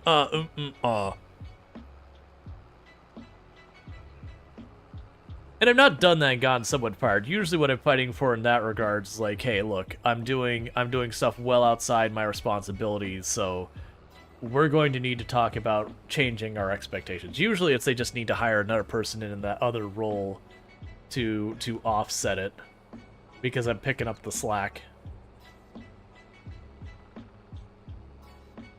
Like, we had one company I worked at, our DBA was operating as our QA person, and I actually really liked the DBA person. But it led to like lots of getting things done problems because they had to juggle their main responsibility with just taking this extra nonsense on. And it was causing me to have to pick up a whole bunch of extra slack as well. And I'm like, you know what? None of this is in my job description. And while I'm entirely capable of doing it, you're not paying me for it. So you either need to hire in a new person or, you know, like, I'm dropping it. Like, I'm just not interested in doing it. You either need to pay that pay an extra person for this or something, because that you're gonna have some slip in quality because this isn't work I'm interested in doing, and I'm not gonna. And I worked for entirely too many people who thought that once you were working with, for them between the hours of 8 and 5 or 9 and 5 or whatever your hours were, that you were their property and you were to do anything they told you. And I've had that conversation a bunch of times. Like, nah, man, if you think that's the way this works, you're gonna be real upset with the results. You gave me a list of things I do for my job, and I don't care if you got that catch-all and other responsibilities as needed. Nah, man. If we didn't talk through those responsibilities, nah, those aren't going to happen. We're going to have that discussion. I may be down to take them, I may not be. But don't expect me to just step in and fill in your gaps. So you had that conversation also, old job wasn't the greatest. You let them know you're leaving like 1.5 months in advance. They hired 2 people to replace me 1 week before the end date. And you had to try to train them for something that took you several months to get. And I was told they left a week after it was gone. So all the tribal knowledge got lost as well. Yeah. And that was, man, it was a really terrible job that I shouldn't have stuck to. But I gave him as like a 2-month notice. It was some like ridiculously long notice. It was at least 6 weeks. But it was like this really, really long notice being like, hey, I'm looking. Like, I hadn't already lined up the job. It's like, I'm leaving. Like, at this point, because that was the job that I was getting like so stressed out with, that Tomb was actually like, I don't, like, if you have to quit the job, just quit the job. We'll figure out the finances. Like, this job is killing you. Like, we'll figure something out. Like, it's not going to be a problem. Because, she knows that, generally speaking, I can find myself back into work of some kind if absolutely necessary. Like, that'll be no problem. And I turned in the notice, and he didn't really take it seriously. Like, he even wrote it up. Like, he was like, hey, here's my notice. My last effective date is this date, and yada, yada, yada. And he didn't even take it seriously. And it got down to last week, and we still hadn't hired someone in to replace me on a team that, like, I was a critical part of that team. And I kind of, like, went to the office and was like, hey, next week's my last, I'm out after the end of next week. He's like, you were serious? Like, yes! I gave you a notice. I signed it. I wrote it up, I printed it out, I emailed you, I included HR, and I signed it. What the hell did you think I was doing? Were you think I was trying to beat you up over getting a raise or something? I didn't ask for a raise at any point. I literally said I was quitting. Like, you're waiting for the other part. And they tried to panic hire some people. And that didn't work well. I think... Did they get a person? I think they got a person in like 2 days from the end, but I never ended up meeting them because of just all the fires I was busy putting out. They never actually got me to start training them or anything. Oh, that was such a cluster.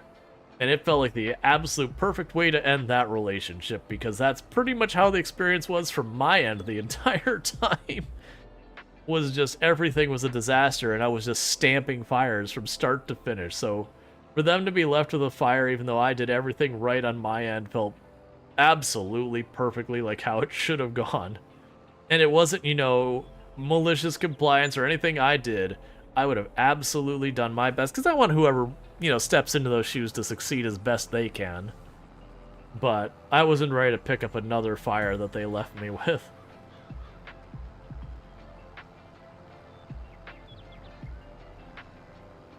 Oh.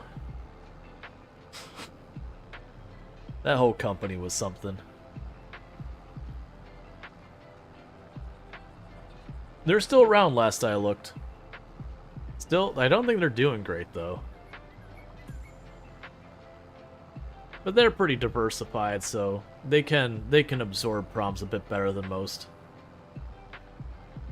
Let's see, another funny bit, you restored the ends of Quitting Wave, and they did nothing to stop, even though they were having issues filling teams. So one thing, and it's been a thing for a while, but it is a real thing now. And they're trying to come up with some buzzword to go with it, that they're calling it quiet layoffs or soft layoffs or whatever. And what it boils down to is they'll either pass some new policy that'll be unpopular, or they will, do something like to deliberately piss people off, or, they will simply not hire and deliberately cause and try churn. And the idea is it's effectively they need to do a layoff. But layoffs have a whole bunch of legalities around it, a whole bunch of other stuff they've got to worry about. There's all that. So what they're trying to do, and they'd have to pay for, you know, unemployment and all that kind of stuff. So what they try to do is they try to make it so your situation is such crap that you quit. Because then they get around to, all right, you're just being too difficult with this. AI worker, come on, man.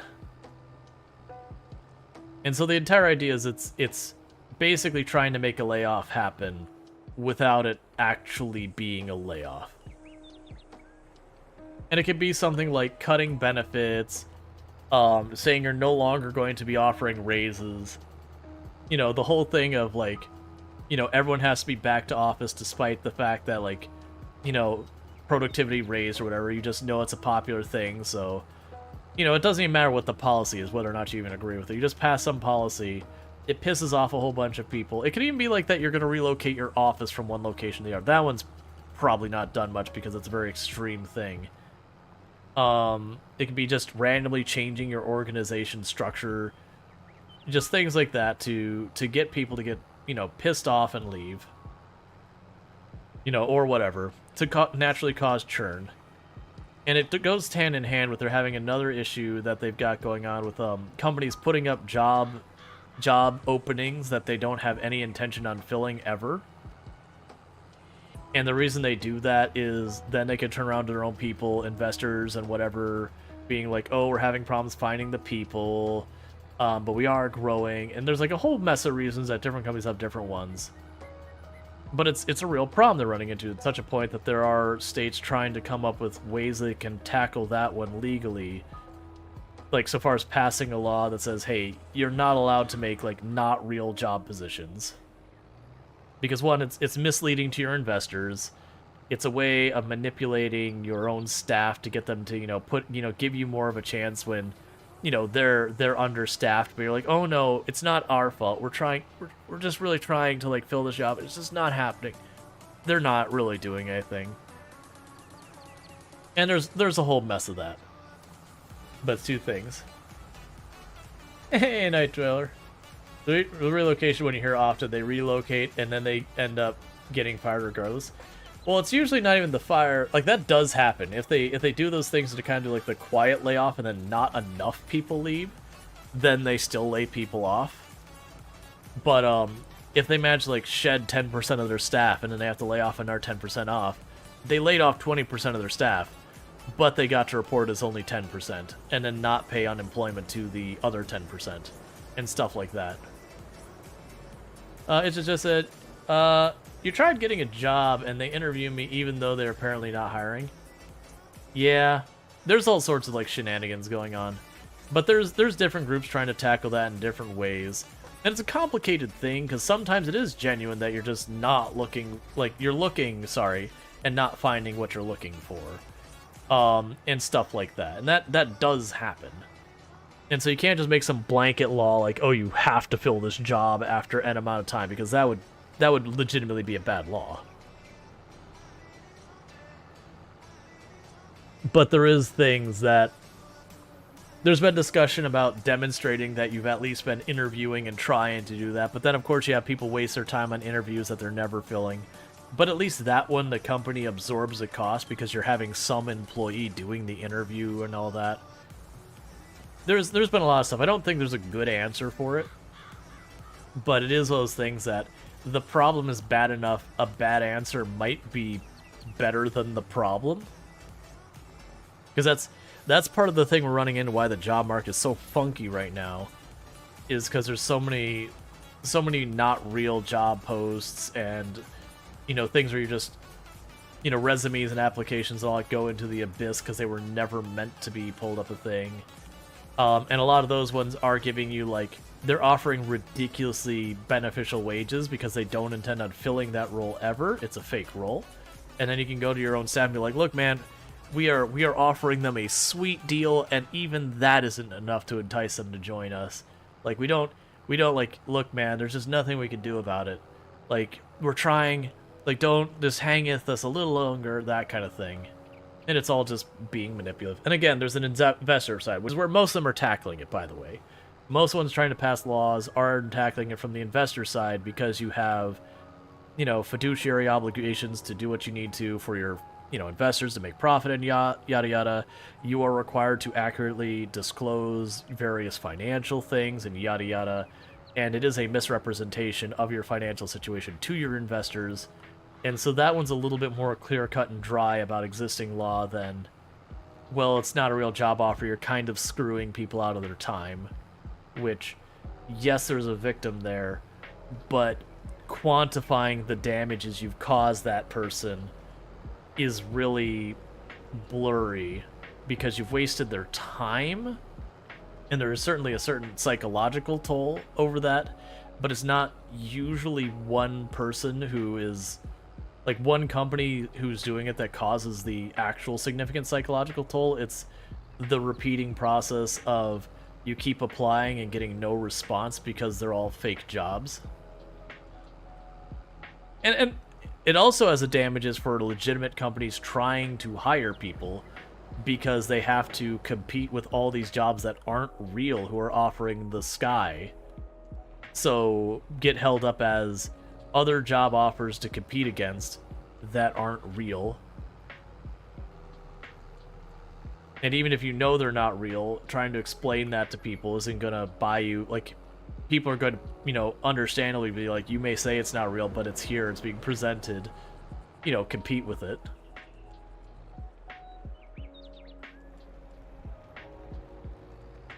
So you have to show you to the interview and may the minimum wage per day to the interviewee. Yeah, like they'd come up with their ways. Like, that's the thing. There'd still be a room for abuse. Like, there's only so much you can do. But, like, right now it's the popular thing. Hey, read this live, please? I mean, you can see him having a conversation with a whole bunch of people? Question mark? You know when people say that, a lot of times I do want to just be like, nah, you can leave.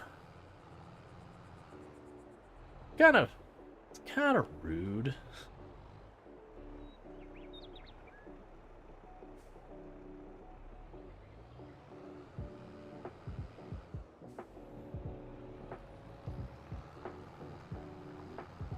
Like, the only reason I read it is because I usually read stuff aloud so that, I am streaming to multiple platforms that people actually catch it.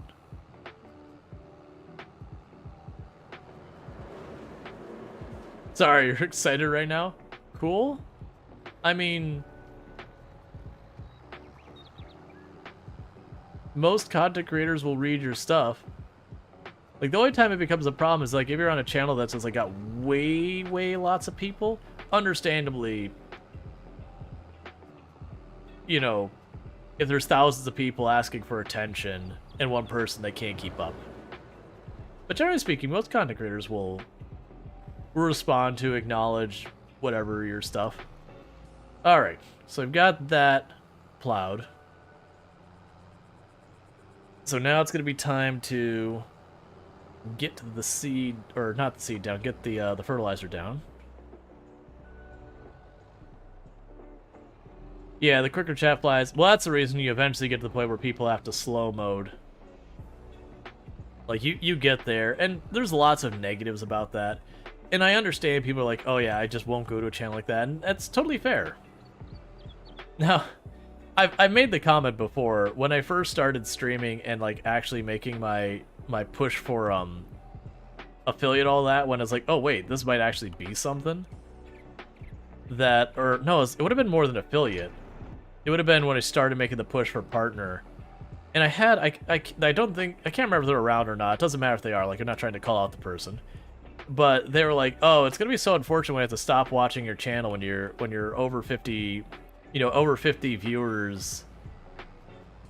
And that, like, you're over, like, 50 average viewers or whatever. Like, what? And it's because that person had, like, just an arbitrary rule they set themselves that once you're over 50 viewers, that you're too busy of a channel, I can't watch you anymore. And it's like, you do understand, like, no one can stream and pay any kind of bills and do, like, that is a very not feasible number. I was so confused by that. It's like, Man, I have been in channels that have 800-900 people in there and are just about dead quiet. Like just barely anyone there. Oh, right. Lime. We need to do the lime. I keep putting that off. I've remembered at the appropriate time. This is the time we lime. Ow. $2,000. Or even worse, subscriber only. Oh yeah, I mean that's one thing. Usually when I see people do the subscriber or follower only, it's usually something has just occurred that they're trying to continue their stream, but something has really badly derailed it, and they're trying to get under control. Like, you know, a hate raid popped in and they tried to not end stream, so they shut it all down. Okay, that's not exactly where I was expecting to kick that fertilizer out, but okay. Oh, I have lime, don't I? Let's pick those back up. I'm pretty sure I have lime. If you're not streaming to me personally, then what's the point? Yeah. No, I don't think it was someone trying to grab... There's so many channels that use follower only? I guess. I don't run into many of them. Maybe because the nature of that causes me not to end up in them. Like, it's not that I avoid them, it's just those channels don't end up popping up because how much that impacts you. Like, it's real bad to go follower only, even like that. Have you upgraded from van life? Oh no, we're still living in the bus.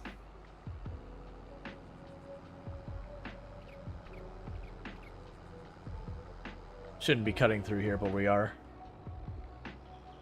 Really easy to snag yourself on a little tree. I was just remembering, I'm pretty sure I have a whole thing of lime. I think it's those, like, those containers right there by my trailer.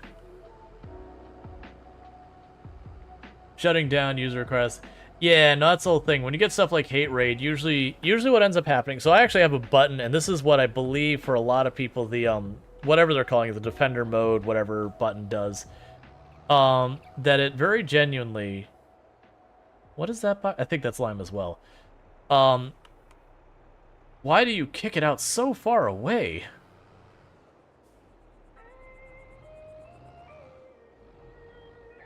I wouldn't say... I think follower only is something people do as a defense because they don't want to deal with trolls and all that kind of stuff. And it's just very counterproductive.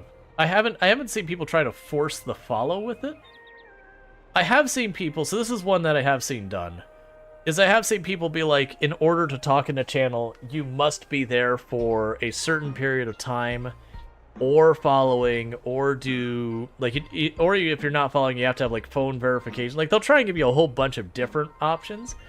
And most of the people I've known who've turned that on is because they very legitimately have had some pretty awful stuff come through there. Like, there is one person, I won't say their name, who's a friend of the channel, that they do that you must either have your, you know, phone verification turned on, or there's like 3 different things. You had to either have your account for X number of months, phone verification, or have to have been following the channel for a certain period of time. And in her case, I understand, just because she is... How can I do this? She would be a person in a demographic that is commonly targeted for harassment, and I've seen her deal with that. So she has that verification. Because, like, you think about, like, all the bots we deal with, that 90% of them we shut down if I turned on your account must be over a certain age, or whatever, or whatever, whatever. And honestly, if I was dealing with frequent problems, I would probably turn not follower only on, but on that thing where it's like there's 5 different ways you can be allowed to talk in this channel. You can do any of them and it works. Your account can be over a certain age. You can have cell phone verification. You can, like, have it verified with the phone number or whatever. And I 100% understand that, but it is something that a lot of people, when they run into that, they'll be just going, "You're struggling with this all day today?" So many fresh accounts? Yeah. Well, that's why they... Oh, you are much narrower than I thought you were. And that's why a bunch of people put those things up, is it is such a hassle. Thank you for the follow. Welcome to the stream. Yeah, no, the verified accounts only is probably, honestly, one of the biggest ones you should probably have is verified accounts only, which for those who don't know, that is a count. It can be either email or phone verification. You could say both are acceptable or one or the other is acceptable, if I remember correctly. That basically, you've had to have signed up, you get, like, it sends you an email and you click the link or whatever. But it does help a whole lot. Because there really is some really awful bots and all that. And all that happens is, like, if you have an unverified account, you can still watch the stream.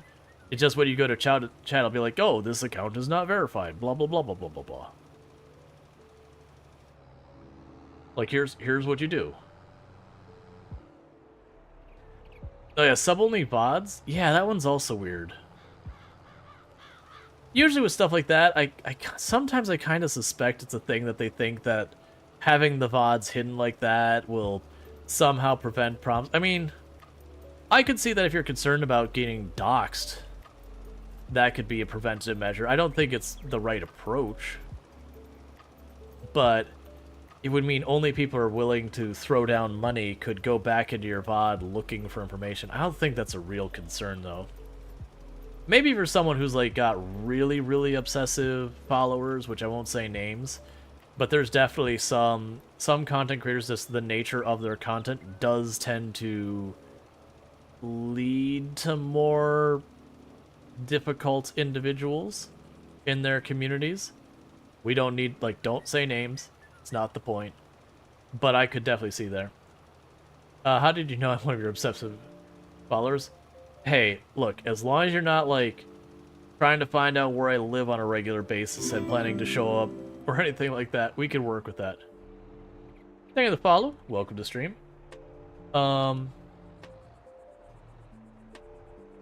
Yeah, no, that's what I was saying is, so I'm saying, if you remember correctly, if you're an unverified, unverified account in a place where they require, like, verified kind of thing. Yeah, I believe it just probably should be like, hey, you need to be verified. Yeah, for those who haven't checked out the OG Mana, another content creator on the platform you can check out. Good times. I'm trying to remember, like, have you played some Farm Sim recently? What do we got going on? Yeah, Farming Simulator 22 is the last thing they're playing, like, recently. Just ignore the fact that I missed liming part of the field. I'm not that dead set on actually trying to do a good job about this. I mostly want to get the 2 main fields limed. And then we can circle back and hit it with some fertilizer. The embezzler of seeds. Yup.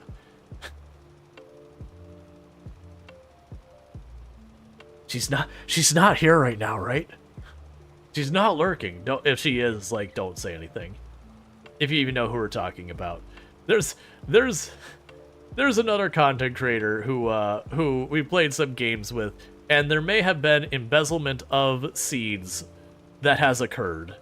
And the OG Mana would have been my partner in crime. Now that said, I don't believe they know. It also doesn't matter, by the way. They were up to millions of dollars in their farm, so stealing like $200 or something like that was nothing. It wasn't even to, like, for the purposes of that. It was just the curiosity of, like, can you do this? Which the answer was yes. Oh, you're 820,000 at the moment? Gotcha. Yeah, no, I checked for the server the other day, and I couldn't reach it. So I think I just caught it, like, it happened to be down that very moment, or even could just be, like, a connection problem between me and there. I was actually curious, like, wait, did they take the server off? Because I remember we had that. Yeah. That's, that is one thing that I've got going up. As a reminder, we don't have a date set. That there's going to be a whole bunch of creators that, and I plan to reach out to more, that middle of this month we're supposed to get a farm sim server set up with a whole lot of people. And once I get the date set up, I'm going to reach out to a bunch of other creators that I know that are people who'd probably be interested in. So probably, like, I'll probably reach out to, like, pretty much everyone at Halcyon Frequency, seeing if there's any interest, and, you know, a couple other creators that I think might be interested or might not. And I would totally understand if any of them were like, oh yeah, but like I don't know these people, so I'm not going to, or oh yeah, there's whatever. Yeah, we talked about it like 2 days ago, and her yelling, like DM yelling at her, and then she was like, the server is good, so yeah. Oh, okay. Well, don't yell at her. Like I said, I could have just caught it like while the server was rebooting. You know, that happens, especially when they're hosted servers. Like something comes up, it needs an update or whatever. The server goes down for like 5 minutes or whatever, and you happen to catch it right when it's down. Like I didn't do my diligence to check it back.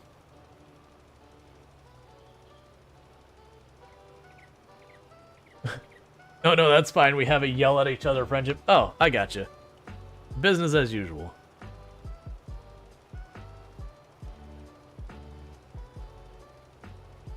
All right.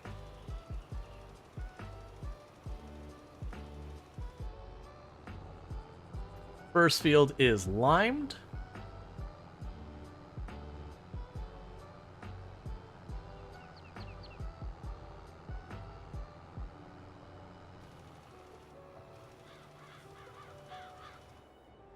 Try that again. You didn't see me accidentally hit the open this thing versus liming it.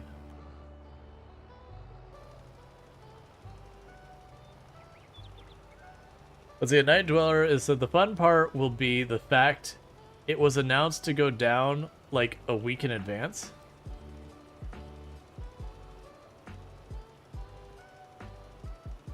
I don't even know what we're talking about there.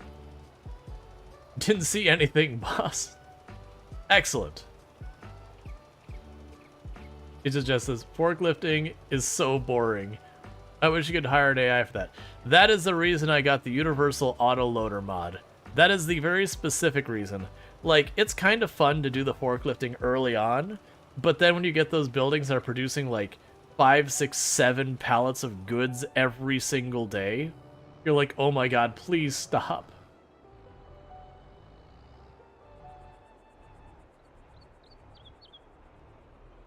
Oh, I forgot you're playing on console, yeah.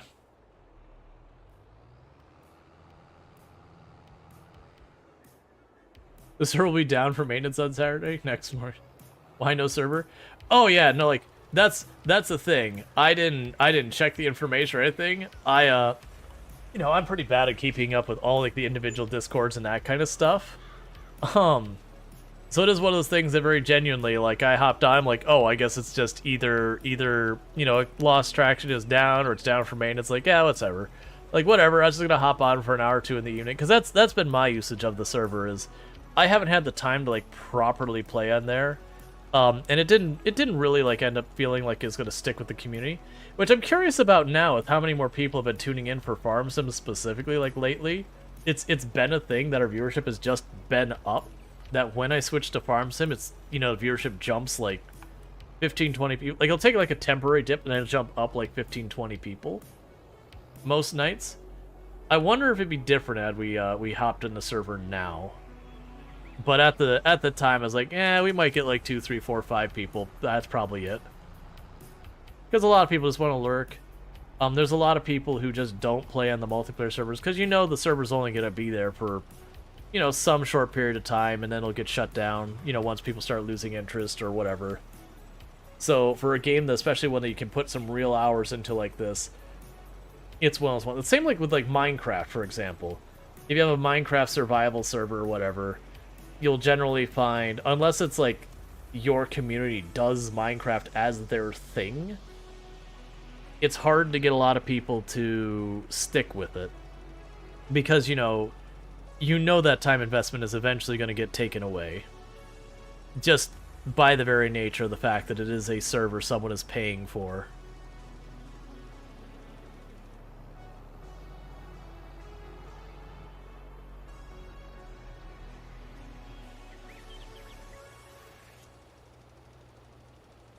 Like, someone's got to keep the lights on, and if not enough people are participating, everything.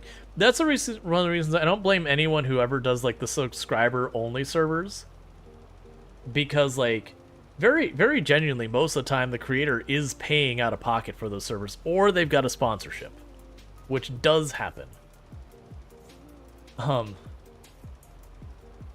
You expected the lime to go down, but the rate is crazy. What is the purpose of lime? If you do not lime a field, you take a penalty in its productivity if that's turned on. You don't have to lime the field every time. It's only like every third or fourth harvest or whatever. But yeah, now you go through lime relatively quickly. It's not super expensive, as I recall, though.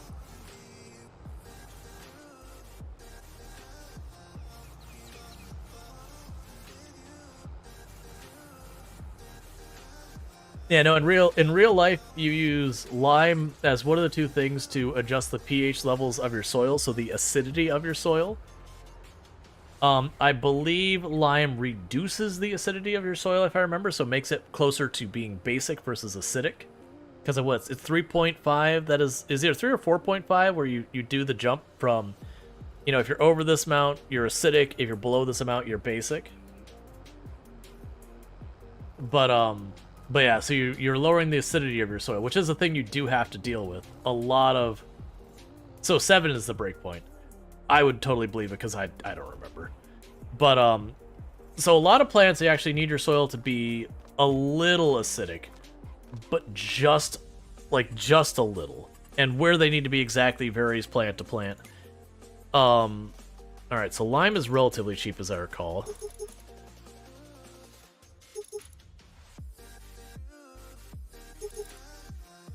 We'll go with 4 of those and see how far that gets us. Yeah, the lime makes it more basic, yes. And I can't remember exactly. I want to say it was 'cause I have stuff to make my, when I was doing all my gardening, is I have stuff to make my soil a little bit more basic and a little bit more acidic. And I think the entire time I did gardening, which was like 8-9 years, I have had to make my soil more basic almost every single year, to some degree, at least like certain areas or whatever.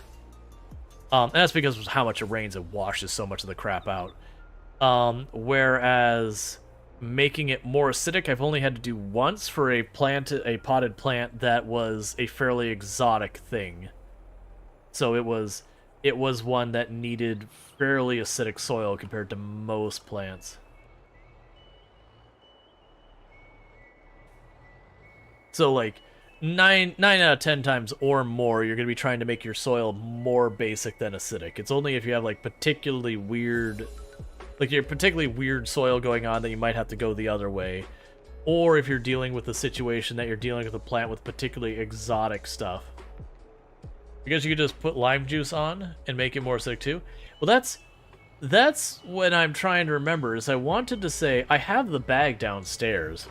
I want to say, like, the thing for making the soil more acidic was it was like a solidified citric acid, which is lime juice.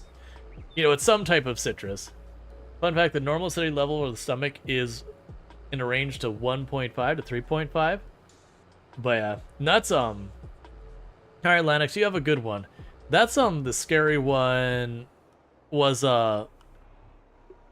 like, there was a bunch of dentists have been trying to get a warning label put on certain, like, sour candies and sodas and all that. And that's because when you looked at the acidity for them, the sour candies, like the ones you dip, like, the little sugar stick in, to get the one where it's like you open the little packs, you take the little stick, you wet it with your tongue, you dip it in, it's got, like, almost like a pixie stick stuff. The acidity of that is only a hair less acidic than sulfuric acid.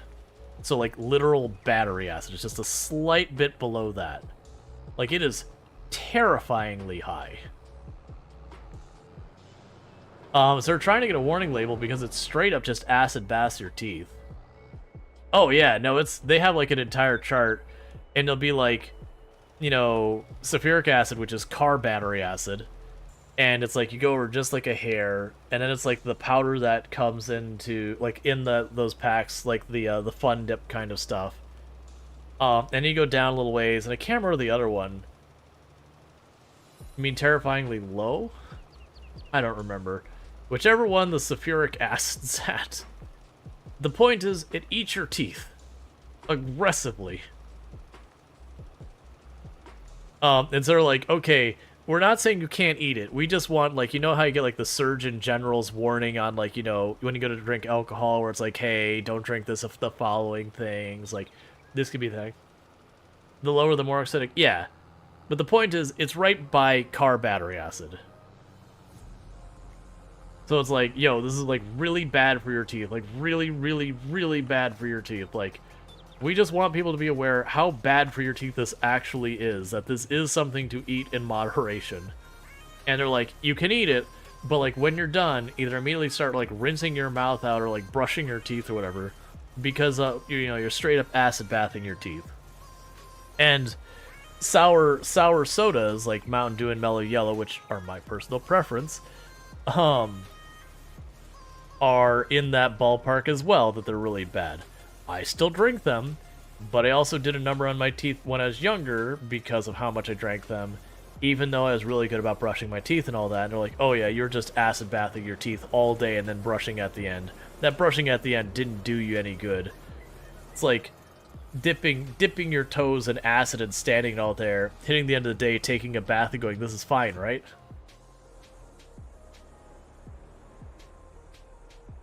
Maybe Slimclad saying, like, brushing your teeth immediately after acid is bad. Maybe. The point was getting whatever it is out of your mouth after you've eaten it.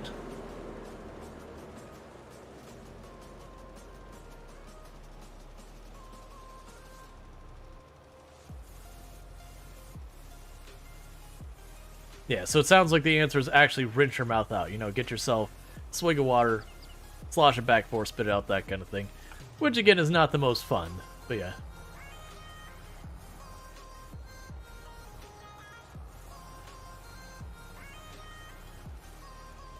The point was, it's super, super bad for that. It can also mess with a lot of other things.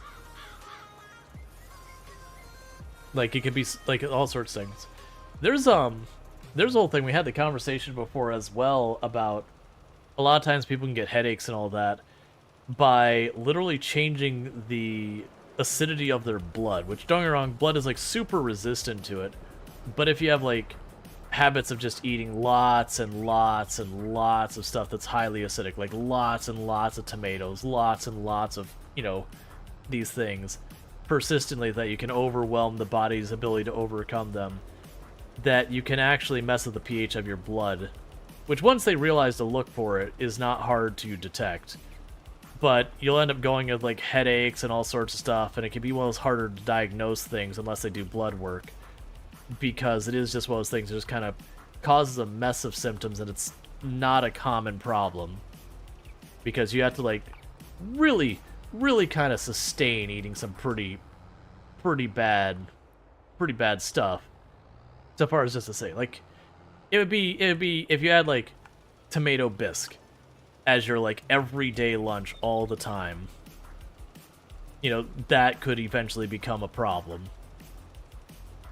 But it's that sustained acidity. But my understanding is it causes, like, migraines and all sorts of problems.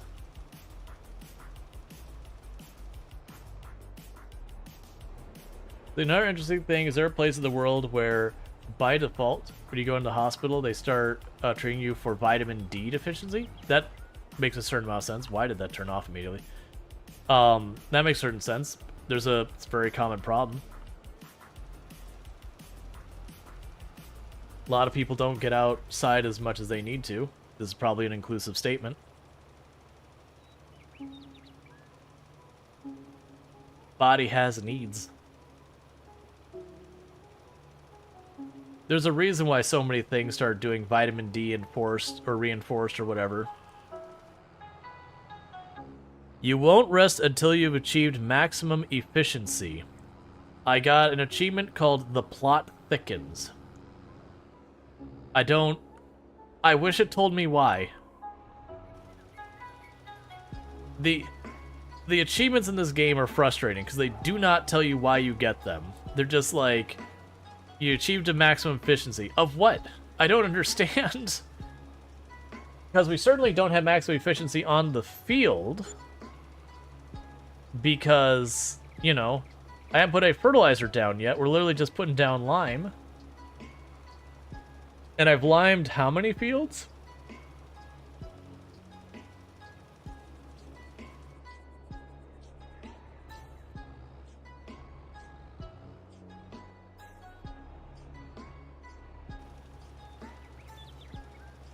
Yeah, you didn't expect one of your other regulars to be so anti-woman toxic. That's no fun.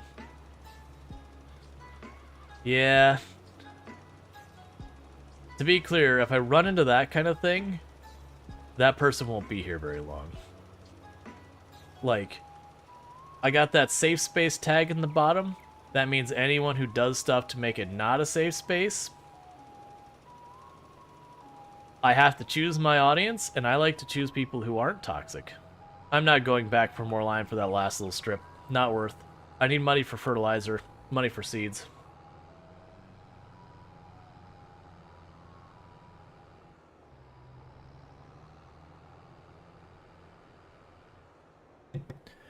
It does suck when you run into those situations, though, and I understand the time it is. I'm trying to like get a bunch of stuff done.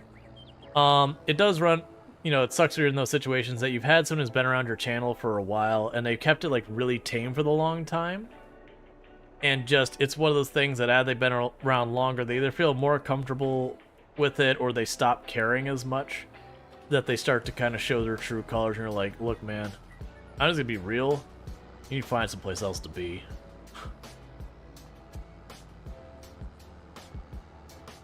Oh, and you can't get your PC to boot from the CD.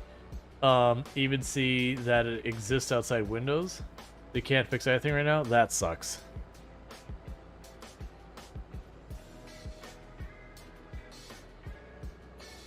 You were saying, wait a second, you said your computer is having problems with like right-clicking and all that. It was just like hanging on a lot of stuff despite a lack of memory use. Shut down your computer, unplug the power, push and hold the power button to discharge it. If you have multiple memory sticks, try knocking it down to just one memory stick, and then like try it in one slot. If it still has a problem, okay, never mind. I was gonna say I've actually seen that symptom with a bad memory stick because I kept trying to write to the memory, failing, and other weird stuff happening. It was worth considering.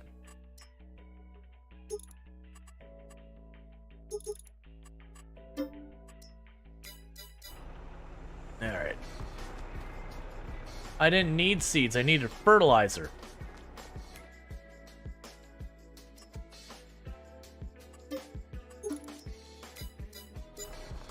Hold, please.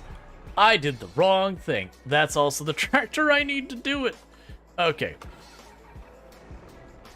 I also need seeds, but that wasn't my immediate need. I immediately needed fertilizer. Where are the seeds? What? Where? I bought like 4 things of seeds.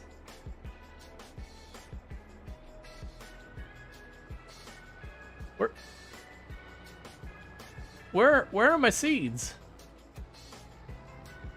Did it huck them down the cliff again? No. No, I'm running into stuff because I'm trying to look. Where? Did I just get gypped on my seeds? Did I accidentally cancel out of or something? I shouldn't have canceled out because it would have been 5,000 something. I would have bought like 2,000 something worth of seeds, then the 19 or the 1,500 or whatever for the fertilizer. I'm so confused because it didn't put it in the thing because it can't accept seeds.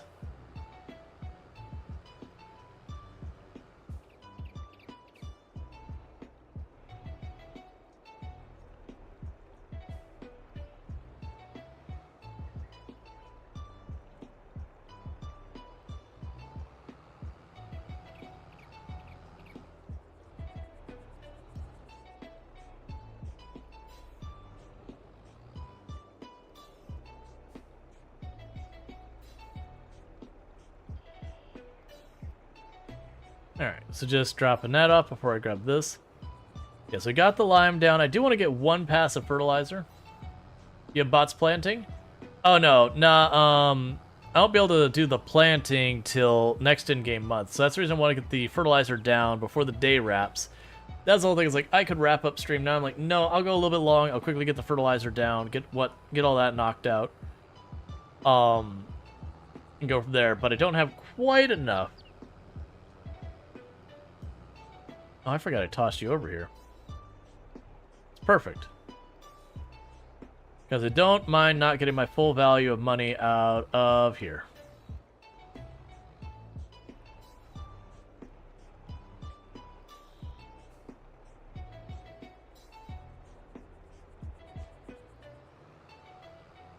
What I don't understand is we bought a bunch of seeds and I just straight up didn't seem to get them.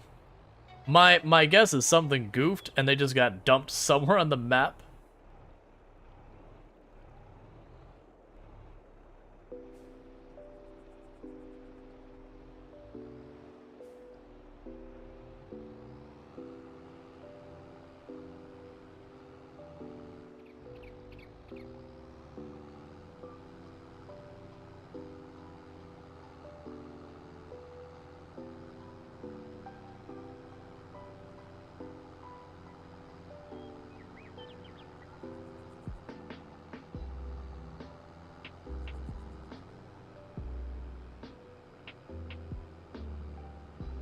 I'm just expecting to see like a group of 4 boxes of seeds laying around here somewhere. Watch. There's been a couple things that like, you know, everyone keep in mind like when this shows up. With the Thank you Chucky49 for subscribing for 16 months. Thank you, Chucky49er, for the tier 1 sub. You've been subbed to the channel for 16 months. A heck of a long time. I really do appreciate that. I do hope you've been enjoying the stream, and with that, I do owe a Lego, so bear with me for just a moment. I'm going to wait till we start dropping this off. Should they appear on the map? No. Should they appear on the map? No. Oh, the seeds? I don't think it shows containers. Like, it'll show, like, different parts. I haven't seen it show, like, the seeds and all that. So the next part on the agenda is going to be a new thing, so technically it's 2 parts. We're going to get it for 1, which is I got this little teeny tiny white ring, and you put it in the end of that little post. Maybe.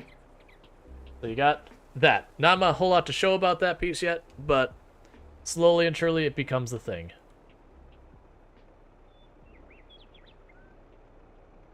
You seem to recall it showing ballots and all that? I mean, we could check. Because, yeah, so there's pallets of fertilizer, or seeds. There's pallets of fertilizer right here, and they're not showing. There might be an option to show it. We could try juggling through here. Thank you for the follow. Welcome to the stream. Yeah, no, it doesn't show. I didn't think it did. It'd be pretty obnoxious if that did show, actually.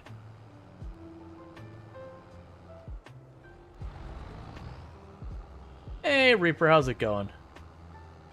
Like I said, I suspect it did buy them, and they're just not where they're supposed to be. Which is a pretty significant concern, honestly. Is it bad? I hope you're driving around one day. You just see on top of one of those buildings you drive to. Like, why are you there? Well, that's what I'm expecting. I expect you just, like, some random spot to be, like, the 0 coordinate position on the map kind of thing.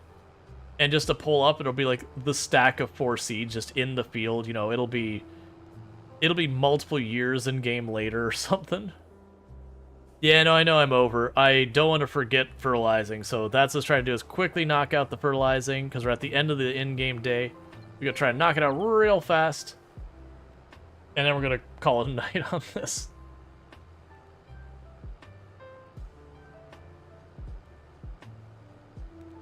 Yep.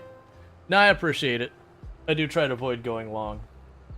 But, I also know with my ADHD, I would be like, oh, what the heck was I working on? I mean, honestly, you know what I actually probably could figure out? If I put this, if I had the tractor parked up here with all the fertilizer sitting next to it and whatnot, I'll probably put the pieces together.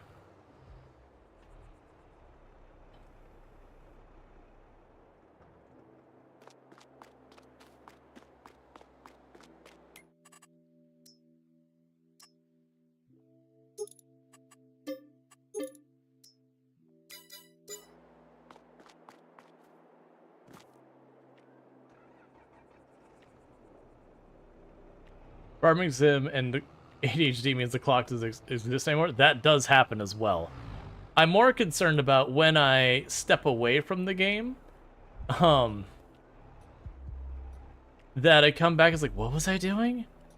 And it'll be like that momentary thing at the beginning. But I've kind of learned to work with my ADHD over the years, that I will try and set up where I'm like, what I'm going to naturally do next. Like there's something in the way. Like if I'm trying to remember, like I've got something I've got to mail out, like in the morning kind of thing, I will physically put it someplace that is in my way, like where, you know, I'd go and like, you know, brush my teeth, shave, that kind of thing.